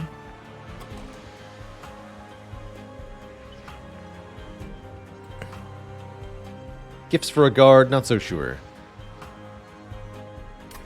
Better with more spells that benefit from spell power. We don't have that many. Though it is card draw. Okay, I'll take it. Eel Gorgons here. Gain multi-strike on Incant.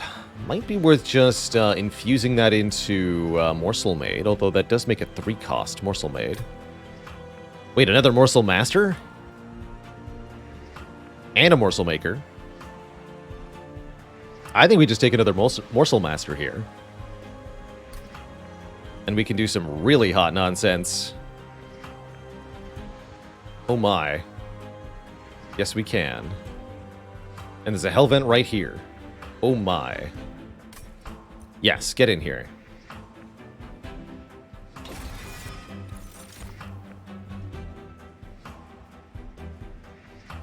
Morsel Maker not bad, just for making more morsels.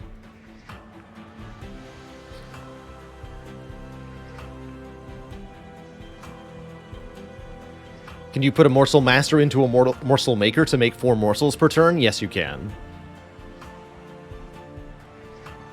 And we're going to take, I think, card draw first. Although this is the sort of deck that might actually take energy gain. Do card draw first. We don't need more capacity. We've seen that. We have definitely seen that. Don't have very much money for this Merchant of Steel, do I? That's a bummer. Still gonna go there, though. Yes. Definitely still going there. Endless. And that's a shame.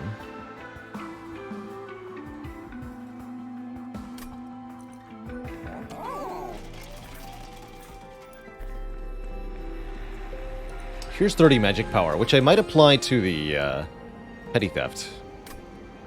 We'll think about that. Go further down, Architect. Gain even more capacity. Not that we need it.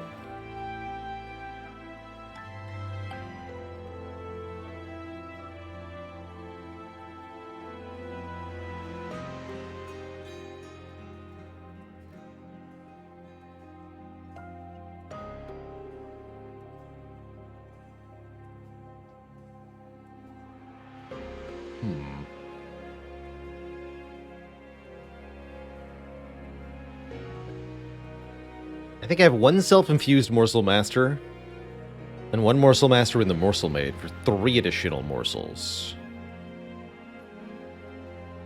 We have Morsel Maid, Morsel Master, and the Champ on the floor. That feels right. That means Shadow Eater is kind of not doing it here. We could maybe remove Shadow Eater. Although having the way to do AoE damage is still nice, so maybe not. Tough choices.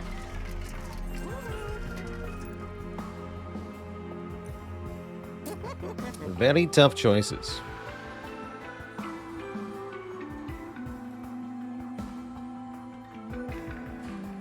Guess we just put more health on Morsel Maid. I don't plan on getting another banner.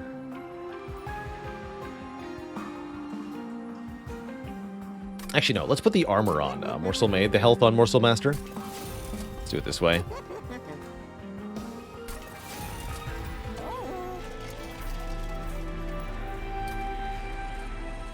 Sacrifice you into you.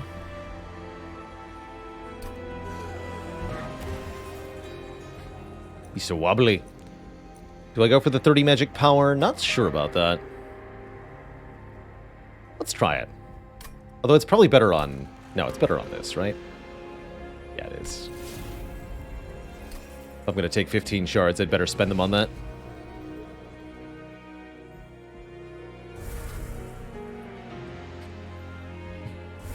Hello, Kuros. You're looking for exclamation point info mod. Chat's got you there. The one that displays potion chance in Slay the Spire. Guess I could afford a card purge. We're not going to a shop next floor. Yes, we should purge a card.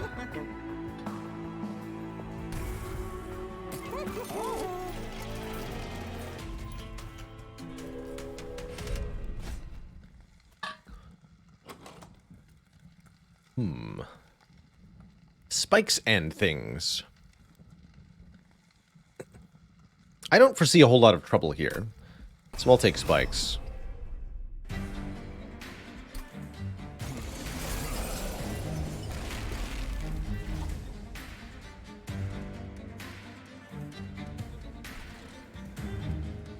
Good. Guess I could also get a kill by playing the Shadow Eater on the bottom, but then I can't play Morsel Master. No way.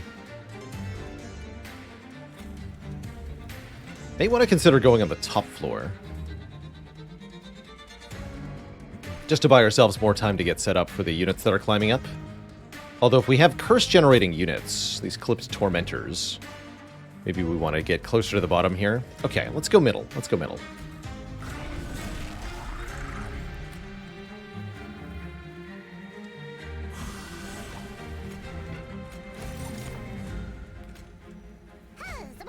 We'll have plenty of additional energy next turn.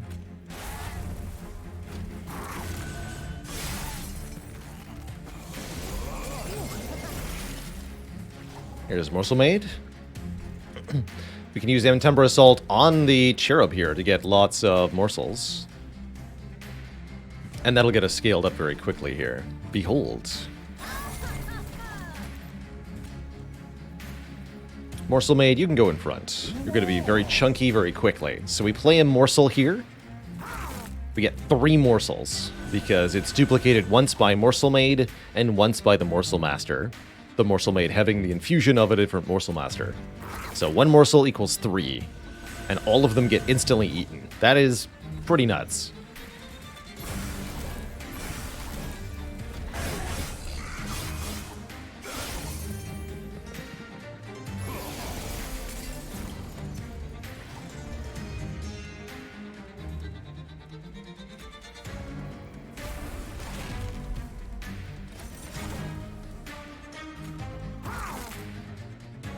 We got 3 damage shield from a damage shield morsel, 3 life steal from a life steal morsel. That's crazy. Simply absurd.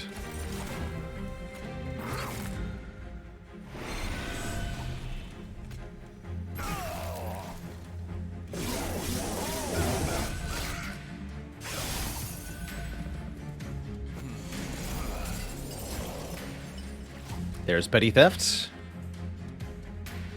For some reason I left it at 2 damage. That was a bad idea, but we made it work.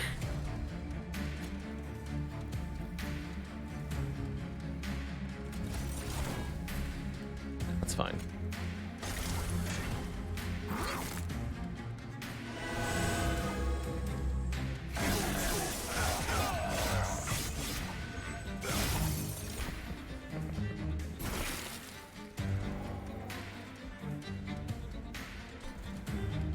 So we'll deal 5 damage to the Pyre if it gets to the top. In order to kill it, I'd probably have to take 3 damage from the Weight of Contrition. I guess 3 is less than 5.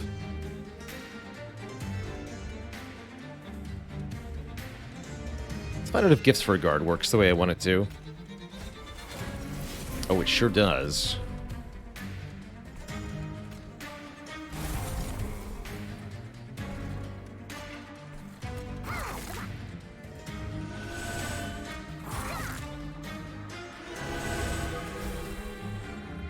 That was actually definitely the correct play, as it ended up giving us energy back, too, from the morsels here. Easy every time.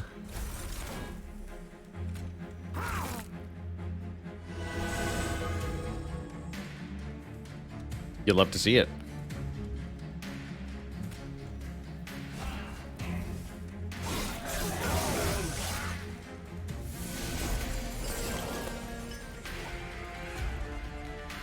Our first relic is called the Rules of Containment. Means all enemies have 2 Frostbite, taking 2 damage at the end of their first turn.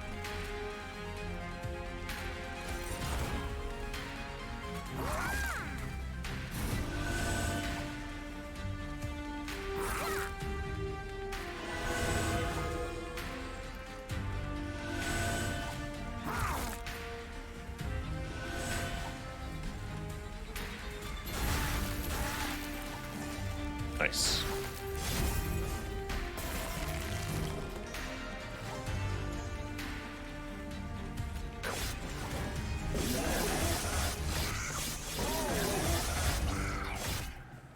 Nice and easy. Good, we get that random relic, which is just hammered chest plates. 5 to all unit health. Makes the morsels tankier, notably, which is potentially useful. Sacrifice a friendly unit to get 3 added common or uncommon rare morsels. Or, uncommon or rare, excuse me. Common, uncommon, or rare? I'm just talking nonsense now. He doesn't even know what he's saying anymore.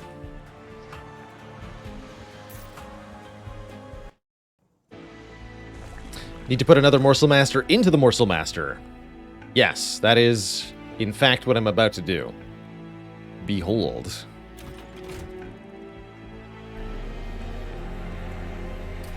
We go like this, where you duplicate the Morsel Master.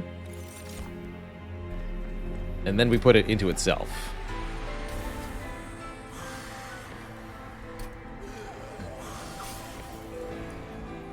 He's gone mad with power. Oh no.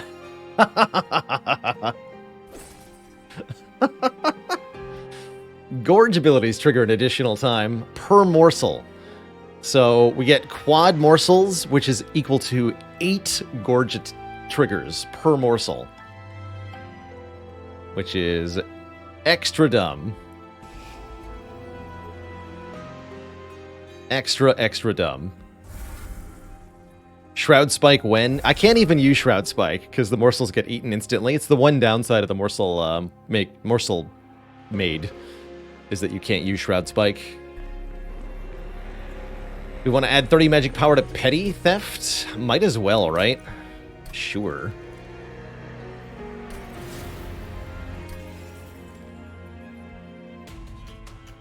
There is still a limit of how many shards we can take. As high as the damage goes on Morsel Maid, it can still only kill 2 units per turn, which is a potential concern here.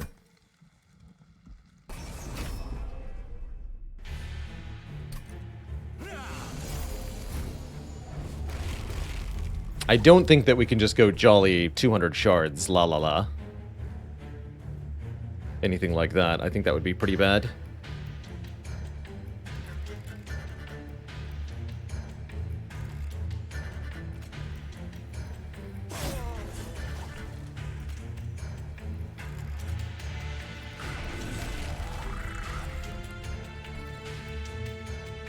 He'll live next turn no matter what.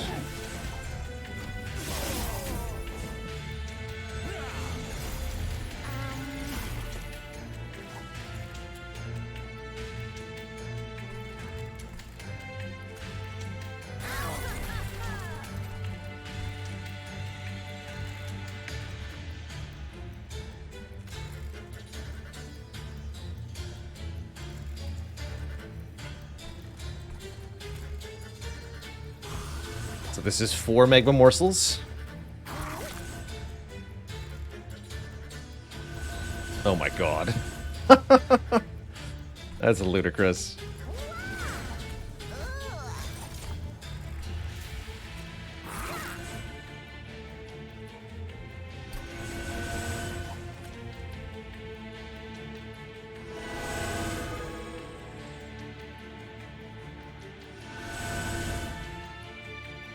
Chunky.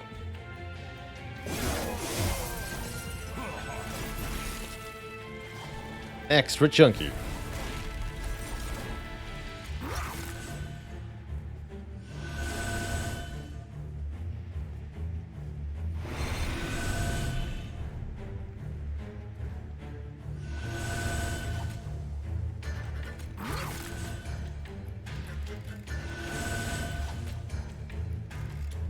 Hungry like an Ironclad. Truly.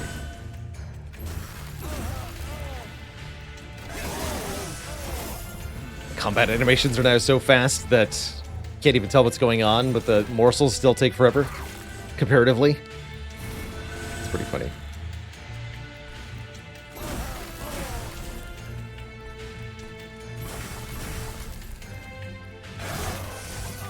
$300 damage.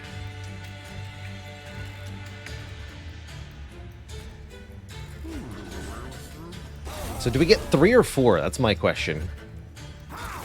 You only get 3, because there is only room for 3. Okay, so there's no benefit to any additional morsel duplication, because you can't have more than 7 units on the floor at the same time.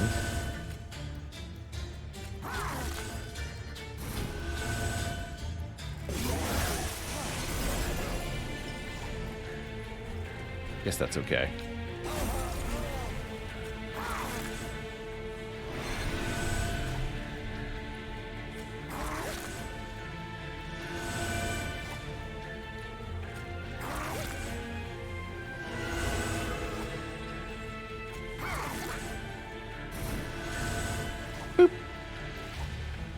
Number go up. So we got to 400 health, 404 times 2 attack power. This would beat any boss, including the final divinity boss.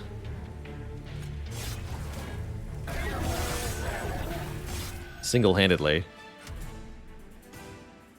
We get the Mask of Penumbra. When you play your first morsel unit each turn, draw one. Well, that's convenient.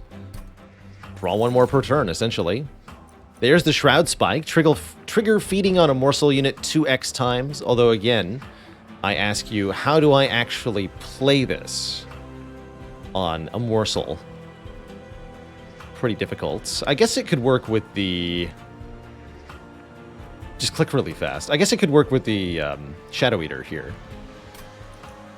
So I will still take it. We just need to descend the morsels, of course. Why didn't I think of that?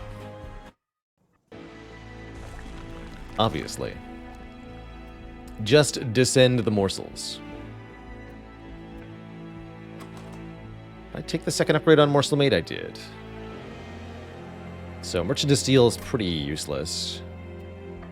Probably should take Remove 2 Concealed Caverns and the Merchant of Trinkets. Why not? Shadow Box. When you play your 20th morsel unit of the battle, deal 150 damage to enemy units on all floors. I think we activate that on turn 1 or turn 2 most of the time. That's pretty hilarious. Sure, I'll take Shadow Box. Hell's Banners is also very good. Both of these are absurd, actually. Winged Technology is a distant third. Another 30 magic power. I'll probably keep buying those.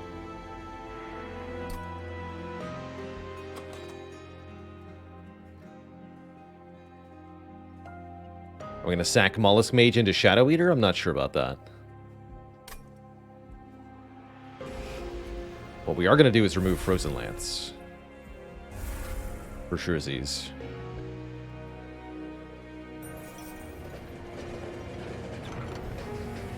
Oh. Big or small?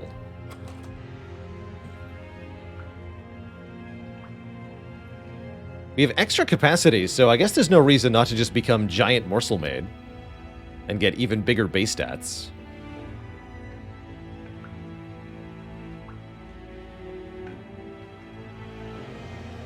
That sounds pretty good to me. Become big. Really big. Morsel Mega.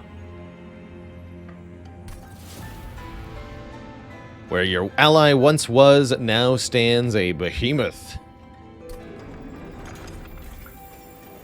We end up removing Shadow Eater. That might also be a very valid approach here.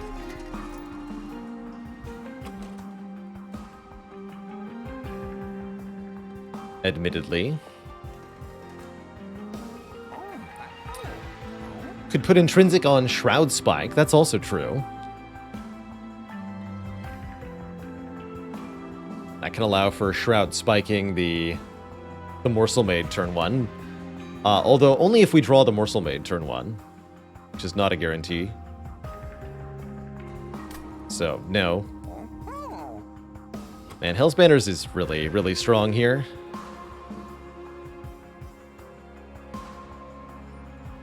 Morsel Blitz will really help against Last Divinity, though. I'm going to take the Shadow Box. I wish I could take both. I really do. Only I had taken those 100 coins earlier. No. Disaster.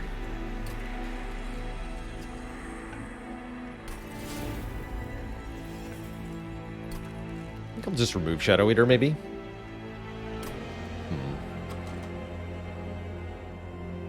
Although, again, isn't it my answer to certain things? I feel like it is.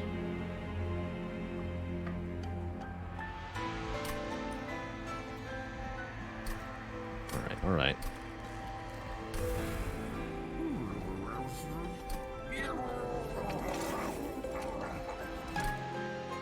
Gotta be careful with the shard count from here.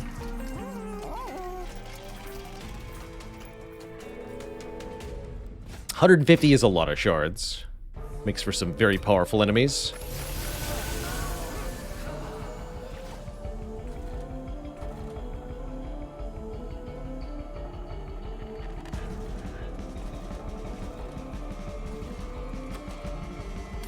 Okay to go here. Oh, he's so big. So big, though.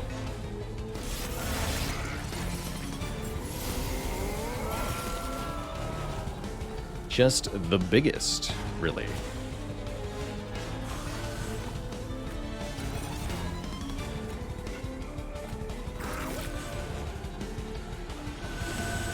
So note that is 4 for Shadowbox.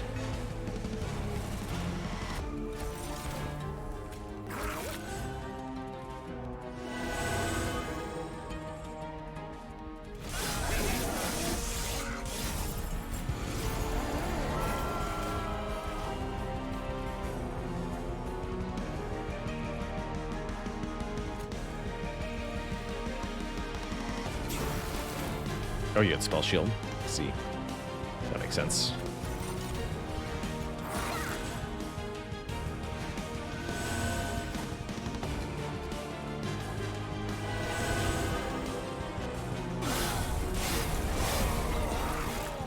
Morsel Blitz on turn 3. Like you do.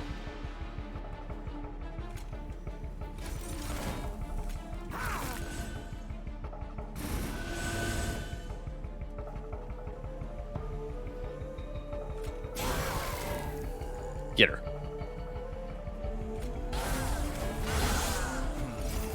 A Wretch would be ridiculous. Wretch would be absurd. If only.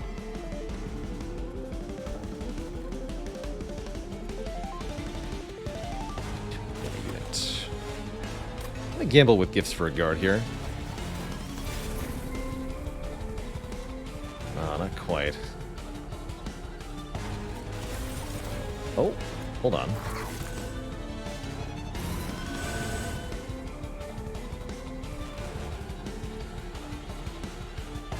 Now, even if they all hit this guy, that doesn't work, right?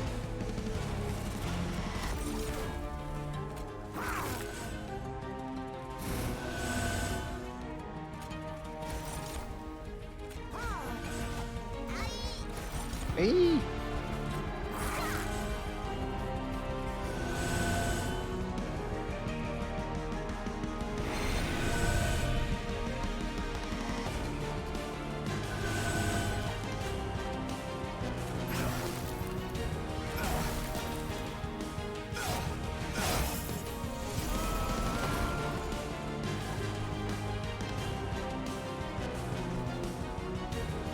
Too much armor.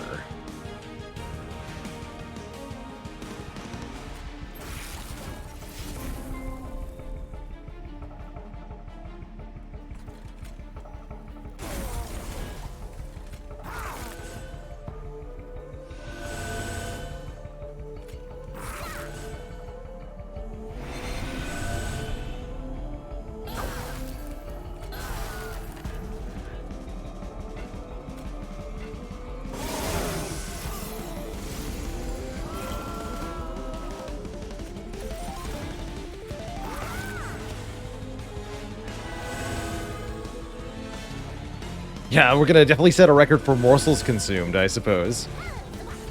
Dang. This one hungry boy.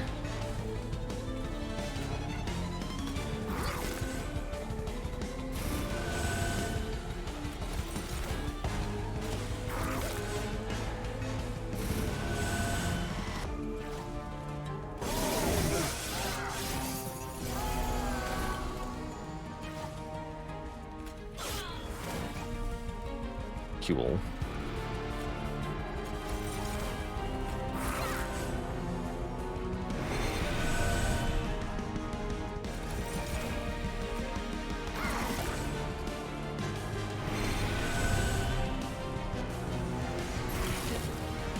Okay, I can stop playing cards. GG.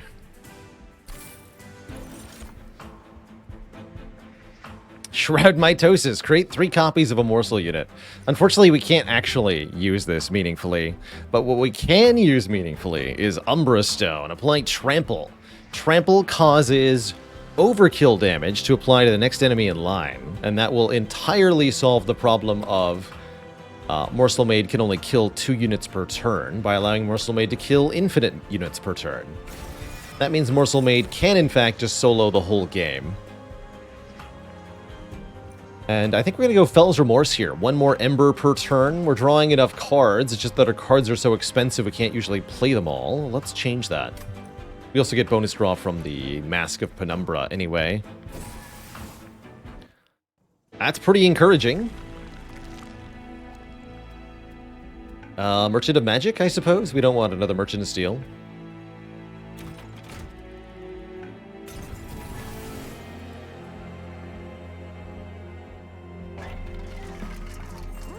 Double stack. I like that this doubles everything. Damage, shield, range, rage, and the Ember Drain. It's cute. 275. Intrinsic is here. -2 cost is here. Like -2 cost on Gifts for a Guard. Is this a Spire-esque game? 1 part Spire, 1 part Tower Defense is how I might describe Monster Train. The basic rules of deck building are the same. You draw 5 cards per turn and have 3 energy per turn. Use that to play cards.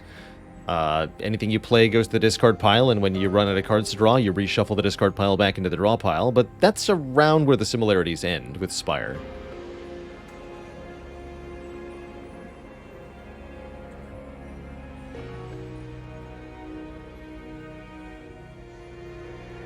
We could put Intrinsic and -2 on Umberstone, although, again, I will really, really stress very loudly that we are not guaranteed to see Morsel Maid on turn 1. And so, guaranteeing turn 1 Umberstone might be guaranteeing that we cannot apply Trample to the most important unit. Much rather draw the Morsel Maid earlier, the Umberstone later. And that's true even if we get rid of Shadow Eater, because we have the Morsel Master as a priority unit. That does not solve the problem to just remove Shadow Eater. We'd have to also remove Morsel Master. Although we probably will remove Shadow Eater at this point. Now that we have the Trample, I don't need with the Shadow Eater anymore. Shadow Eater was like a... I need some way to kill 10 health enemy units in the early waves of Seraph and Divinity, but we don't need that anymore. -2 does make sure we can play it no matter what when we draw it, which is true. It is very important that we are able to play this. Alright, I'll be convinced.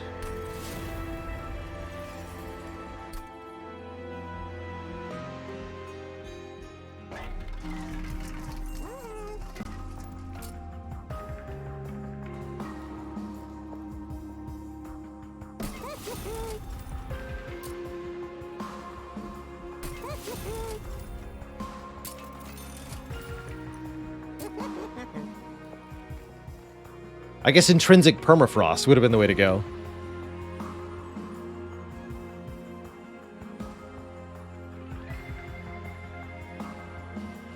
Don't need the Permafrost.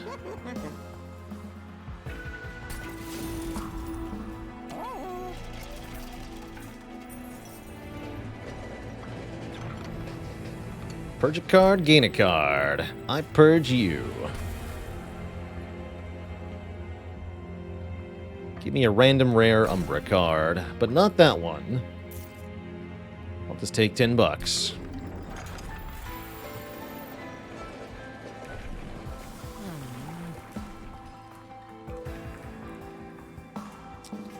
Could add Gorge to Primordium if we wanted to, or Penumbra rather.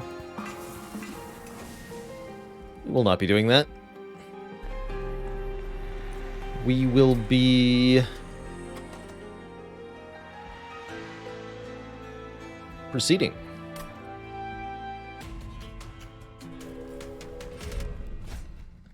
Spell Shield. I should be able to handle that, although we're likely to lose 50 gold from Petty Theft. 400 gold is a lot more than 50. And if a few enemies slip by, that's no big deal. Oh, and we have Cleansing Water, which means it's only half chance that anybody gets any Spell Shield at all. Of course.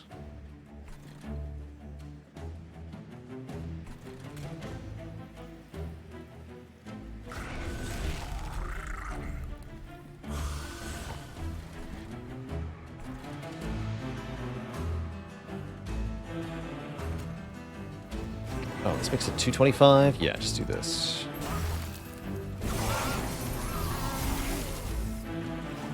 That Ember Drain, though.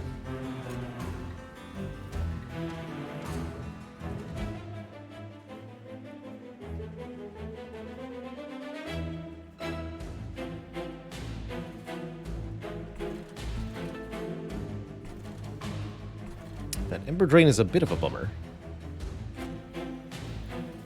We can get money or morsels. I think in this case we actually do need the morsels. Oh wait, no, I can't get the morsels. Never mind. Get this morsel. Take the money then. Money it is, yeah. If I can't stop the Ember Drain without getting the money, then I'll just get the money.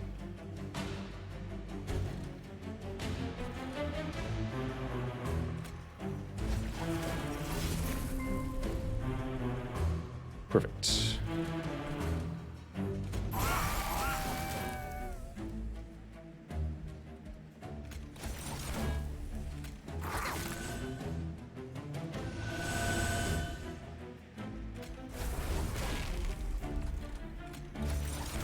None of our morsels have enough health, though.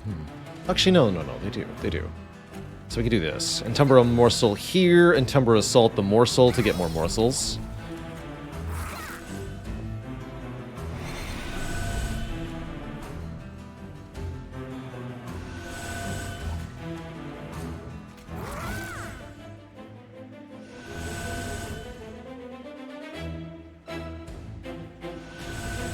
Just like an invisible morsel blitz? That was weird.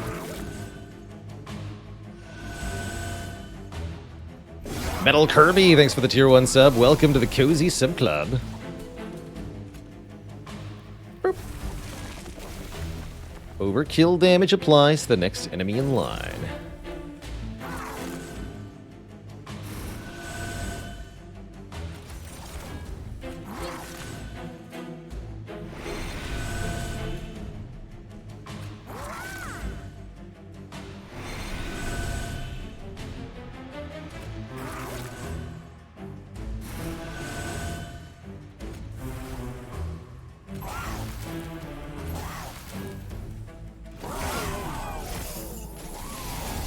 Got sick of ads? Well, enjoy your ad-free viewing experience courtesy of your Twitch sub. One of the best perks of subbing, if you ask me.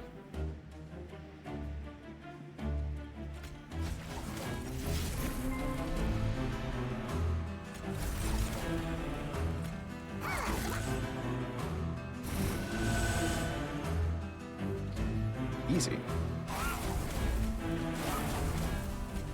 Give me your money. Thanks.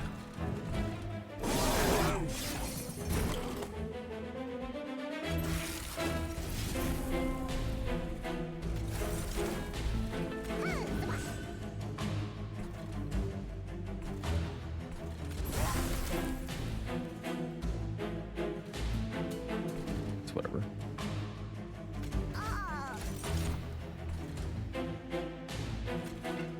Have some more lifesteal.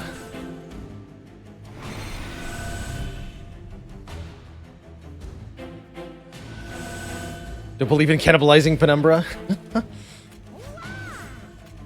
It's a valid strat. Wait a minute.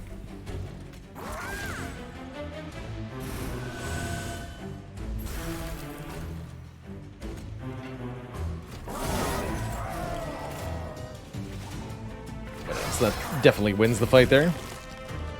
Get him. Bonk. Yeah, Augustin, I prefer usually not to run at absolute maximum animation speed, but the gorge stacking this deck is doing requires it, because each time I play a morsel, I have to wait like 10 seconds, even on the fastest speed. It's crazy. 3 more morsels. Sure. Anything that makes more morsels is pretty good.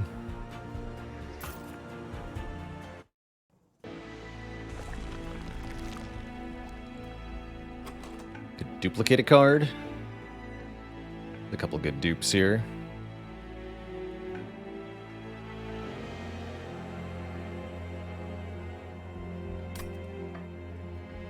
Let's go another Merchant of Magic, though.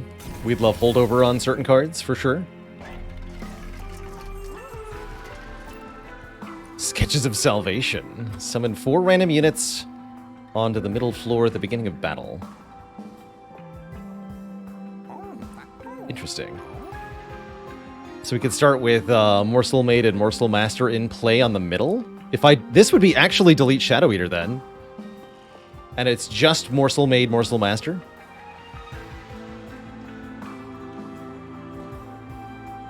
That's kind of hype, actually. Might put Master in front, but I don't think I care.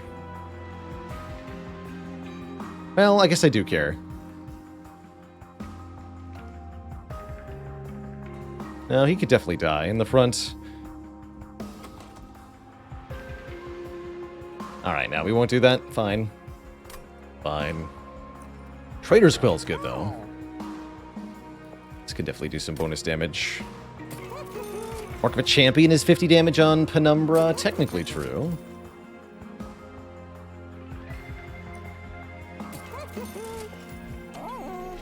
The best kind of true.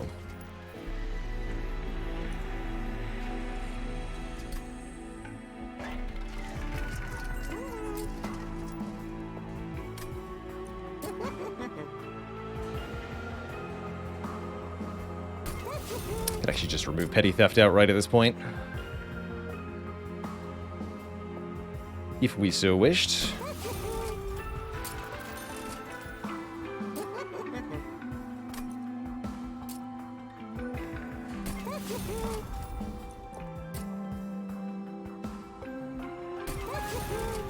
Let's do 2 more purges.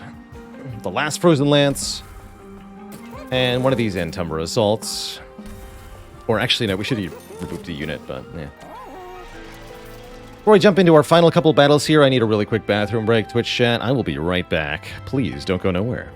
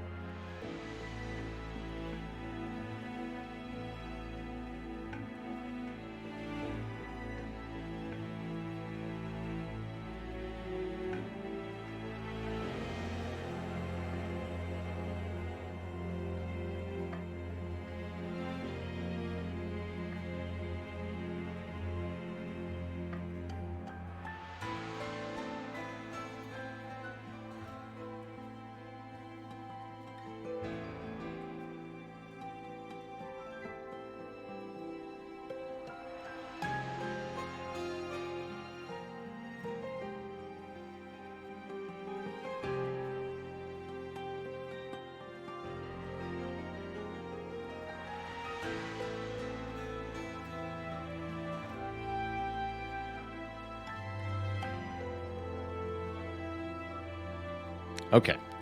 Now I can think again.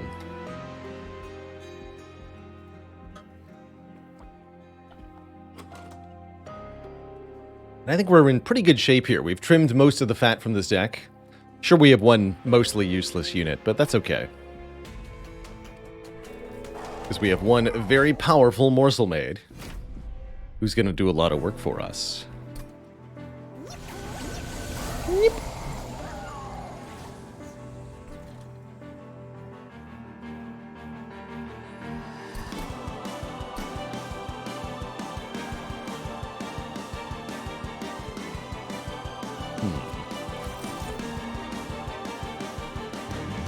Guess we can cannibalize the top morsel.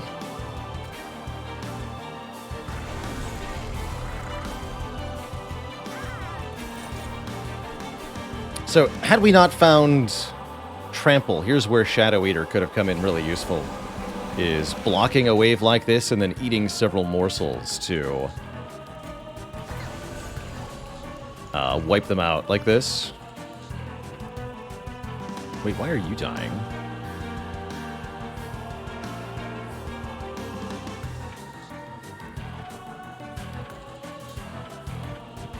Oh, double gorge, that's why. Right, it's going to be 20 for each of these. That makes sense. Double gorge, of course. Of course.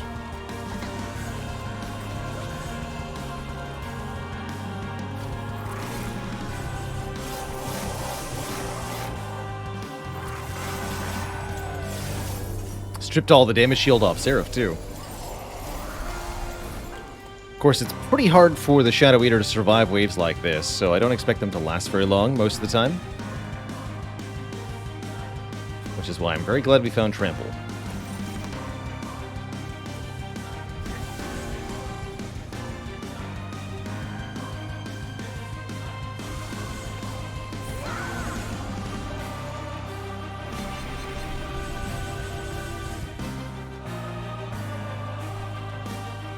I guess we can play Ice Storm down here? Sure. Got him.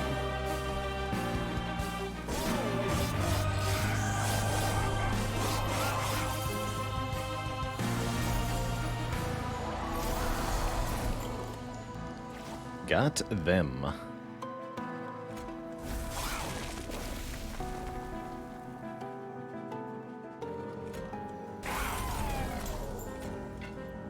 So, Morsel Blitz this turn? Sure, why not?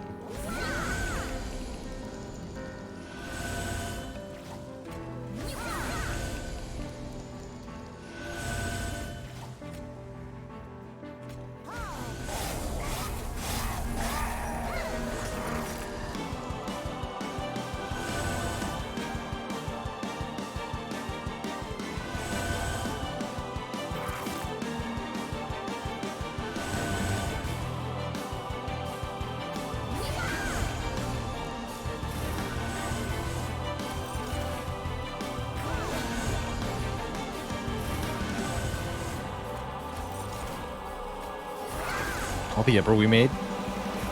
Good time.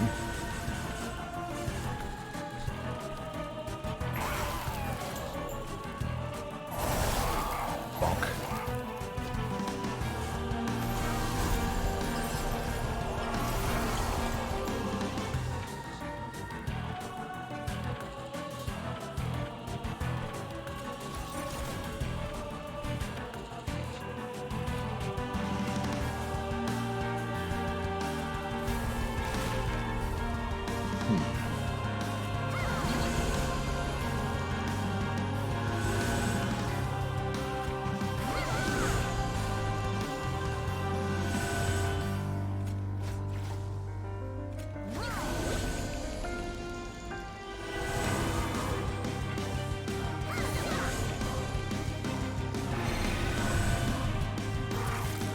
So now this is enough damage to, with the trample, just wipe out any series of units on a floor. And enough health to survive hits from anything. Yeah, we just eat the Shadow Eater now. Although I think I'm going to play Gifts for a Guard, actually. Maybe 3 more draws here. And in fact, as the Shadow Eater gets to live for a bit longer. Why not?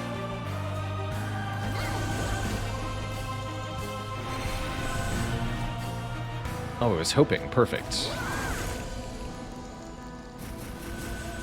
So in that case, playing Tumbra Morsel here, Shroud Spike it.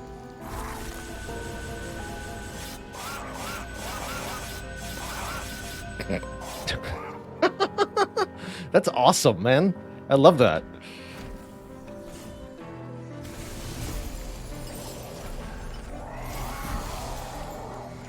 Can't believe they wanted me to get rid of Shadow Eater.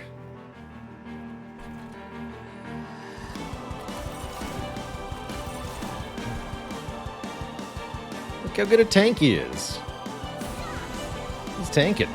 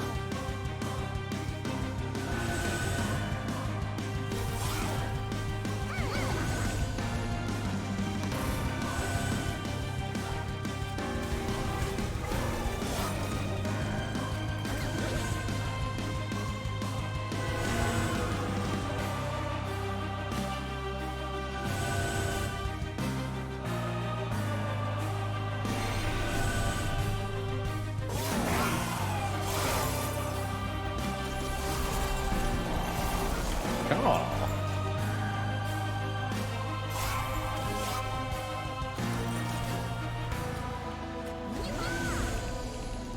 Can we get to 1,000 health? That's my question.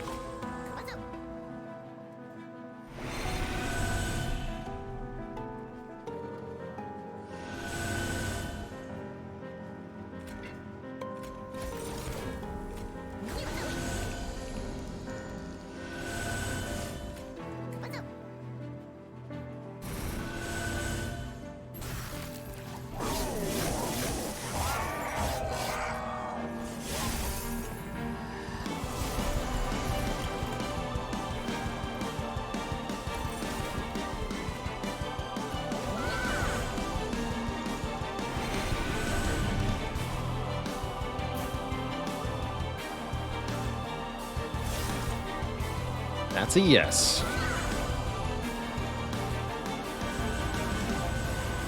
Actually, you know what? That's even better. 999 exactly.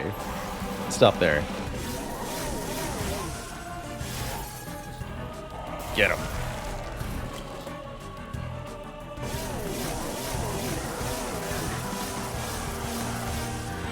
Bonk.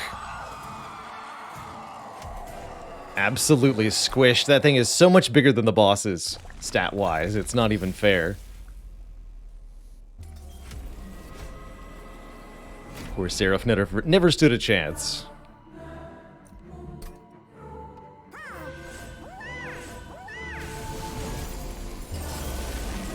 But now we gotta fight the big guy, the last divinity who exists on all 3 floors simultaneously.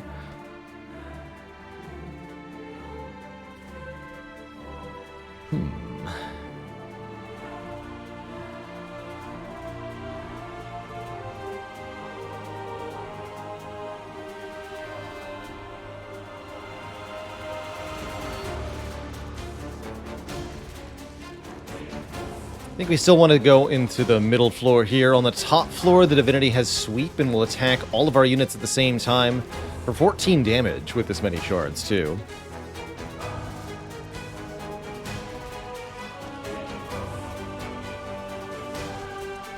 Can we get more than 5,600 health before killing it? No way. There's no way. Last divinity will die way too quick.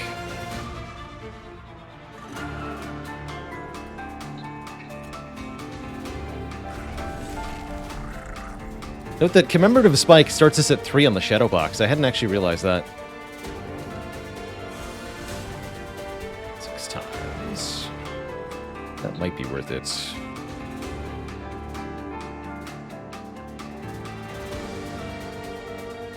We should maybe Packed Morsels first.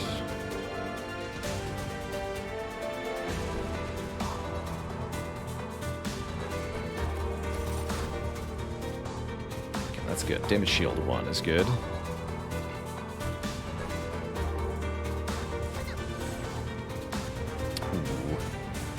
I don't think I want to Gifts for a Guard this early.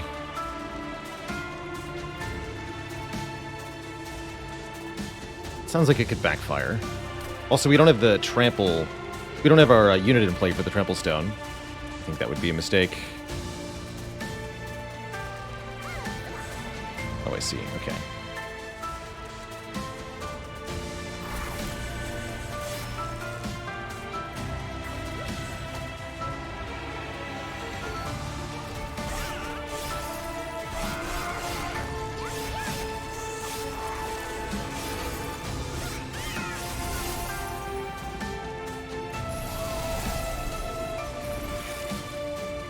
Get Morsel Maid turn 2. Not too surprising. Put you in front, just to tank more hits on this floor. That's probably for the best. Yeah, that seems completely fine, actually.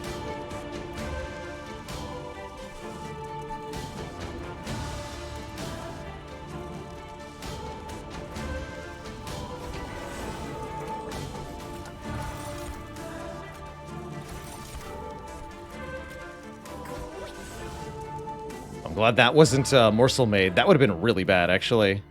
I should have thought about that one draw. Good news. We're fine.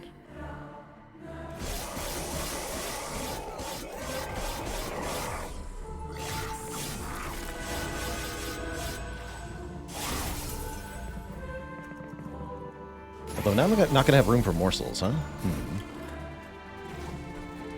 Oh, yes, I am. Okay. Good. Although you are 4 capacity. I did forget about that.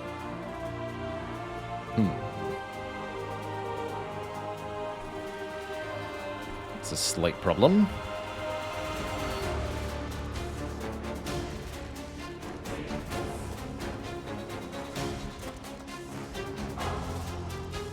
It's a big problem. Did that to myself, too. Shoot.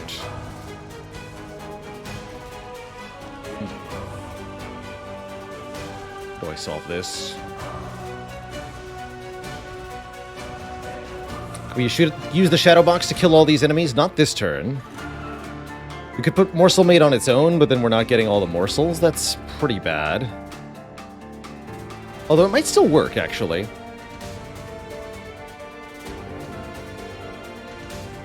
It'd be kind of insane after setting up the deck like this, but it could work.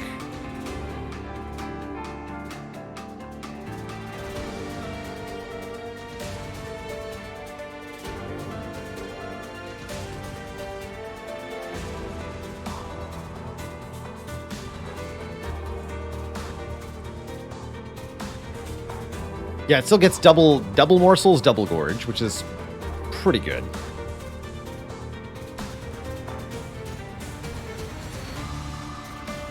Unfortunately, Cannibalize is not in the draw pile.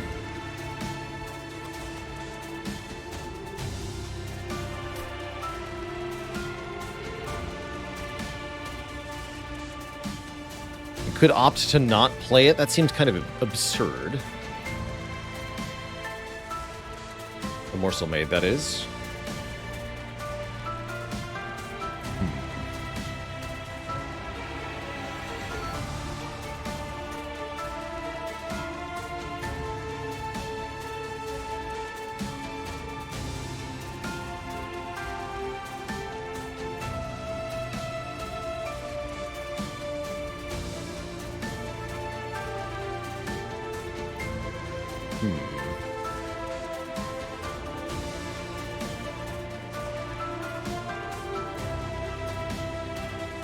It's a little tricky.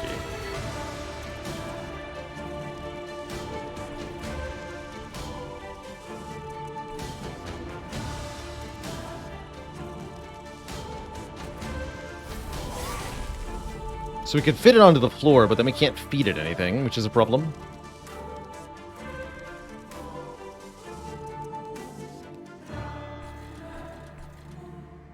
So I'm either putting it on the top floor or I'm not playing it. I think are the two options.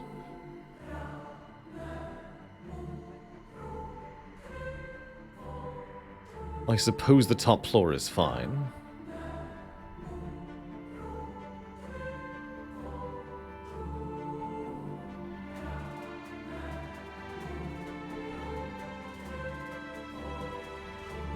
Other option is don't feed any morsels this turn, which means missing the morsel blitz next turn, which I really don't want to do.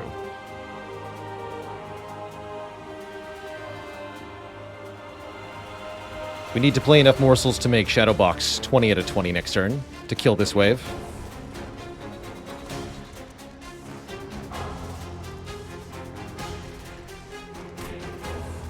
And we need to play him for the trample. Okay, I think we can actually just go top floor here.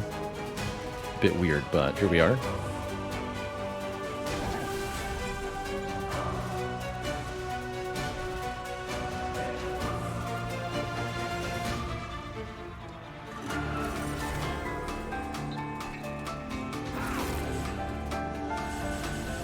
Okay, you'll be alive for a while. Here's some trample. You have some morsels. Kills all that. 16 out of 20, perfect. Okay. Yeah, this ought to work.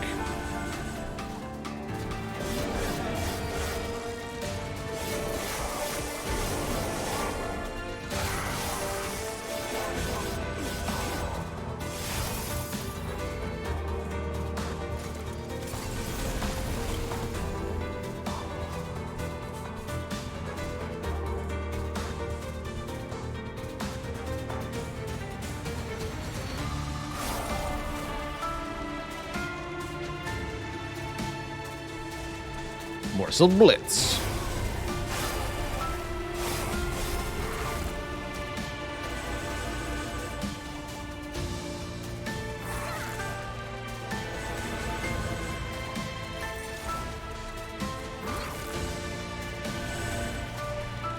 So that means we won't be killing the last divinity all that quickly, actually. I think that's okay.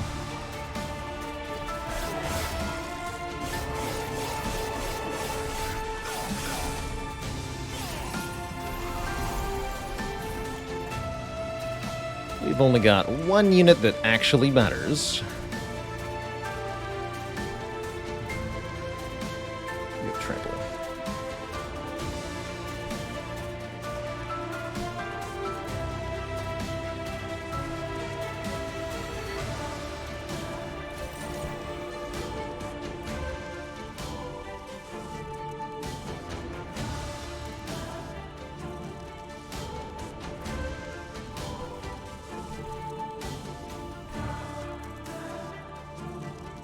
Need to make sure this is enough damage to kill you. Not scaling up fast enough now. Or are we? Just scale as hard as you can. Should still be enough.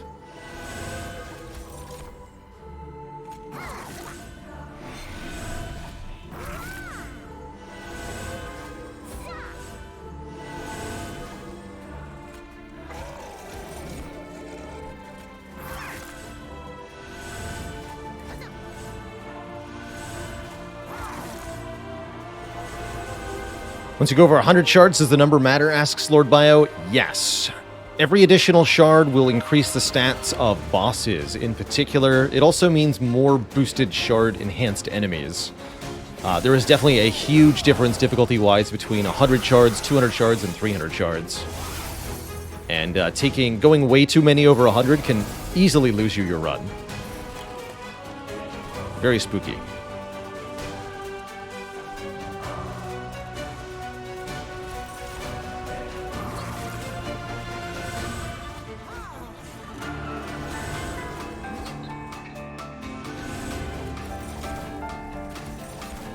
Good.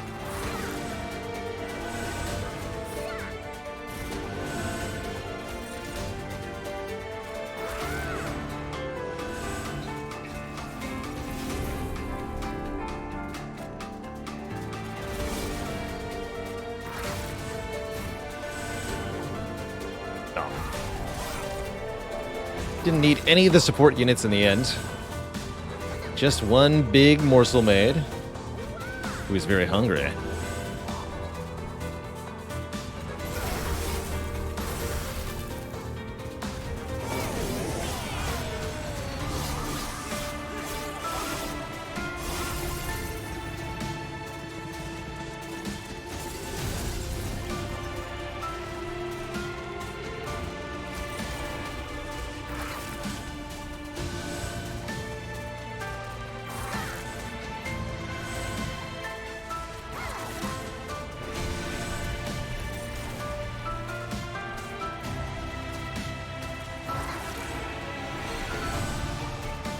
Easy.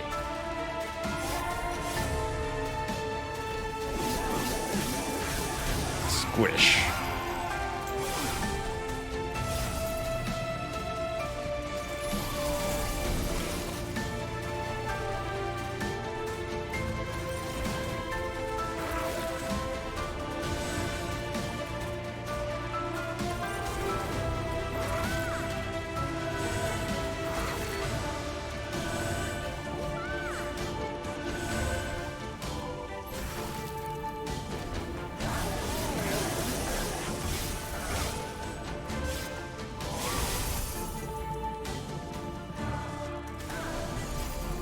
Alright, this is the final wave.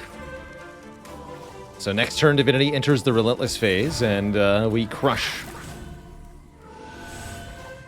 Who even needs support units, am I right? Just one giant morsel maid, it's all it takes. GG.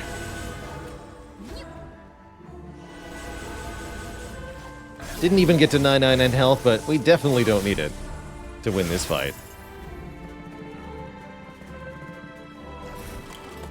This is the end, as there's a red X on Divinity, and that means we win. GG.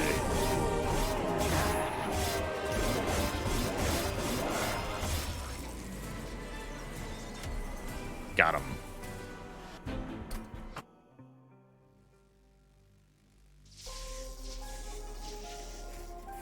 That's a pretty tough clan combo, so I'm really happy with that victory. Cross off another combo with the logbook. There's one large-ass shadow potato, that's right. Hell yeah.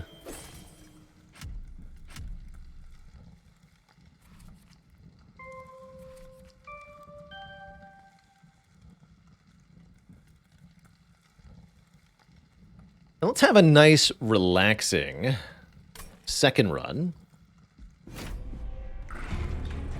I'm feeling Wormkin primary. Wait, here it is. Wormkin primary, Awoken secondary. Starting with the Spine Chief. And taking Root Seeds. Apply bonus damage, draw more next turn. Pretty cool clan combination. Do you spy all Umbra cards mastered? Is that so? Is it really the first clan to be completely done? It is. 41 out of 41 Umbra cards have been mastered. Very cool. Very, very cool.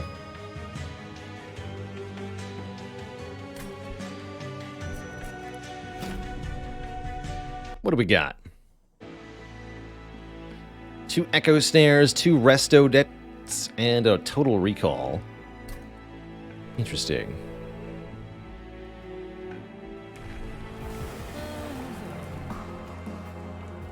On striking, gain a charged echo, or whenever we gain a charged echo on the floor, apply 2 Reap to all enemies. Reap being damage over time, based on the charged echo mechanic. Really like the Decayer path for Spine Chief. Let's try that. Decayer Spine Chief can, sometimes pretty single-handedly deal with things. Bog Slime is one of my favorite artifacts for the Wormkin clan. When a spell with Consume is played, gain an additional charged echo, which notably activates anything with the Inspire keyword an additional time. That said, merchant costs being reduced at the very start of a run is very good. But I'm taking Bog Slime here.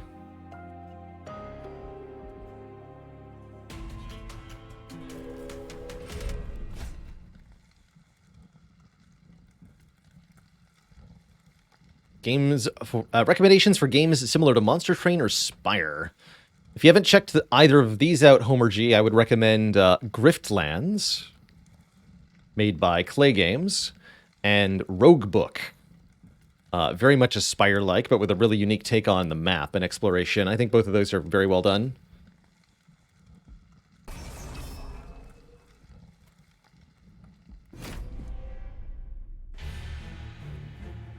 I've heard good things about Beneath Oresa. I think that one's still in early access at this time.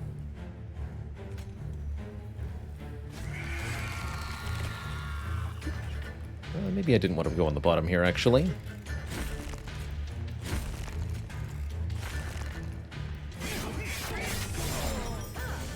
No, I didn't. Definitely did not.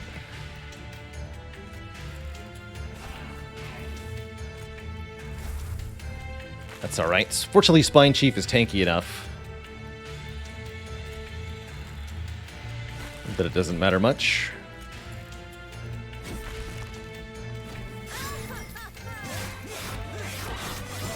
How's it going, King of Steam? Only basically every day.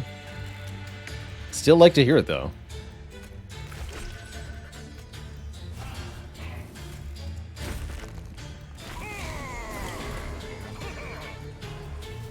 Boop.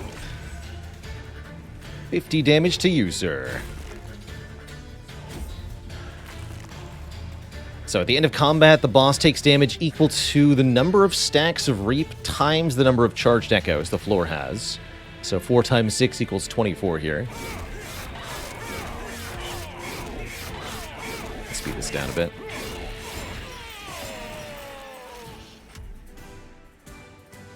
We get some card rewards. Infused Shelter. Pretty tempting. This gives 2 charged echoes, note, because of the Bog Slime.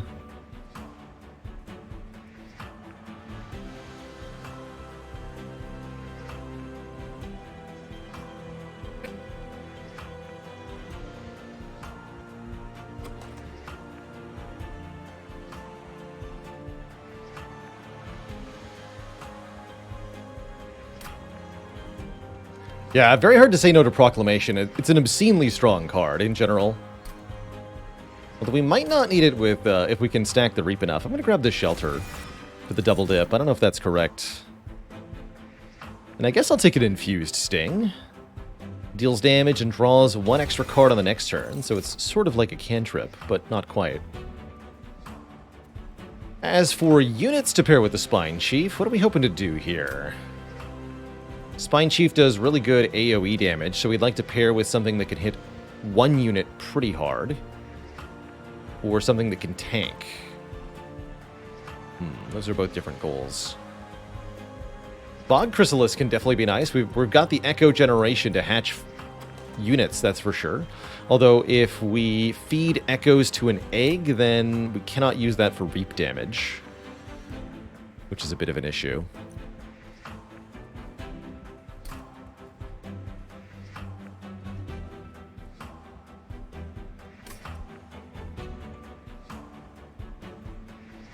To get both of the Echoes before it gives the armor. I think only 1.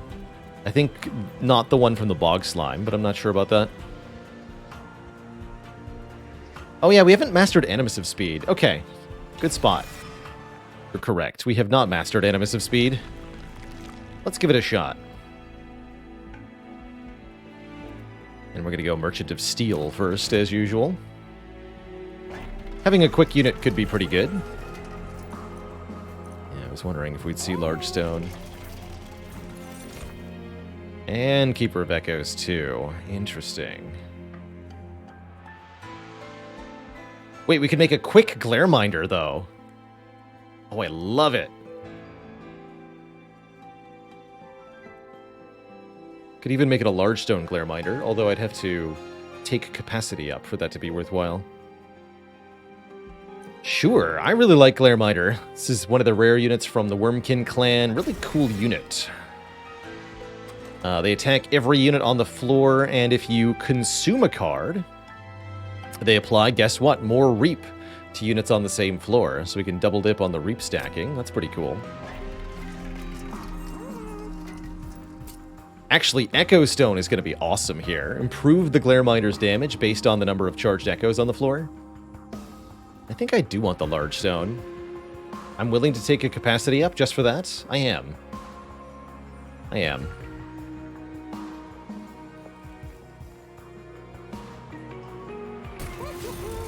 Let's do it.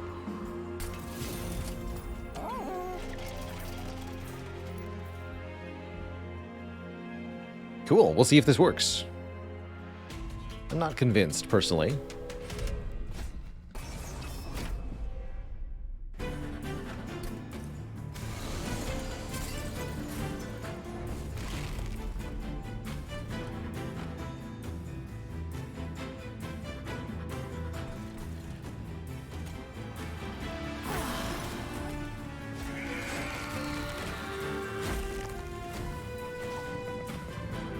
Spike Trail was a bad idea? Nah, I think we're okay here. Like, we're going to take some damage from it, definitely, but because of the Large Stone, we're completely okay.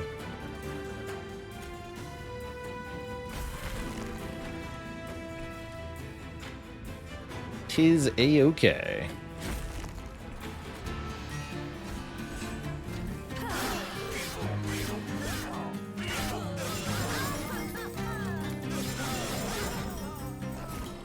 As you can see.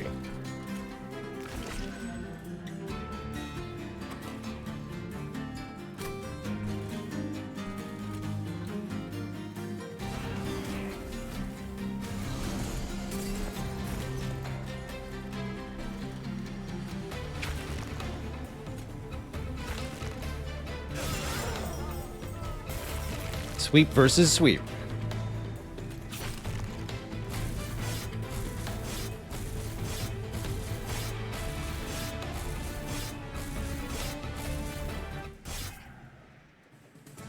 See? No problem. Ooh. Downing Echoes is, again, very, very nice for a couple reasons. Echo Infusion could get us some health, which is important, though, to be able to survive enemy offense. Let's grab the survival card. This is good. This is okay. Take Invigorating Solution. Another Consume card that also draws more cards on a future turn. Merchant of Magic or Artifact? I guess Merchant of Magic's pretty good. We could add Consume to things. We could upgrade the cost of things. Sure. What's the temple got? 30 magic power. No good targets for that.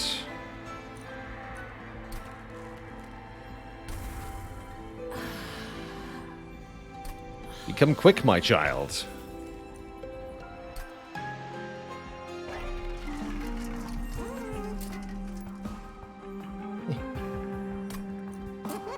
Mediocre. He should be free, though.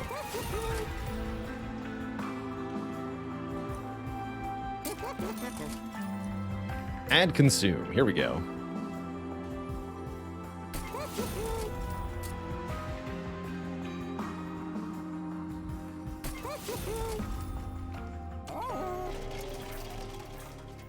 If you infuse a card, can you still master it? No. No, the sacrificed card is gone from the deck. Oh, we could take Spike Driver Colonies. Interesting. I don't think I want your offer today, Hef. These are two self-duplicating cards. The idea is you take the card, upgrade it, and or infuse it, and then start duplicating it. We did get 30 magic power, actually. That's pretty good on the automatic rail spikes.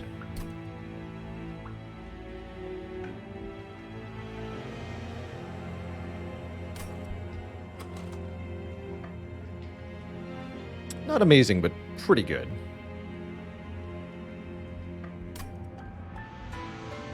I don't feel like doing it today.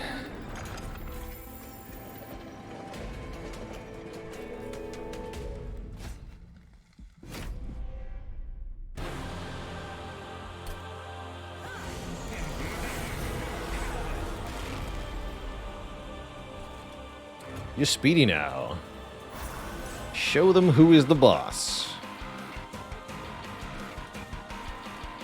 We are the boss.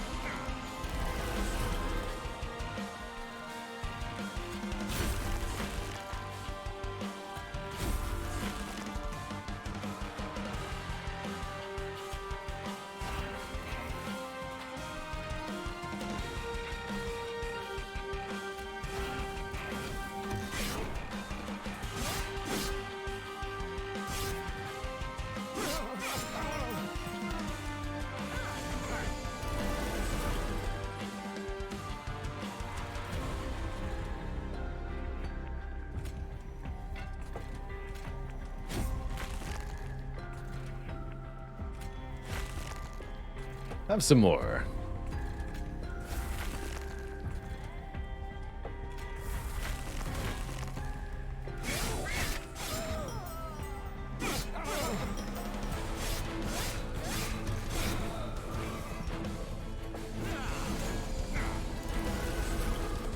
Both spells and units are allowed to be infused.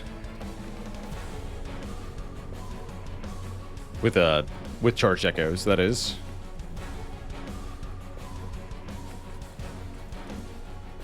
Etch activates upon consuming a card. That's correct.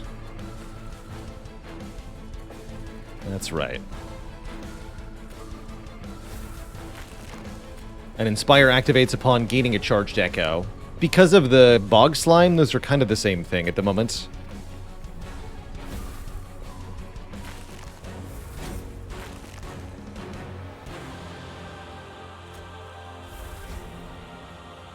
Look at that. 300 damage from Reap. 10 charged echoes times 30 Reap stacks.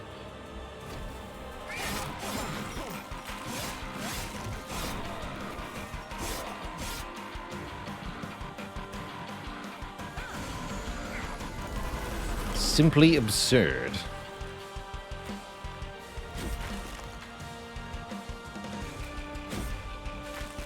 R.I.P. Mr. Daedalus.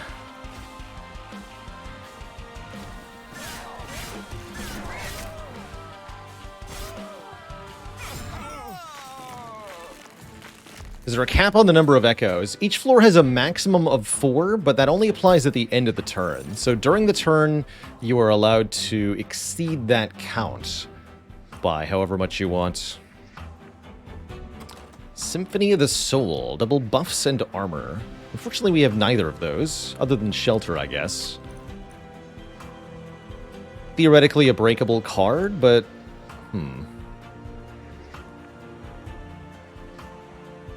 I don't see what it's doing for us at the moment.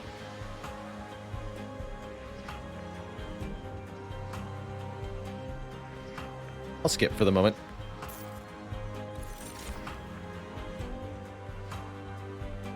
Some more unmastered units. First of Kin gets a damage bonus on Etch. Kin Host Carapace gets bonus stats when played based on the number of echoes. Both of those are fine and all. We have our 2 units. I think that's what we're going to try to win with, is just the 2 that we have. In order to fit them on the same floor, we must take Light of Seraph, +1 to our unit capacity. Is that actually going to work out for us in practice? I am not 100% sure.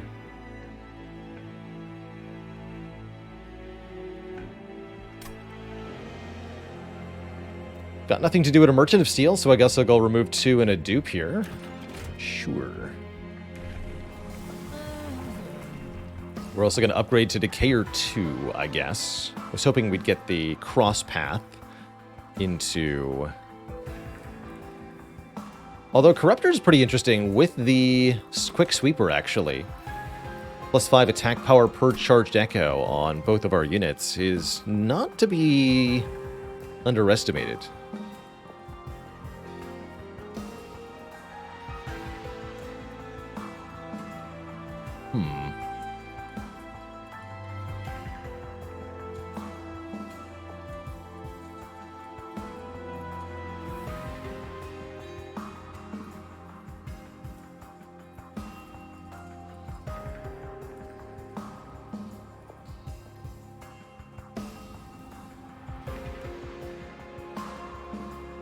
Yeah, more Reap is also not to be underestimated.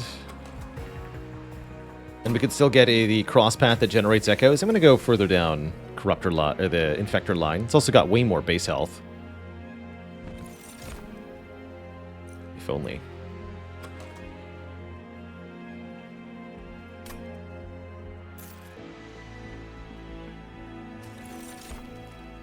Units cost -2. Not that helpful.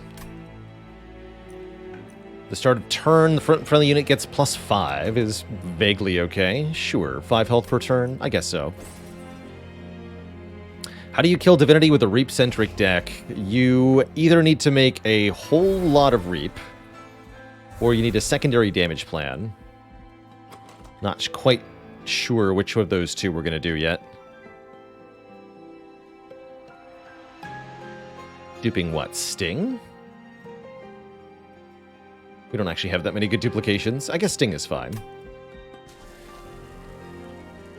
It's 2 echoes one time.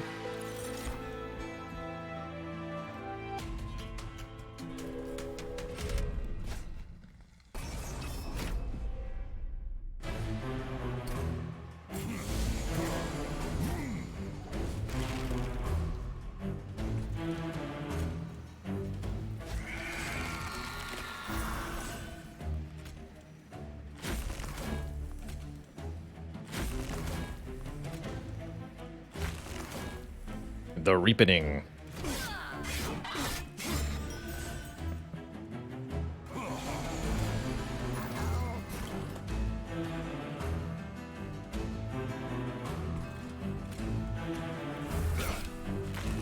Reap 3+3+2 for playing one card.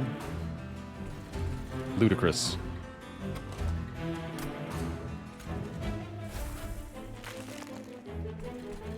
Simply ludicrous.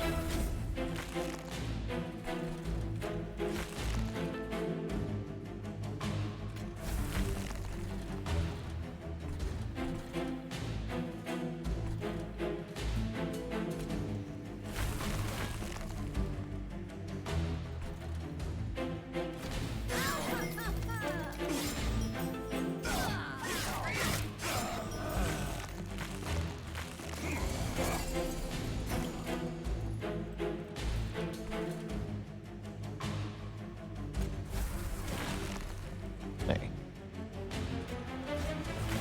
There we go.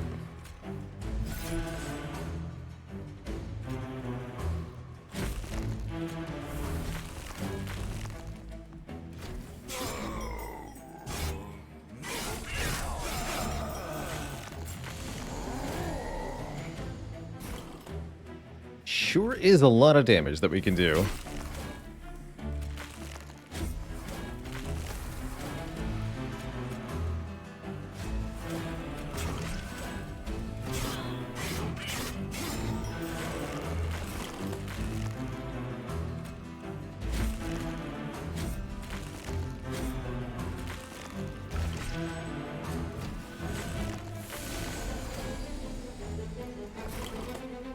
Final wave. Fight.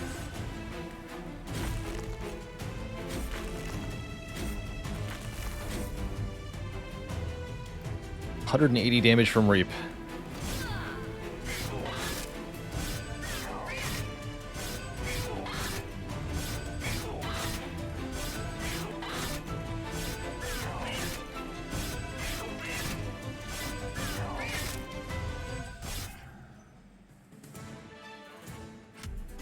Cool. I'd say this is going pretty well. Another total recall. This time infused for making even more echoes and consuming more cards. Problem is, after a little while, we run out of cards. Power of Knowledge might be something. 15 damage per spell in the consume pile. Currently something we're doing lots of.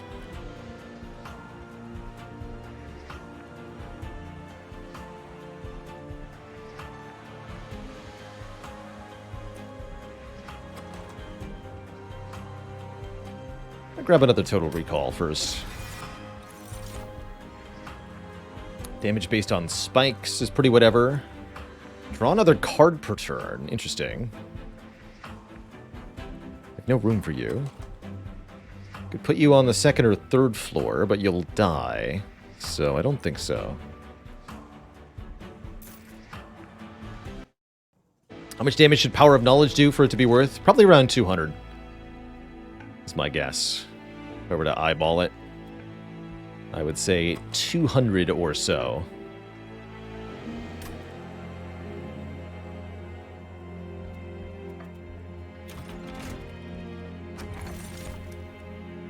Free upgrade, or cards with consume have a chance to be discarded instead. What's the phrasing here? When a spell with consume is played, gain 1 charged echo.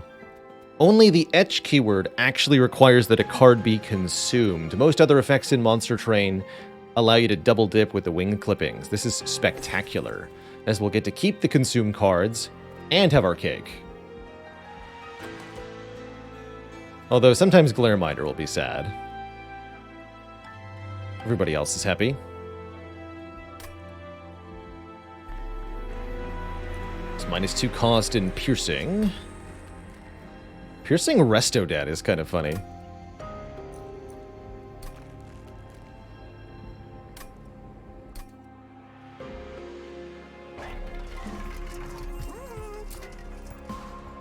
Can remove Consume from a card, although now that we have the wing clippings, I don't think that's something we want to do. Let's add Consume to a card. You, Consume now.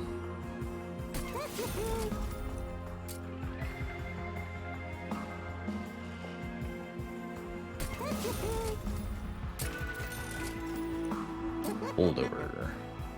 Holdover Echo Infusion, not a bad idea.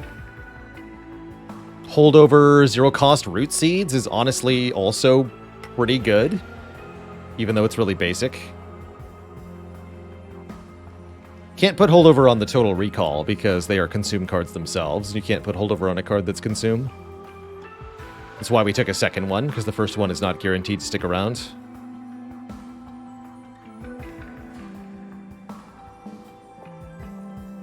I think we might need the defense scaling of this. Let's do it.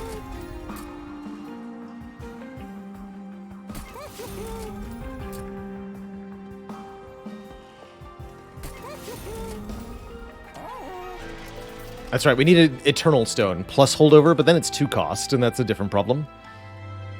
So, it's not the kind of... You need 3 upgrade slots, or you need a different card to work with. It's not quite enough on its own.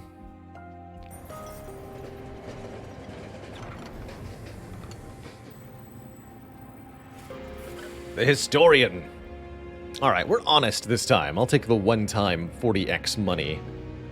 Petty Theft did a good job last time, but you showed up much later this time, Mr. Historian.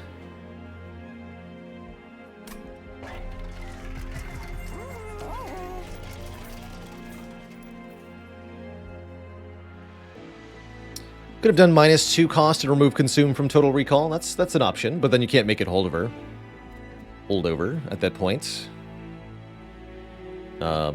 Mostly I'm thinking wing clippings is going to obviate the need to remove consume from anything.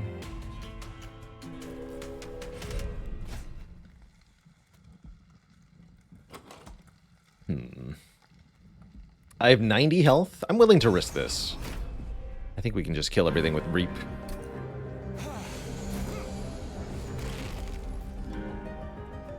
Although that would be more reason not to deploy on the bottom here. If we wanted to kill everything in one turn, we better go top floor, huh? Suppose we'd better go top floor then. Love the music in this game so much. Preserved.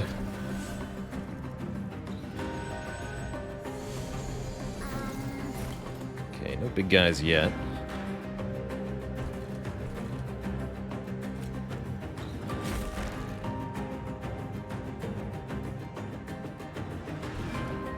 Some more Reap here. Although having more echoes up top is just as important. This way.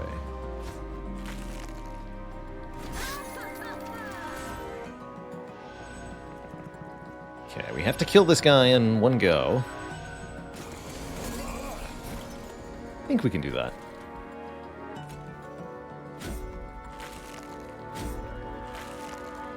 Definitely. Time to consume some cards. Easy peasy.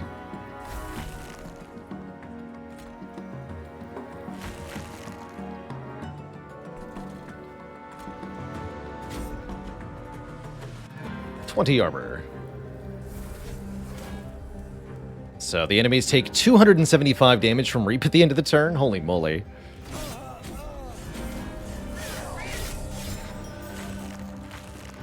Guess I needn't have worried.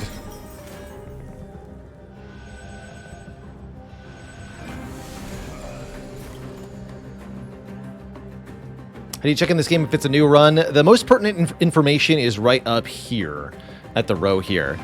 On the far left here, these 2 icons indicate which clans we're playing.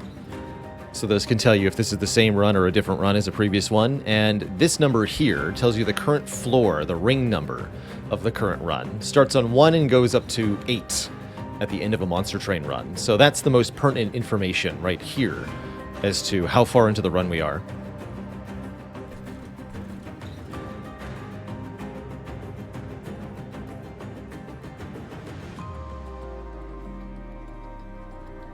So that can help.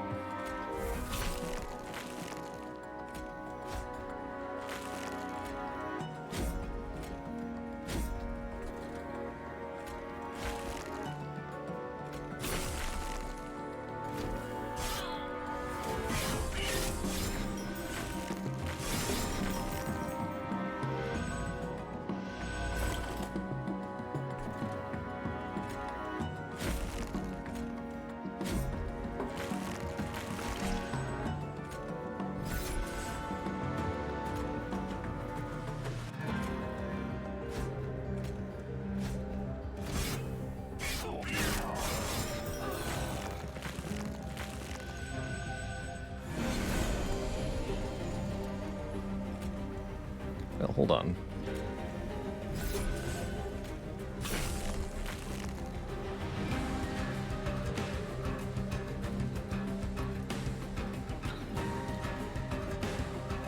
If this guy lives on 2, then he's actually at full health because of Heaven's Seal.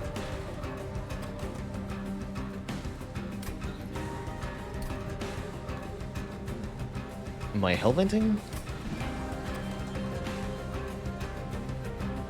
We have some pretty good cards to duplicate.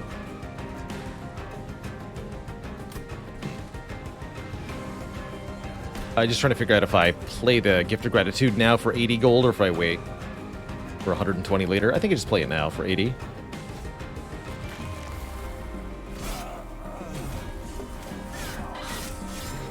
Seven Hawk, thank you so much for the 4 months. Greetings from the YouTube. Loved the birthday Spire run. It was a blast to make that content. Really good time.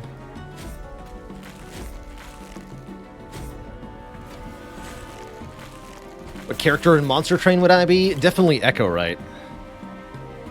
No, no, no, no, no.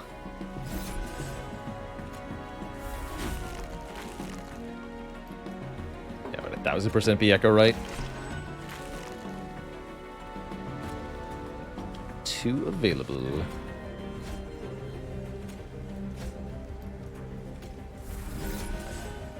If I'm going down, you're coming with me, Mr. Boss. Everybody dies.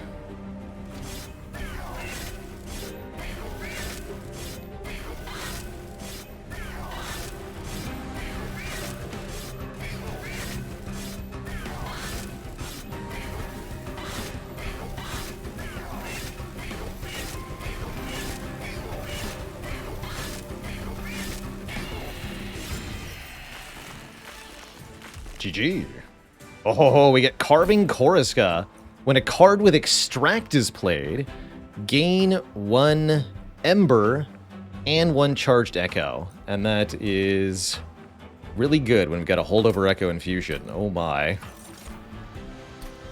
Divine Temple, come on, Spell Chain. Please one-time Spell Chain. Power of Knowledge is back and a lot better. There's also Return Soul, letting us get a specific card from the discard pile to apply Infused and Consume on. Got some seriously broken nonsense happening.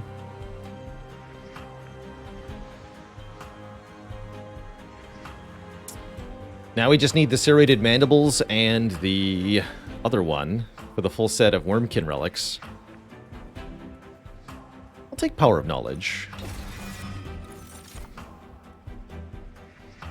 Restore to full health could be nice. Let's take this. We're able to get a lot of max health, especially if I duplicate the Holdover Echo Infusion, which I might be about to do.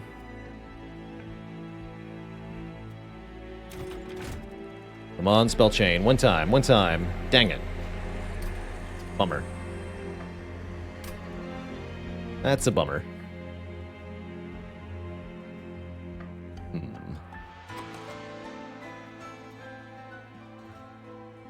Don't have enough shards.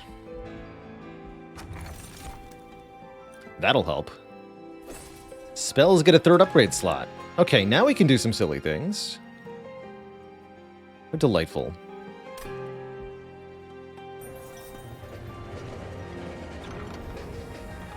And we're offered the major and minor refractions again. Oh, interesting. Oh, I think that changes what I do here, actually.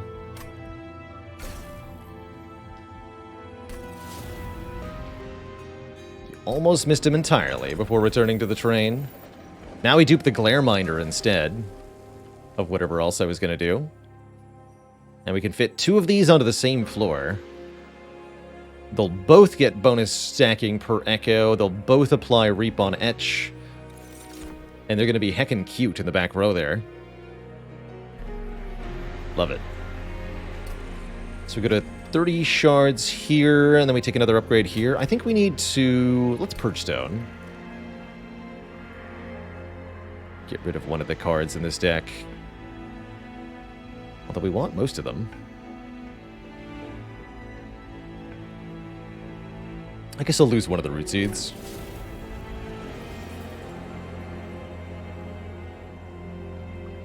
Cool. That should be enough. We could even dupe him a second time for 15 more shards. That'd be really cute. Triple Glareminder. I like it. I like it a lot.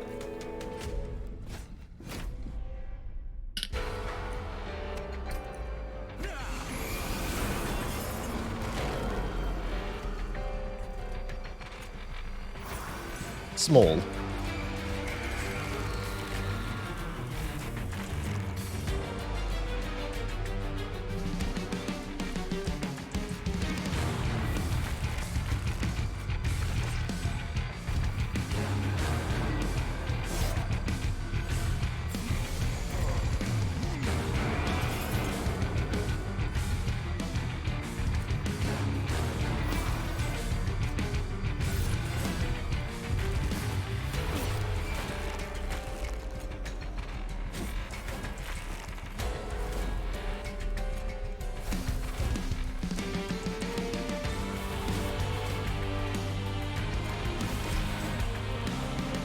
.48 Reap, 500 damage to Arcus on turn 2 from Reap. That's a lot.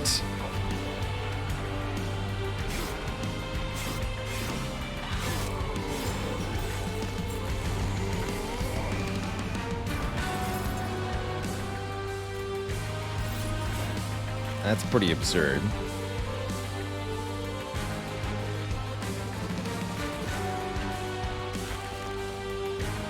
Just keep them coming.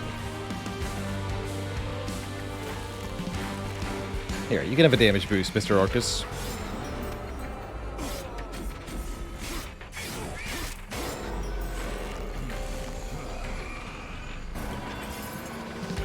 Oh, but we get penalized for playing spells on the bottom floor, and that's a true shame.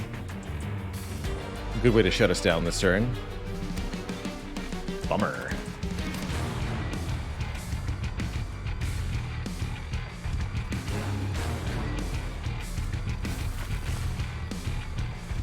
Guess I won't be playing those.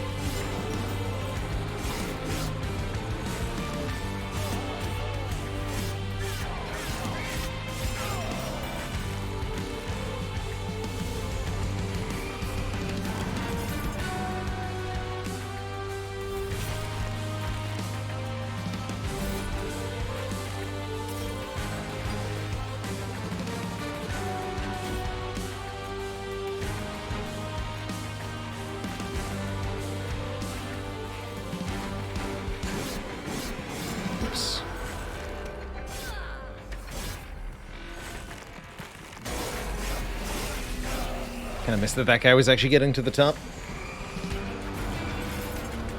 My bad.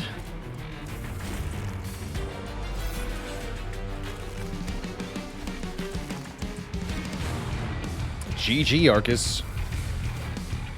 GG.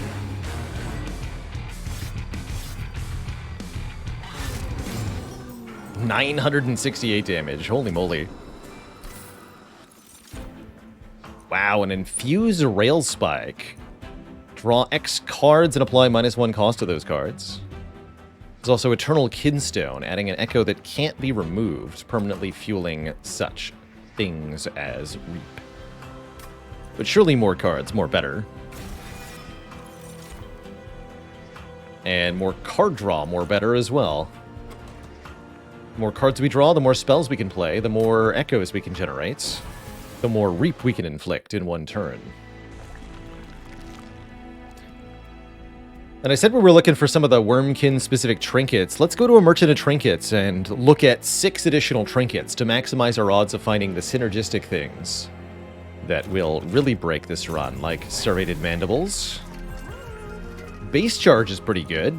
Add 2 echoes to each floor. It's going to make the Reap more powerful more quickly. Let's take that, I think. Although then I can't reroll and afford the reroll, right?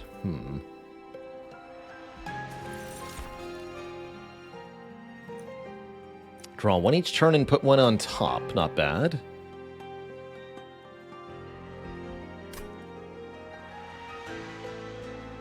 Cursed Vines is okay. I'll take Cheater's Hand. And we do have to choose Corruptor versus Decayer. Reap 5, or friendly units get more attack power per charged echo. That's going to make the quick sweep a lot deadlier. Let's go Corruptor for the third upgrade. Infuse Nexus Spike with the essence of 2 spells. Create 1 spell that is 2. Okay, can't choose Rail Spike. Fair enough. Fair enough. But I could do double Echo Snare.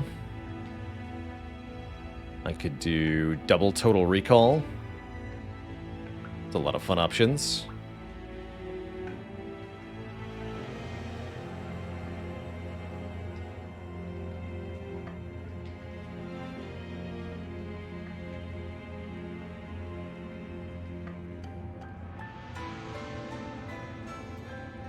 You'd use this event to remove a card? I don't think I agree.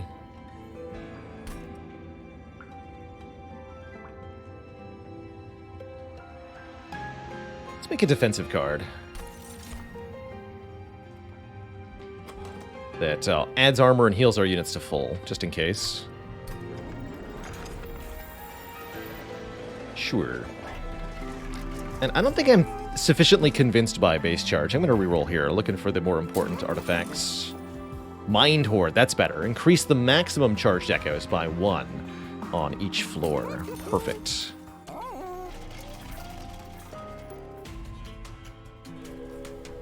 Since we're definitely hitting the cap a lot of the time. How do we feel about Retribution? Spikes 5, a little spooky, but I'm not afraid. We have 2 spells that heal the full, so we can keep the sweepers pretty healthy here. Speaking of, there's one right now.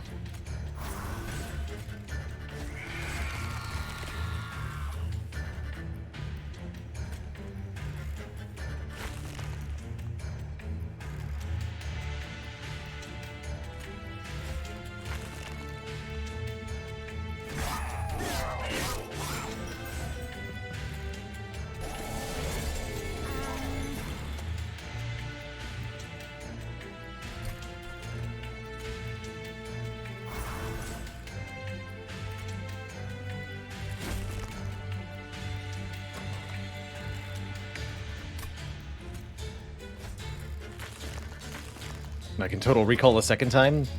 Hitting Total Recall, that's amazing. Because of the wing clippings. These are really good. Crazy.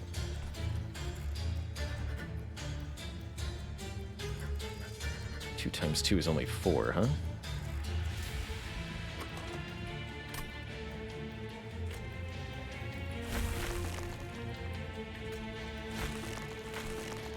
You still have to die.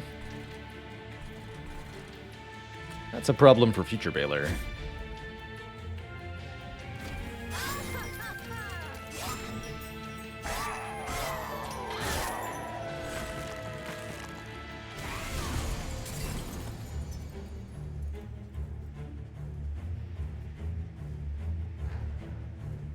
Okay, this could be useful up top.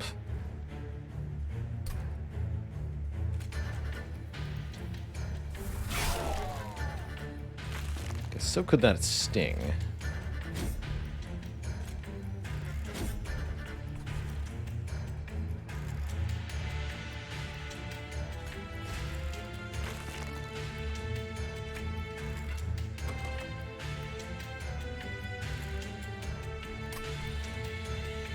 They're fine.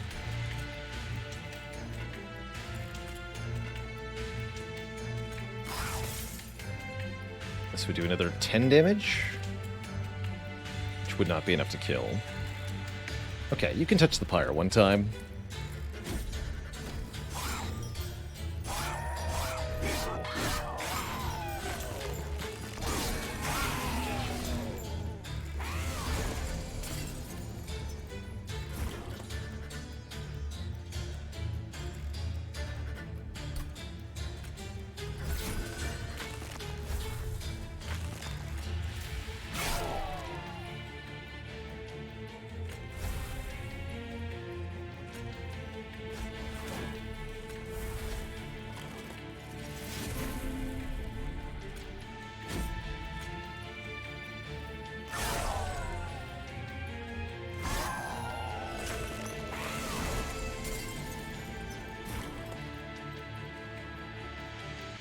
There we go.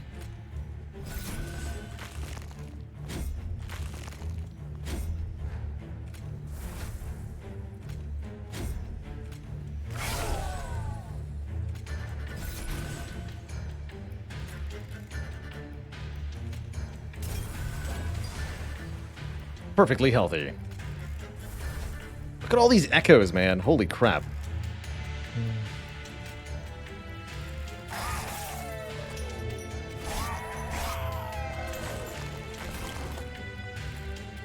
Simply ludicrous.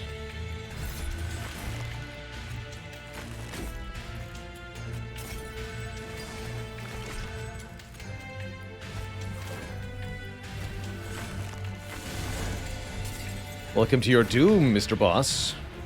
We actually already beat this thing without even applying any reap at all. What if I do apply some reap?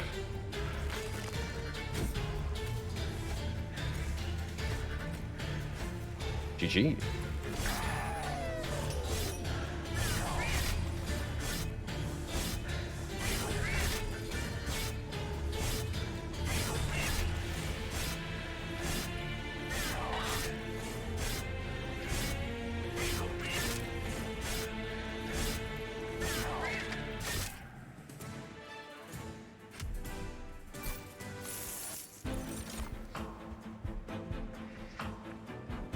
Be nice for dealing with Divinity, although I don't think we're going to need it.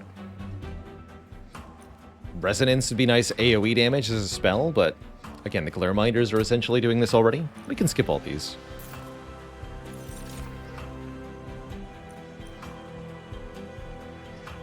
Engraft and Ensnare have their uses. I'll take an Ensnare, so we can slow down one enemy unit if we need to. And are we going triple Glare Minder? I definitely don't think we need to, but it would certainly crush the final boss pretty decisively. Might as well, huh?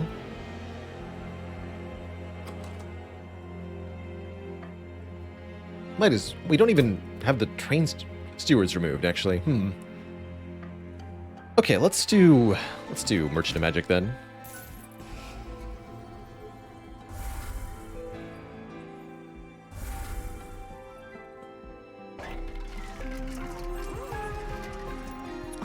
No. There it is, Decayed Decoy. Add 1 stack of Reap each time it's applied.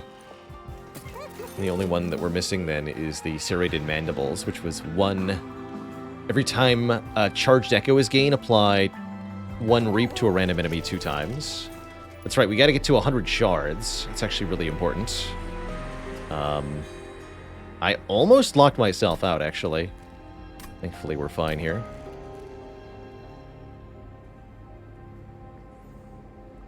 Guess we do this now. Yeah, exactly. We could have fused the stewards together, but I removed them very zealously. Thankfully, I didn't miss the 100-pack shard requirement. But that could have been a case where I did. It was close.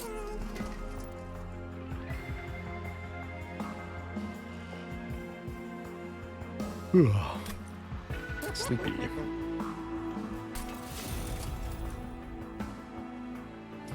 Those were both spell damage. Would I have been able to do it? Yes, because of Restoration Detonation, thankfully. And various other things. Yeah, we could have done it on anything. Because it works on heals, too.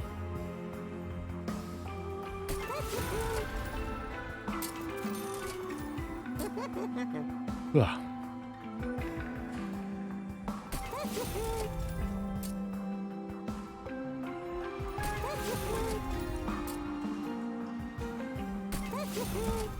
It's the highest shard count I've managed to win with. We've had a 200 shard win.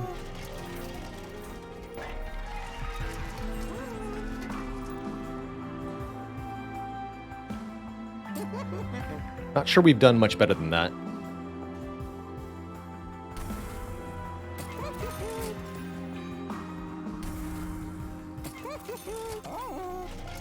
Removing spells might not actually be helpful.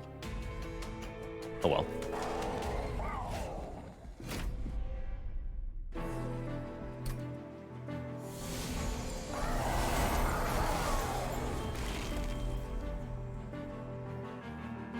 Oh yeah, we could have done improved Firebox and innate Rail Spike there. I agree, that would have been pretty good. That would have been very good. How many turns do you think it'll take us to kill Seraph here?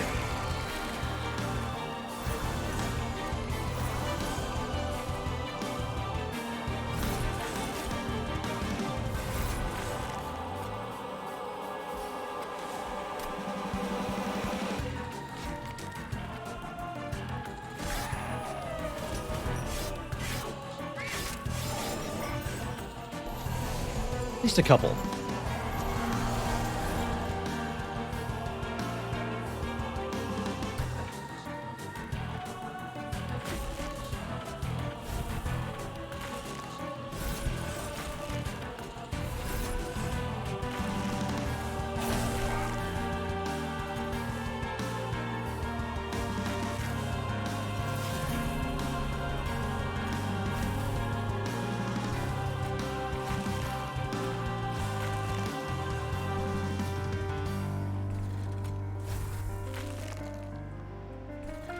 Oh, we got back the Rail Spike? Amazing.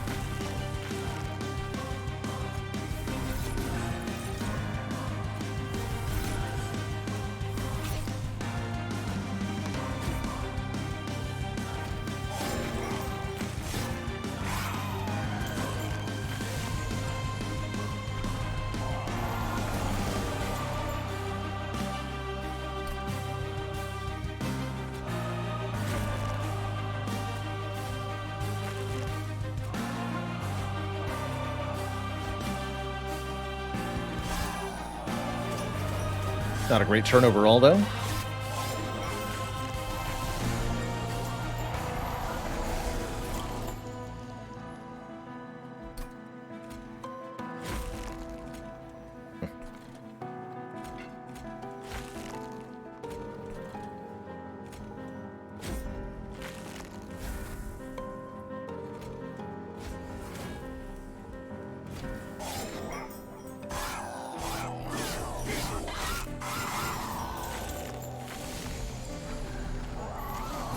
Yeah, we're gonna do 3,000 damage this turn. Let's see what we can do, though.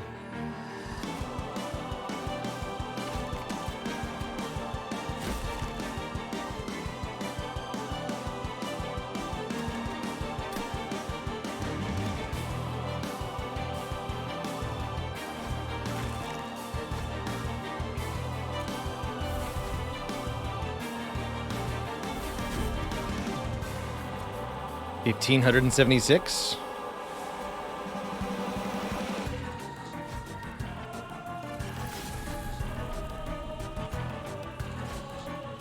$2,485. Wow. Not quite, but very close. Takes 129 times a large number. Jeez.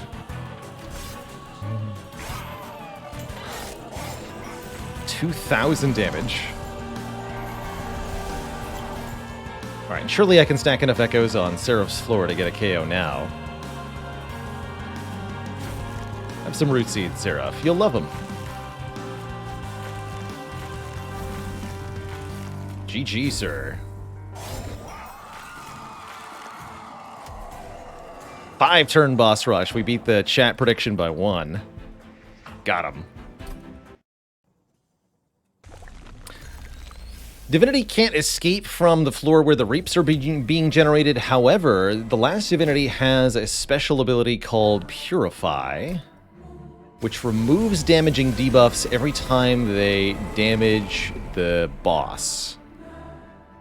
So we have a slight problem there, but only slight.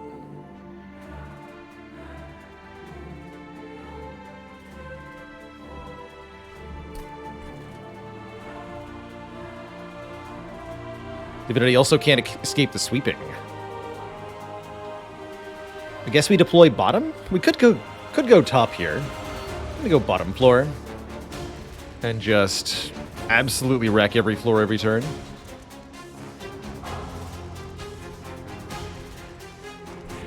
Could go mid. No, we don't have the... Oh yeah, we could go mid, actually. You're right. Because we're small. Take a little bit more damage to the front unit, but we get an extra turn. Sure. I'll go mid.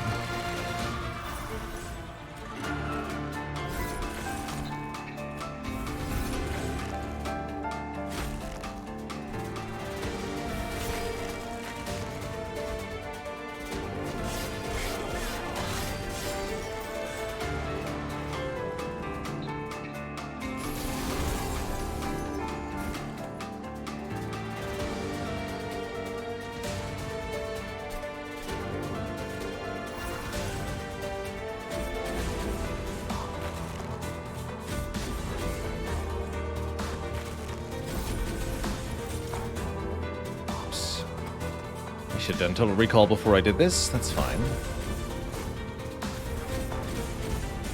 Worked out. Gonna do how much damage this turn? That number's getting awfully large.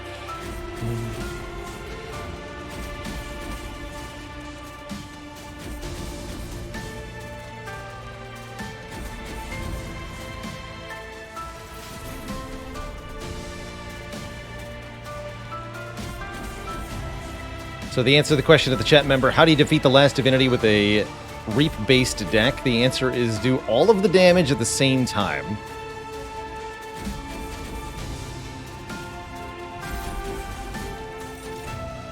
And you will get there.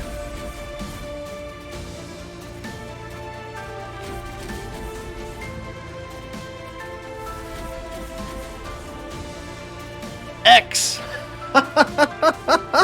Isn't this turn 2? It sure is.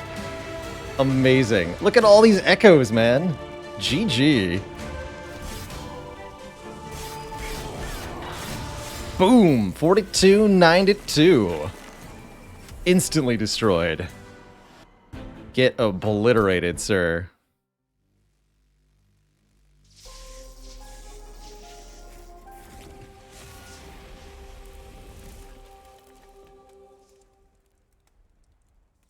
A good year. That's right. Well, you reap what you sow, I suppose. And in this case, we sowed a 70,000 score run. Not too bad. GG, Twitch chat. GG.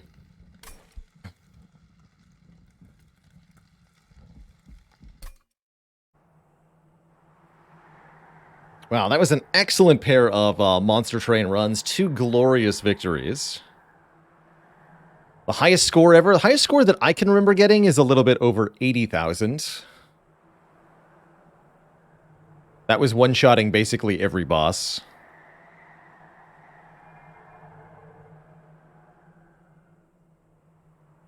The logbook might know, actually. 86,660. Although it looks like Zizivification managed to pull off a 92,000 score run at some point. It's amazing. Simply amazing. But yeah, here's our record. That's pretty good.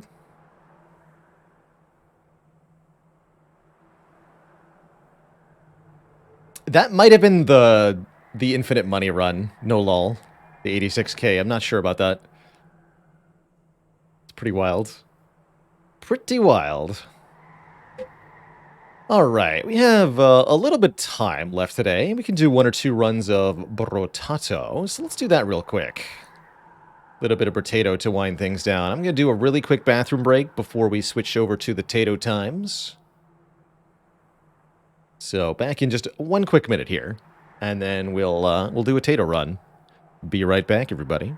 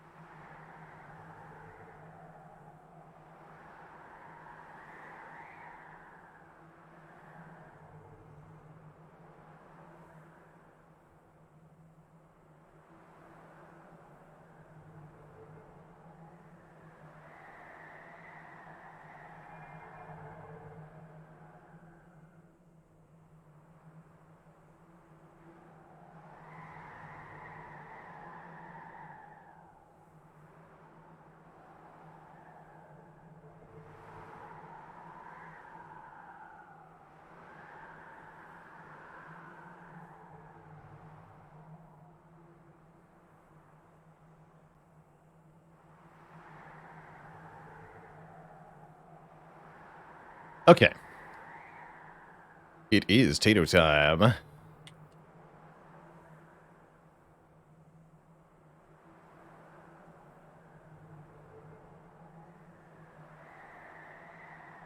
Brotato. See if we can get some more random difficulty 5 wins in the Tater game.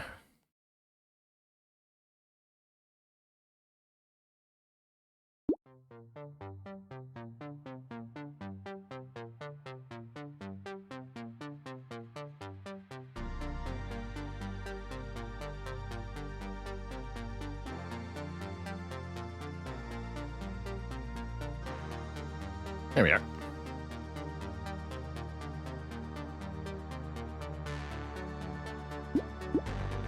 Just going to play a random character run on difficulty 5. We recently reset our save file for the 1.0 release of Brotato. Going to get a new Danger 5 win with every single character. And looks like we're starting with Bull. Bull is a rather unique character in that they have no weapons. Your only form of damage is running into opponents, causing Bull to explode for a base of 30 damage, and that'll improve as we improve our damage stats. Note, it's actually quite difficult to kill trees as Bull, as you have no way to directly harm them.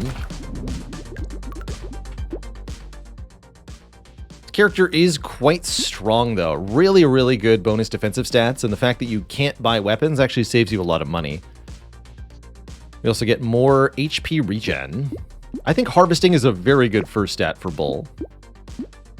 Harvesting gives you money and experience at the end of each wave. Range is also a stat that doesn't affect Bull at all, so a beanie is very good. Take this baby alien. That gives us 5% more enemies, which might be a little terrifying with Bull, but here we are. Turrets do shoot trees, Randy B. Yes, they do.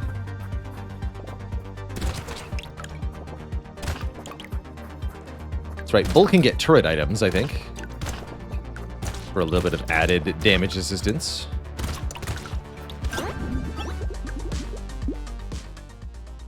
See you later, Cross Up MK. Thanks for hanging out. Armor's pretty good on Bull. Since you have to take damage to deal damage, you want to take as little as possible. And more Harvesting. Here we go. Baby Elephant deals damage to a random enemy when picking up a material. And Landmines. These are both ways for us to deal damage without actually having to take damage, which I think is pretty good. Baby Elephant means we want to take luck up. Lumberjack shirt. Probably pretty decent, actually.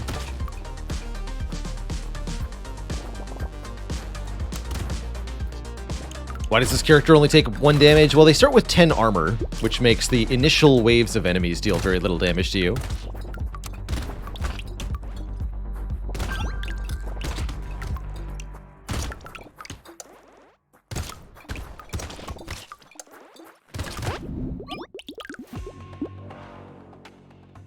Max health good. Harvesting better.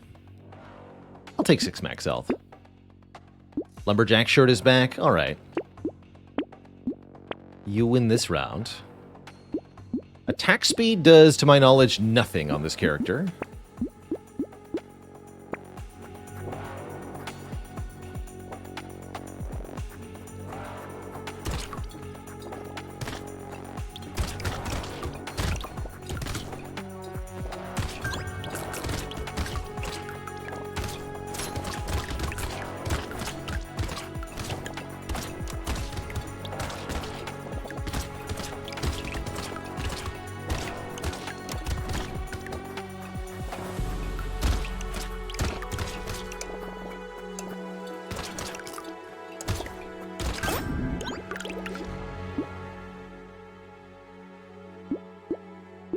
Let's grab some luck.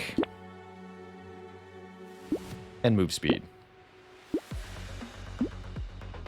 Defective steroids are very good. It's a damage up and a health up for no penalty. Toxic sludge is also a damage up. Sure. Explosion damage. Very important. All of our damage on Bull is explosion damage, so explosion damage up is very good.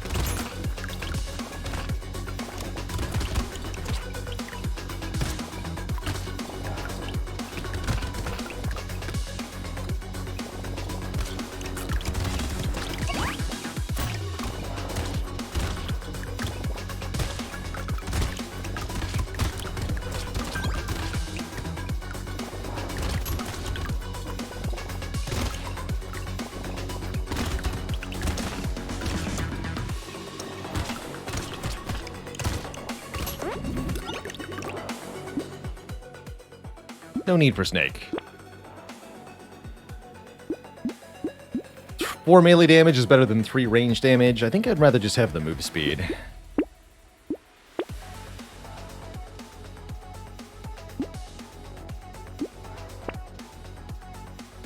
Not very many items are useful on Bull, so I'll take a recycling machine.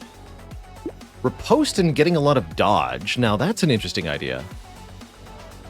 What a fun way to kill enemies that would be. Huh. Let's try that. Let's buy Riposte. Maybe we build dodge now. And at worst, it's still 2 melee damage.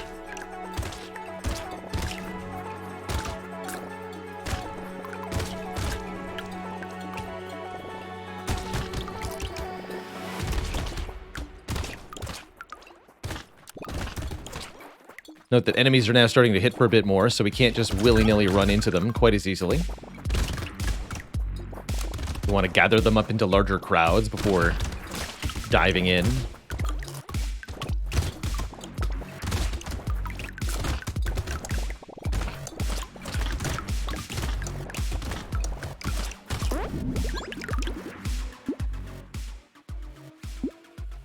Let's keep upping a regen. Regen. Okay, we have 40 regen now. That's pretty good.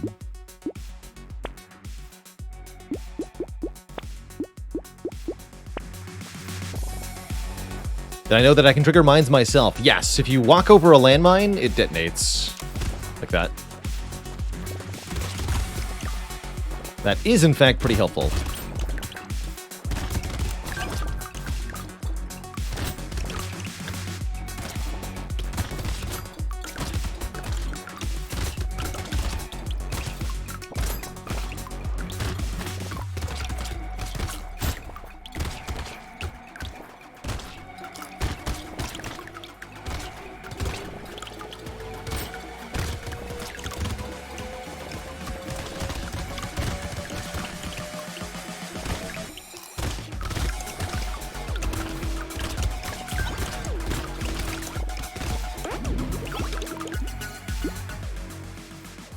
So neither of these stats do anything. Harvesting is okay, even if only 5. And let's start building dodge. I want to try it. Killing a tree spawns a turret. Pocket Factory. I like it.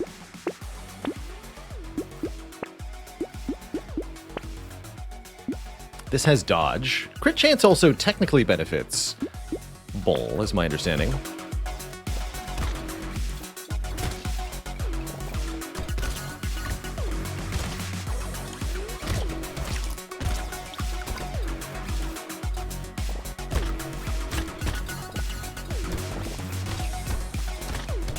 Now we definitely want the melee damage stat specifically.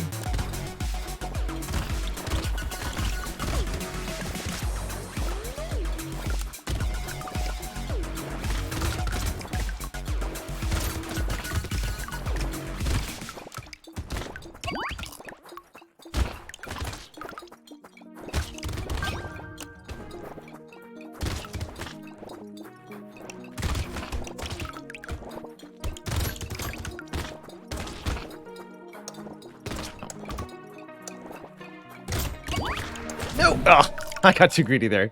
1 second left on the wave. Fair enough, fair enough. All right. I'll play somebody else. I don't want to play Knight. He's too easy. Ranger. Sure. We start with a pistol. And range damage modifications are increased. Somebody was asking me who revolver is good for. Let's try with Ranger here.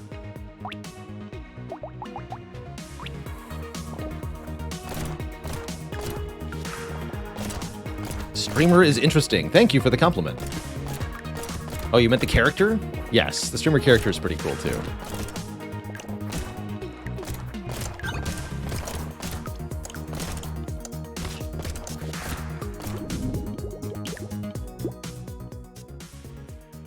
Let's see, so we get range damage mods up. Revolvers get increased range damage scaling with higher tiers, is my understanding. Let's add a little bit of range. Take an early scar.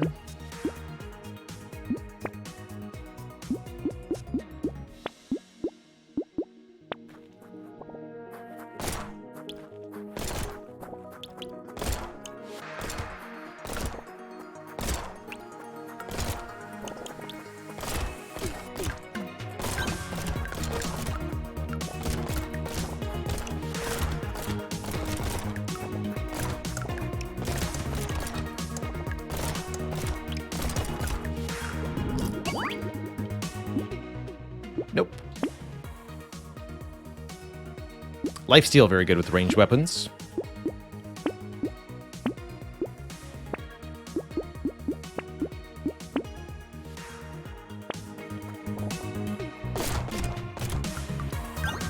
Pistols are pretty good early weapons just by virtue of being very cheap, so you can go up to 6 guns very quickly.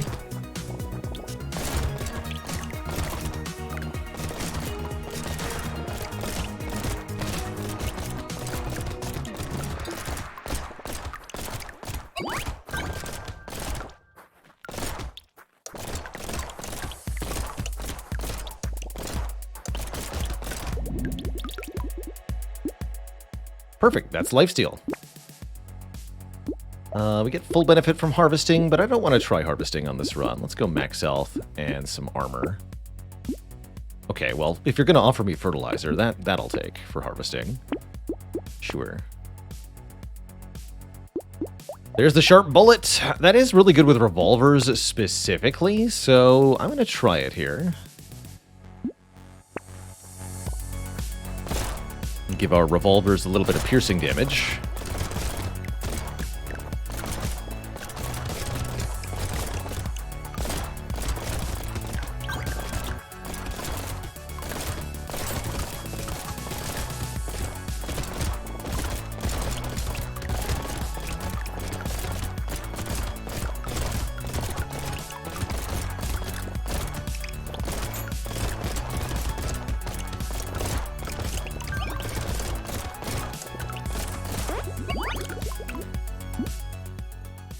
Essentially, it's good with anything that already has, that doesn't have pierce, and bad with anything that does already have pierce. That's the long and short of it. All right, 5 more harvesting, sure. It's good with medical gun, definitely. Do I want a shotgun? No, I just want more pistols for the moment. And apparently a lot of trees.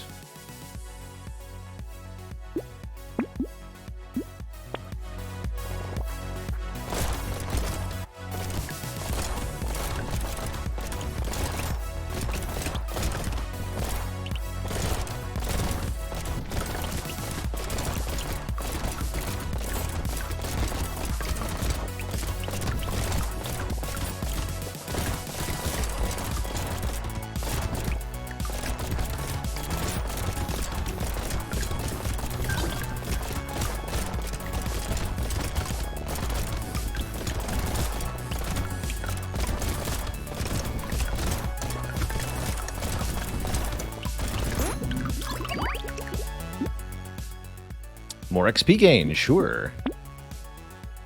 Really like to find our range damage up. Guess I'll just keep taking lifesteal for now.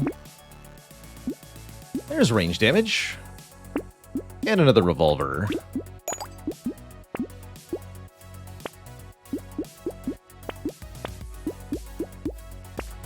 Just going pistols this run. Probably would be smart to add an SMG or a shotgun or something.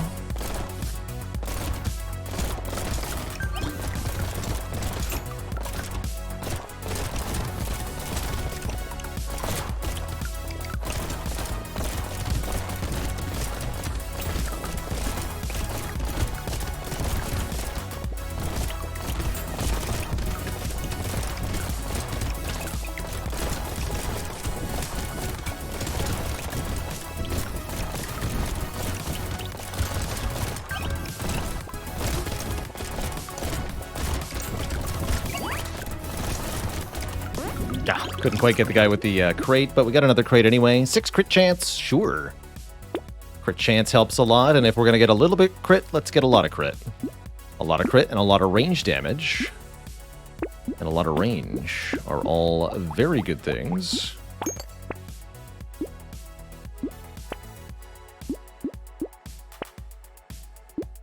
Pumpkin, really good with the bullet thing that we got. Wings are also quite exceptional here. Pumpkin's going to fix our piercing damage problem. Could take a blood donation. 1 damage per second for 40 harvesting, but it's awfully hard to stay alive if we do that. What are these weapons crit multipliers? ×2 on both pistols and revolvers. They're base crit weaponry. Not amazing crit weapons, but definitely adequate.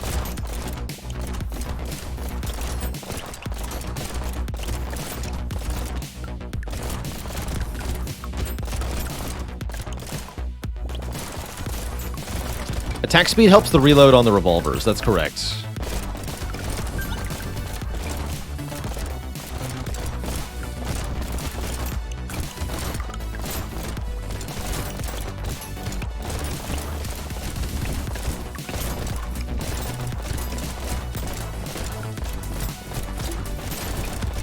Struggle a little bit with hordes, as you can see.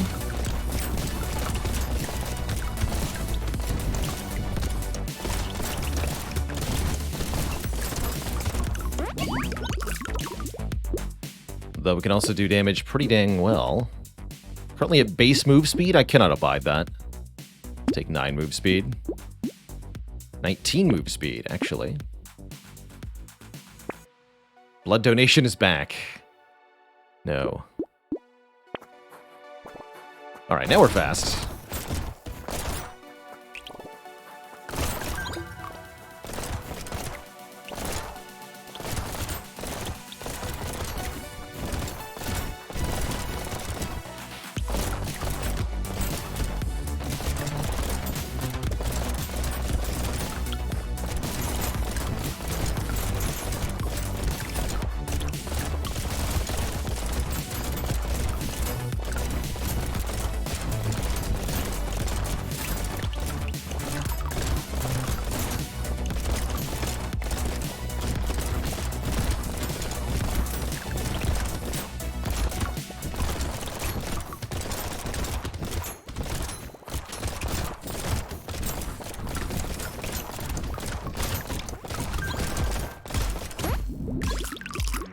Pretty good.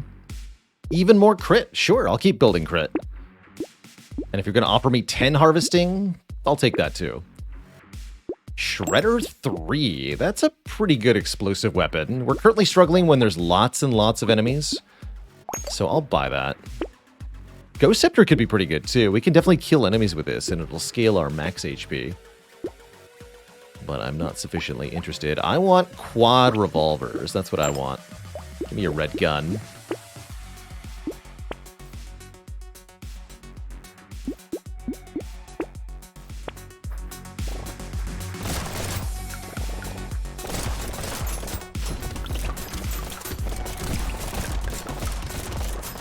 Pistol critting for 100.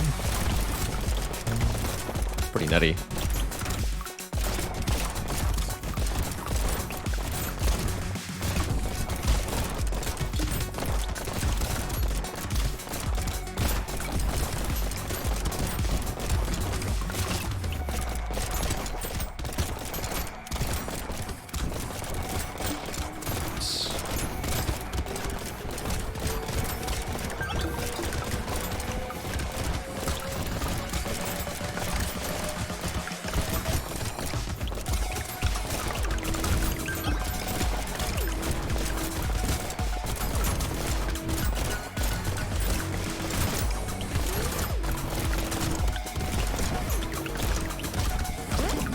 Good.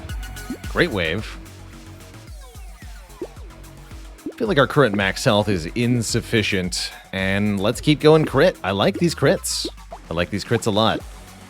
So Revolver 2, lower cooldown, lower reload speed cooldown, and higher ranged damage stat scaling. Also very thrilled to see another pumpkin here. Glass cannon. Okay. Only gonna take one of those. And power generator, another big damage up. We just improved our damage dramatically. We're gonna shred through things now. Even got better piercing damage too, so we're up to minus 40% on the pierce. It's actually better than normal pierce damage, despite the the sharp bullets. So everything gets destroyed now.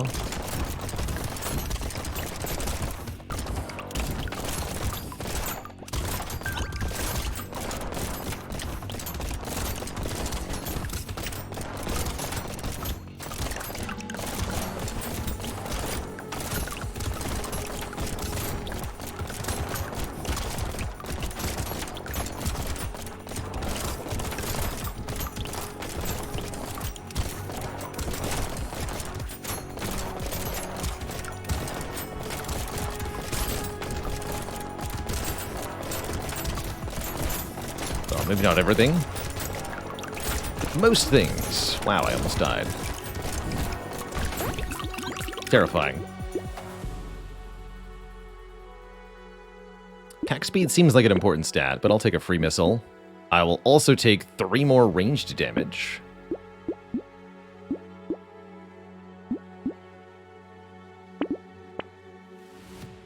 Okay, well, I'm not going to say no to minigun. I think that would just be silly. Minigun, you can come along. How about a purple SMG does 17 damage, whereas the minigun only does 8. Although the minigun fires twice as fast and pierces more enemies.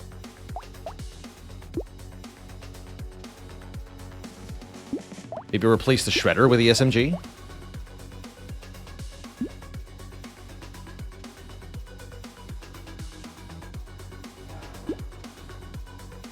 Nah. Dodge thing was last run, huh?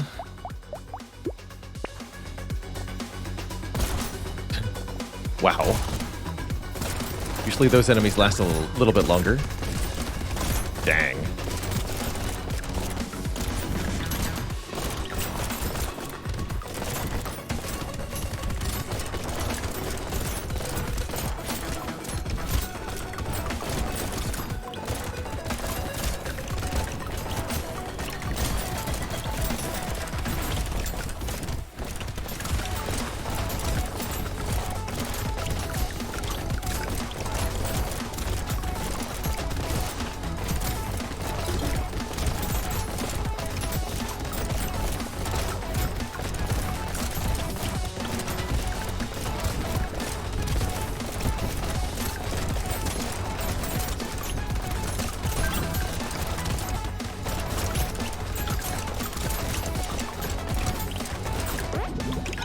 Beautiful. A free turret? I don't need it. Twice. But I do want more crit.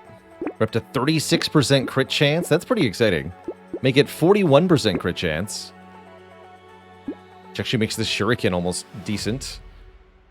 Although without the range damage stat, it is benefiting it. It's no good. Revolver 3, 165% range damage scaling.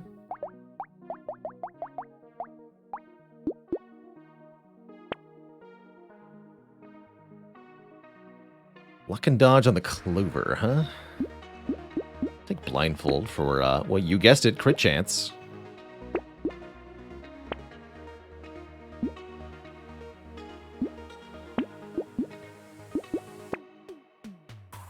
And this is excellent as it's more crit and more range damage.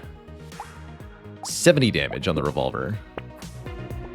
With a crit chance of 54% now.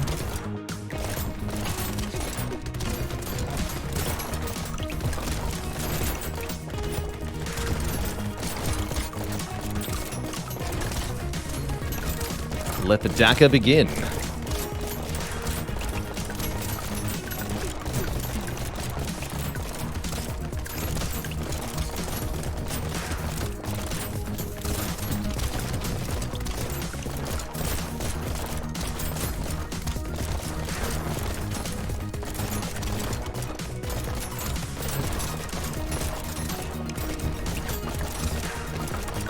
A little overwhelmed here.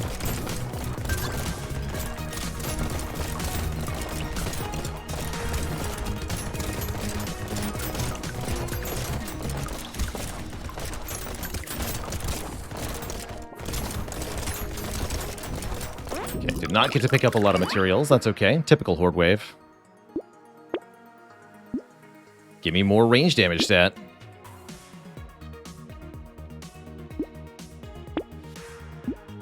Who needs a bowler hat? Not me.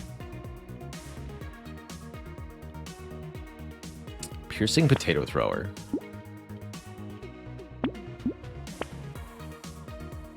Red shredder. Might as well. Explodes on every hit.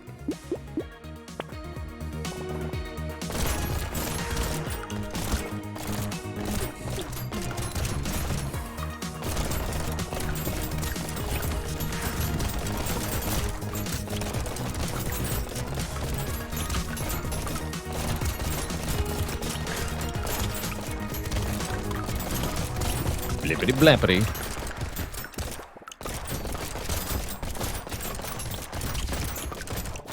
Try to pick up all the doubled materials from last wave here.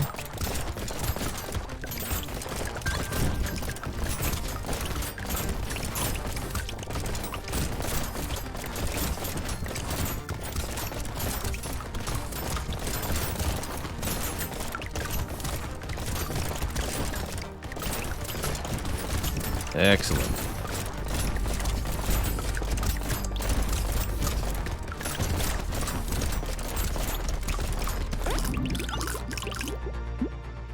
Attack speed, a stat we actually don't have yet. Let's start getting that. A rocket launcher, who needs it?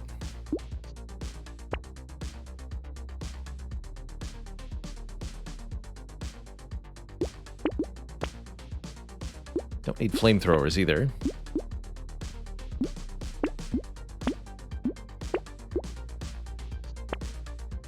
Bandana. Projectiles pierce through an additional target.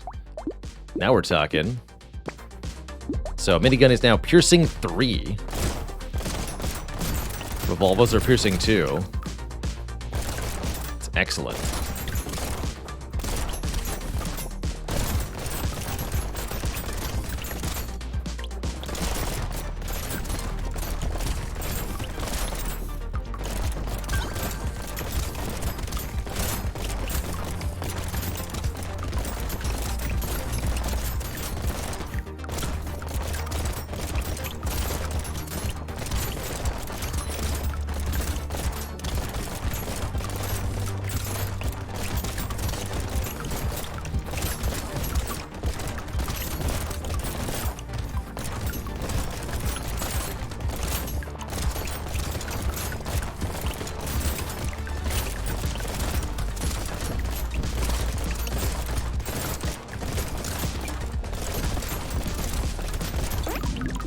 Although, note we are pretty fragile.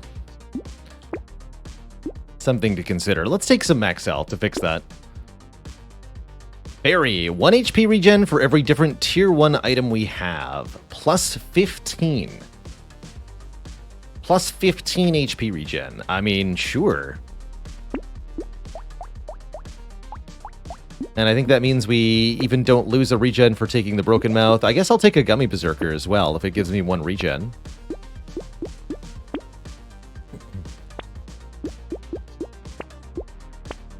Another pumpkin, excellent. This is 3 regen, sure.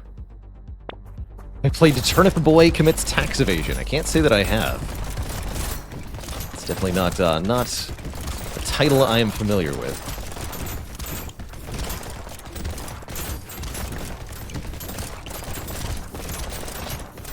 Hit me, don't hit me. No! Okay, good. Wow, glad we took the max health up, but we would have died without it. Elite is tough.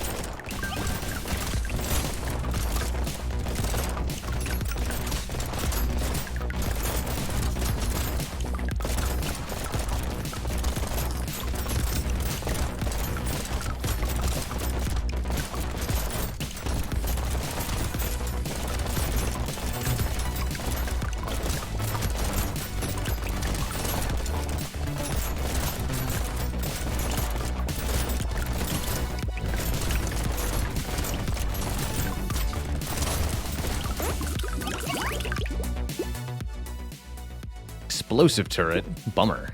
I was hoping for something a bit more interesting. Take some range. So now we're up to minus 25% damage on the Pierces.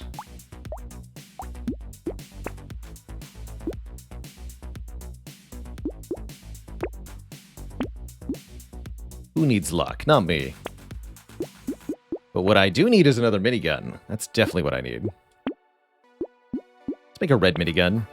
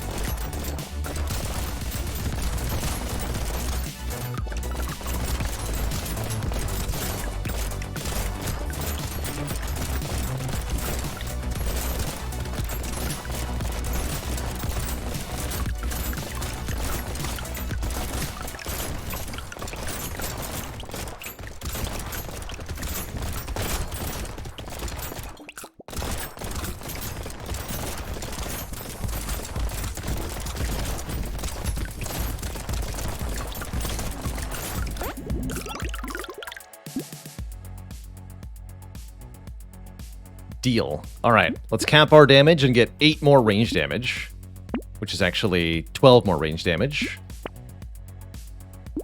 which means I can't take this 9 max health up.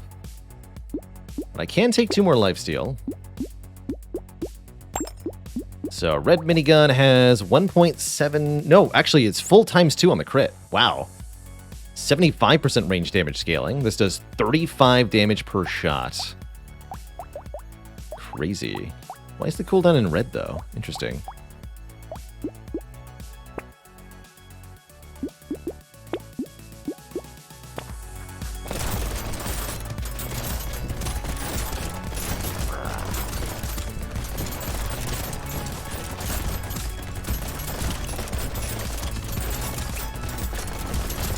So much for that elite.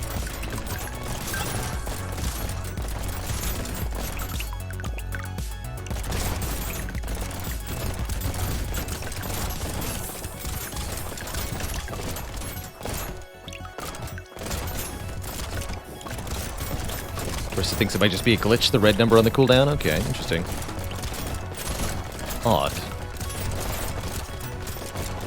That's right, J-Sank. You only get actual money in Brotato by picking up the money on the ground.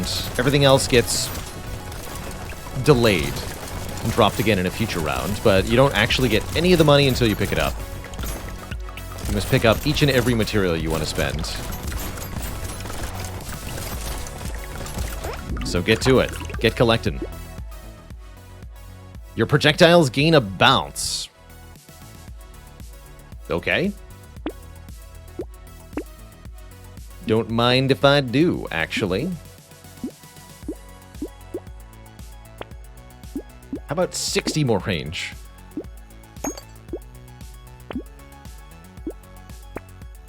Is bounce even good here? It might not be, actually. But I'm certainly taking it for the fun value. How did I get to 63 harvesting? Hello?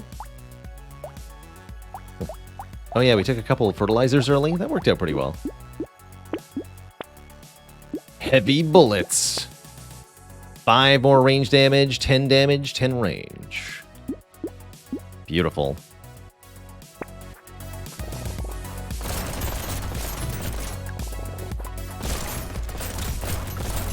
Yeah, so you can argue all you want about how good the bounces are, but I mean, just look at them. Need I say more?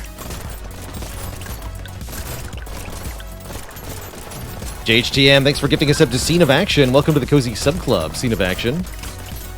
Paying it forward.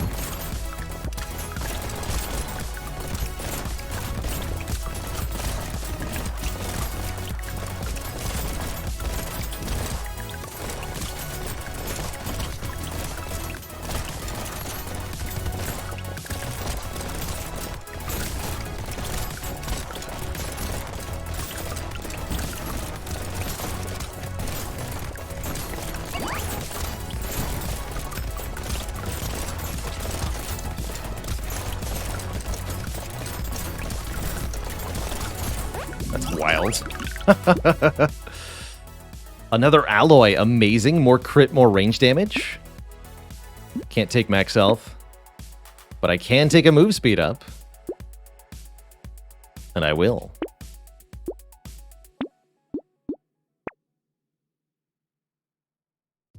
So now our purple revolver does 116 base damage. The pistol does 108.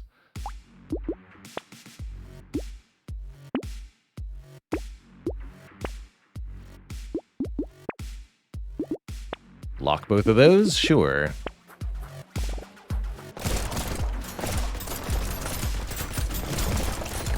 Nice bait. Wait, how much is the minigun doing? Yes, the minigun is indeed critting for 90. I did see that correctly.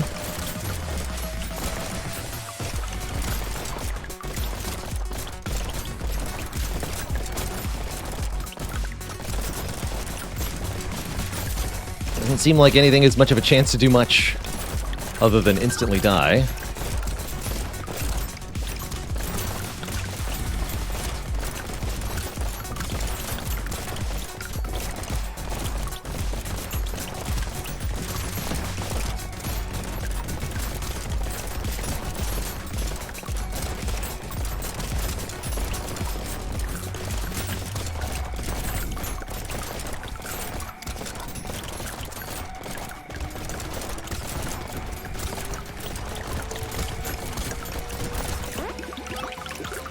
Adorable.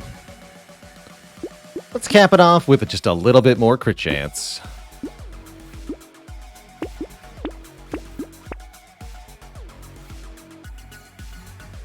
That tomato's not bad for the boss. Sure. And I'll take a banner for 10 more attack speed. Let's go wave 20. Boss time.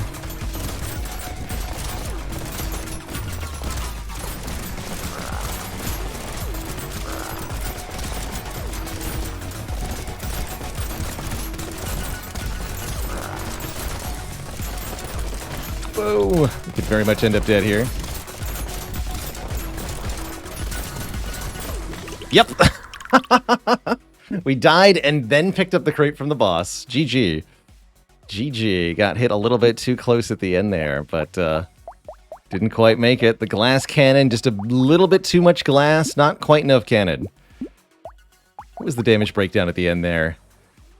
8,000 for the pistol, 11,000 for the purple revolver, 3K for the shredder, 21,000 for the minigun, and 10 and 12K. So the revolvers were outperforming everything except the minigun, which was clearly the best weapon. To no surprise there. GG. And indeed, good night. Unfortunately, Twitch chat, that's all the time I've got, so we are out of here. But I did want to say thank you so much for tuning in, for watching, for hanging out. We'll be back at it tomorrow. I've got some real-life stuff to handle tomorrow, so I think we might have a later stream start than usual. I'm not completely sure what exactly our start time is going to be, but I'd expect maybe 1 to 2 hours late. Tomorrow we're going to be continuing Tunic, playing that game blind and exploring World as a Little Fox. And probably doing some more Against the Storm tomorrow as well. That's the plan.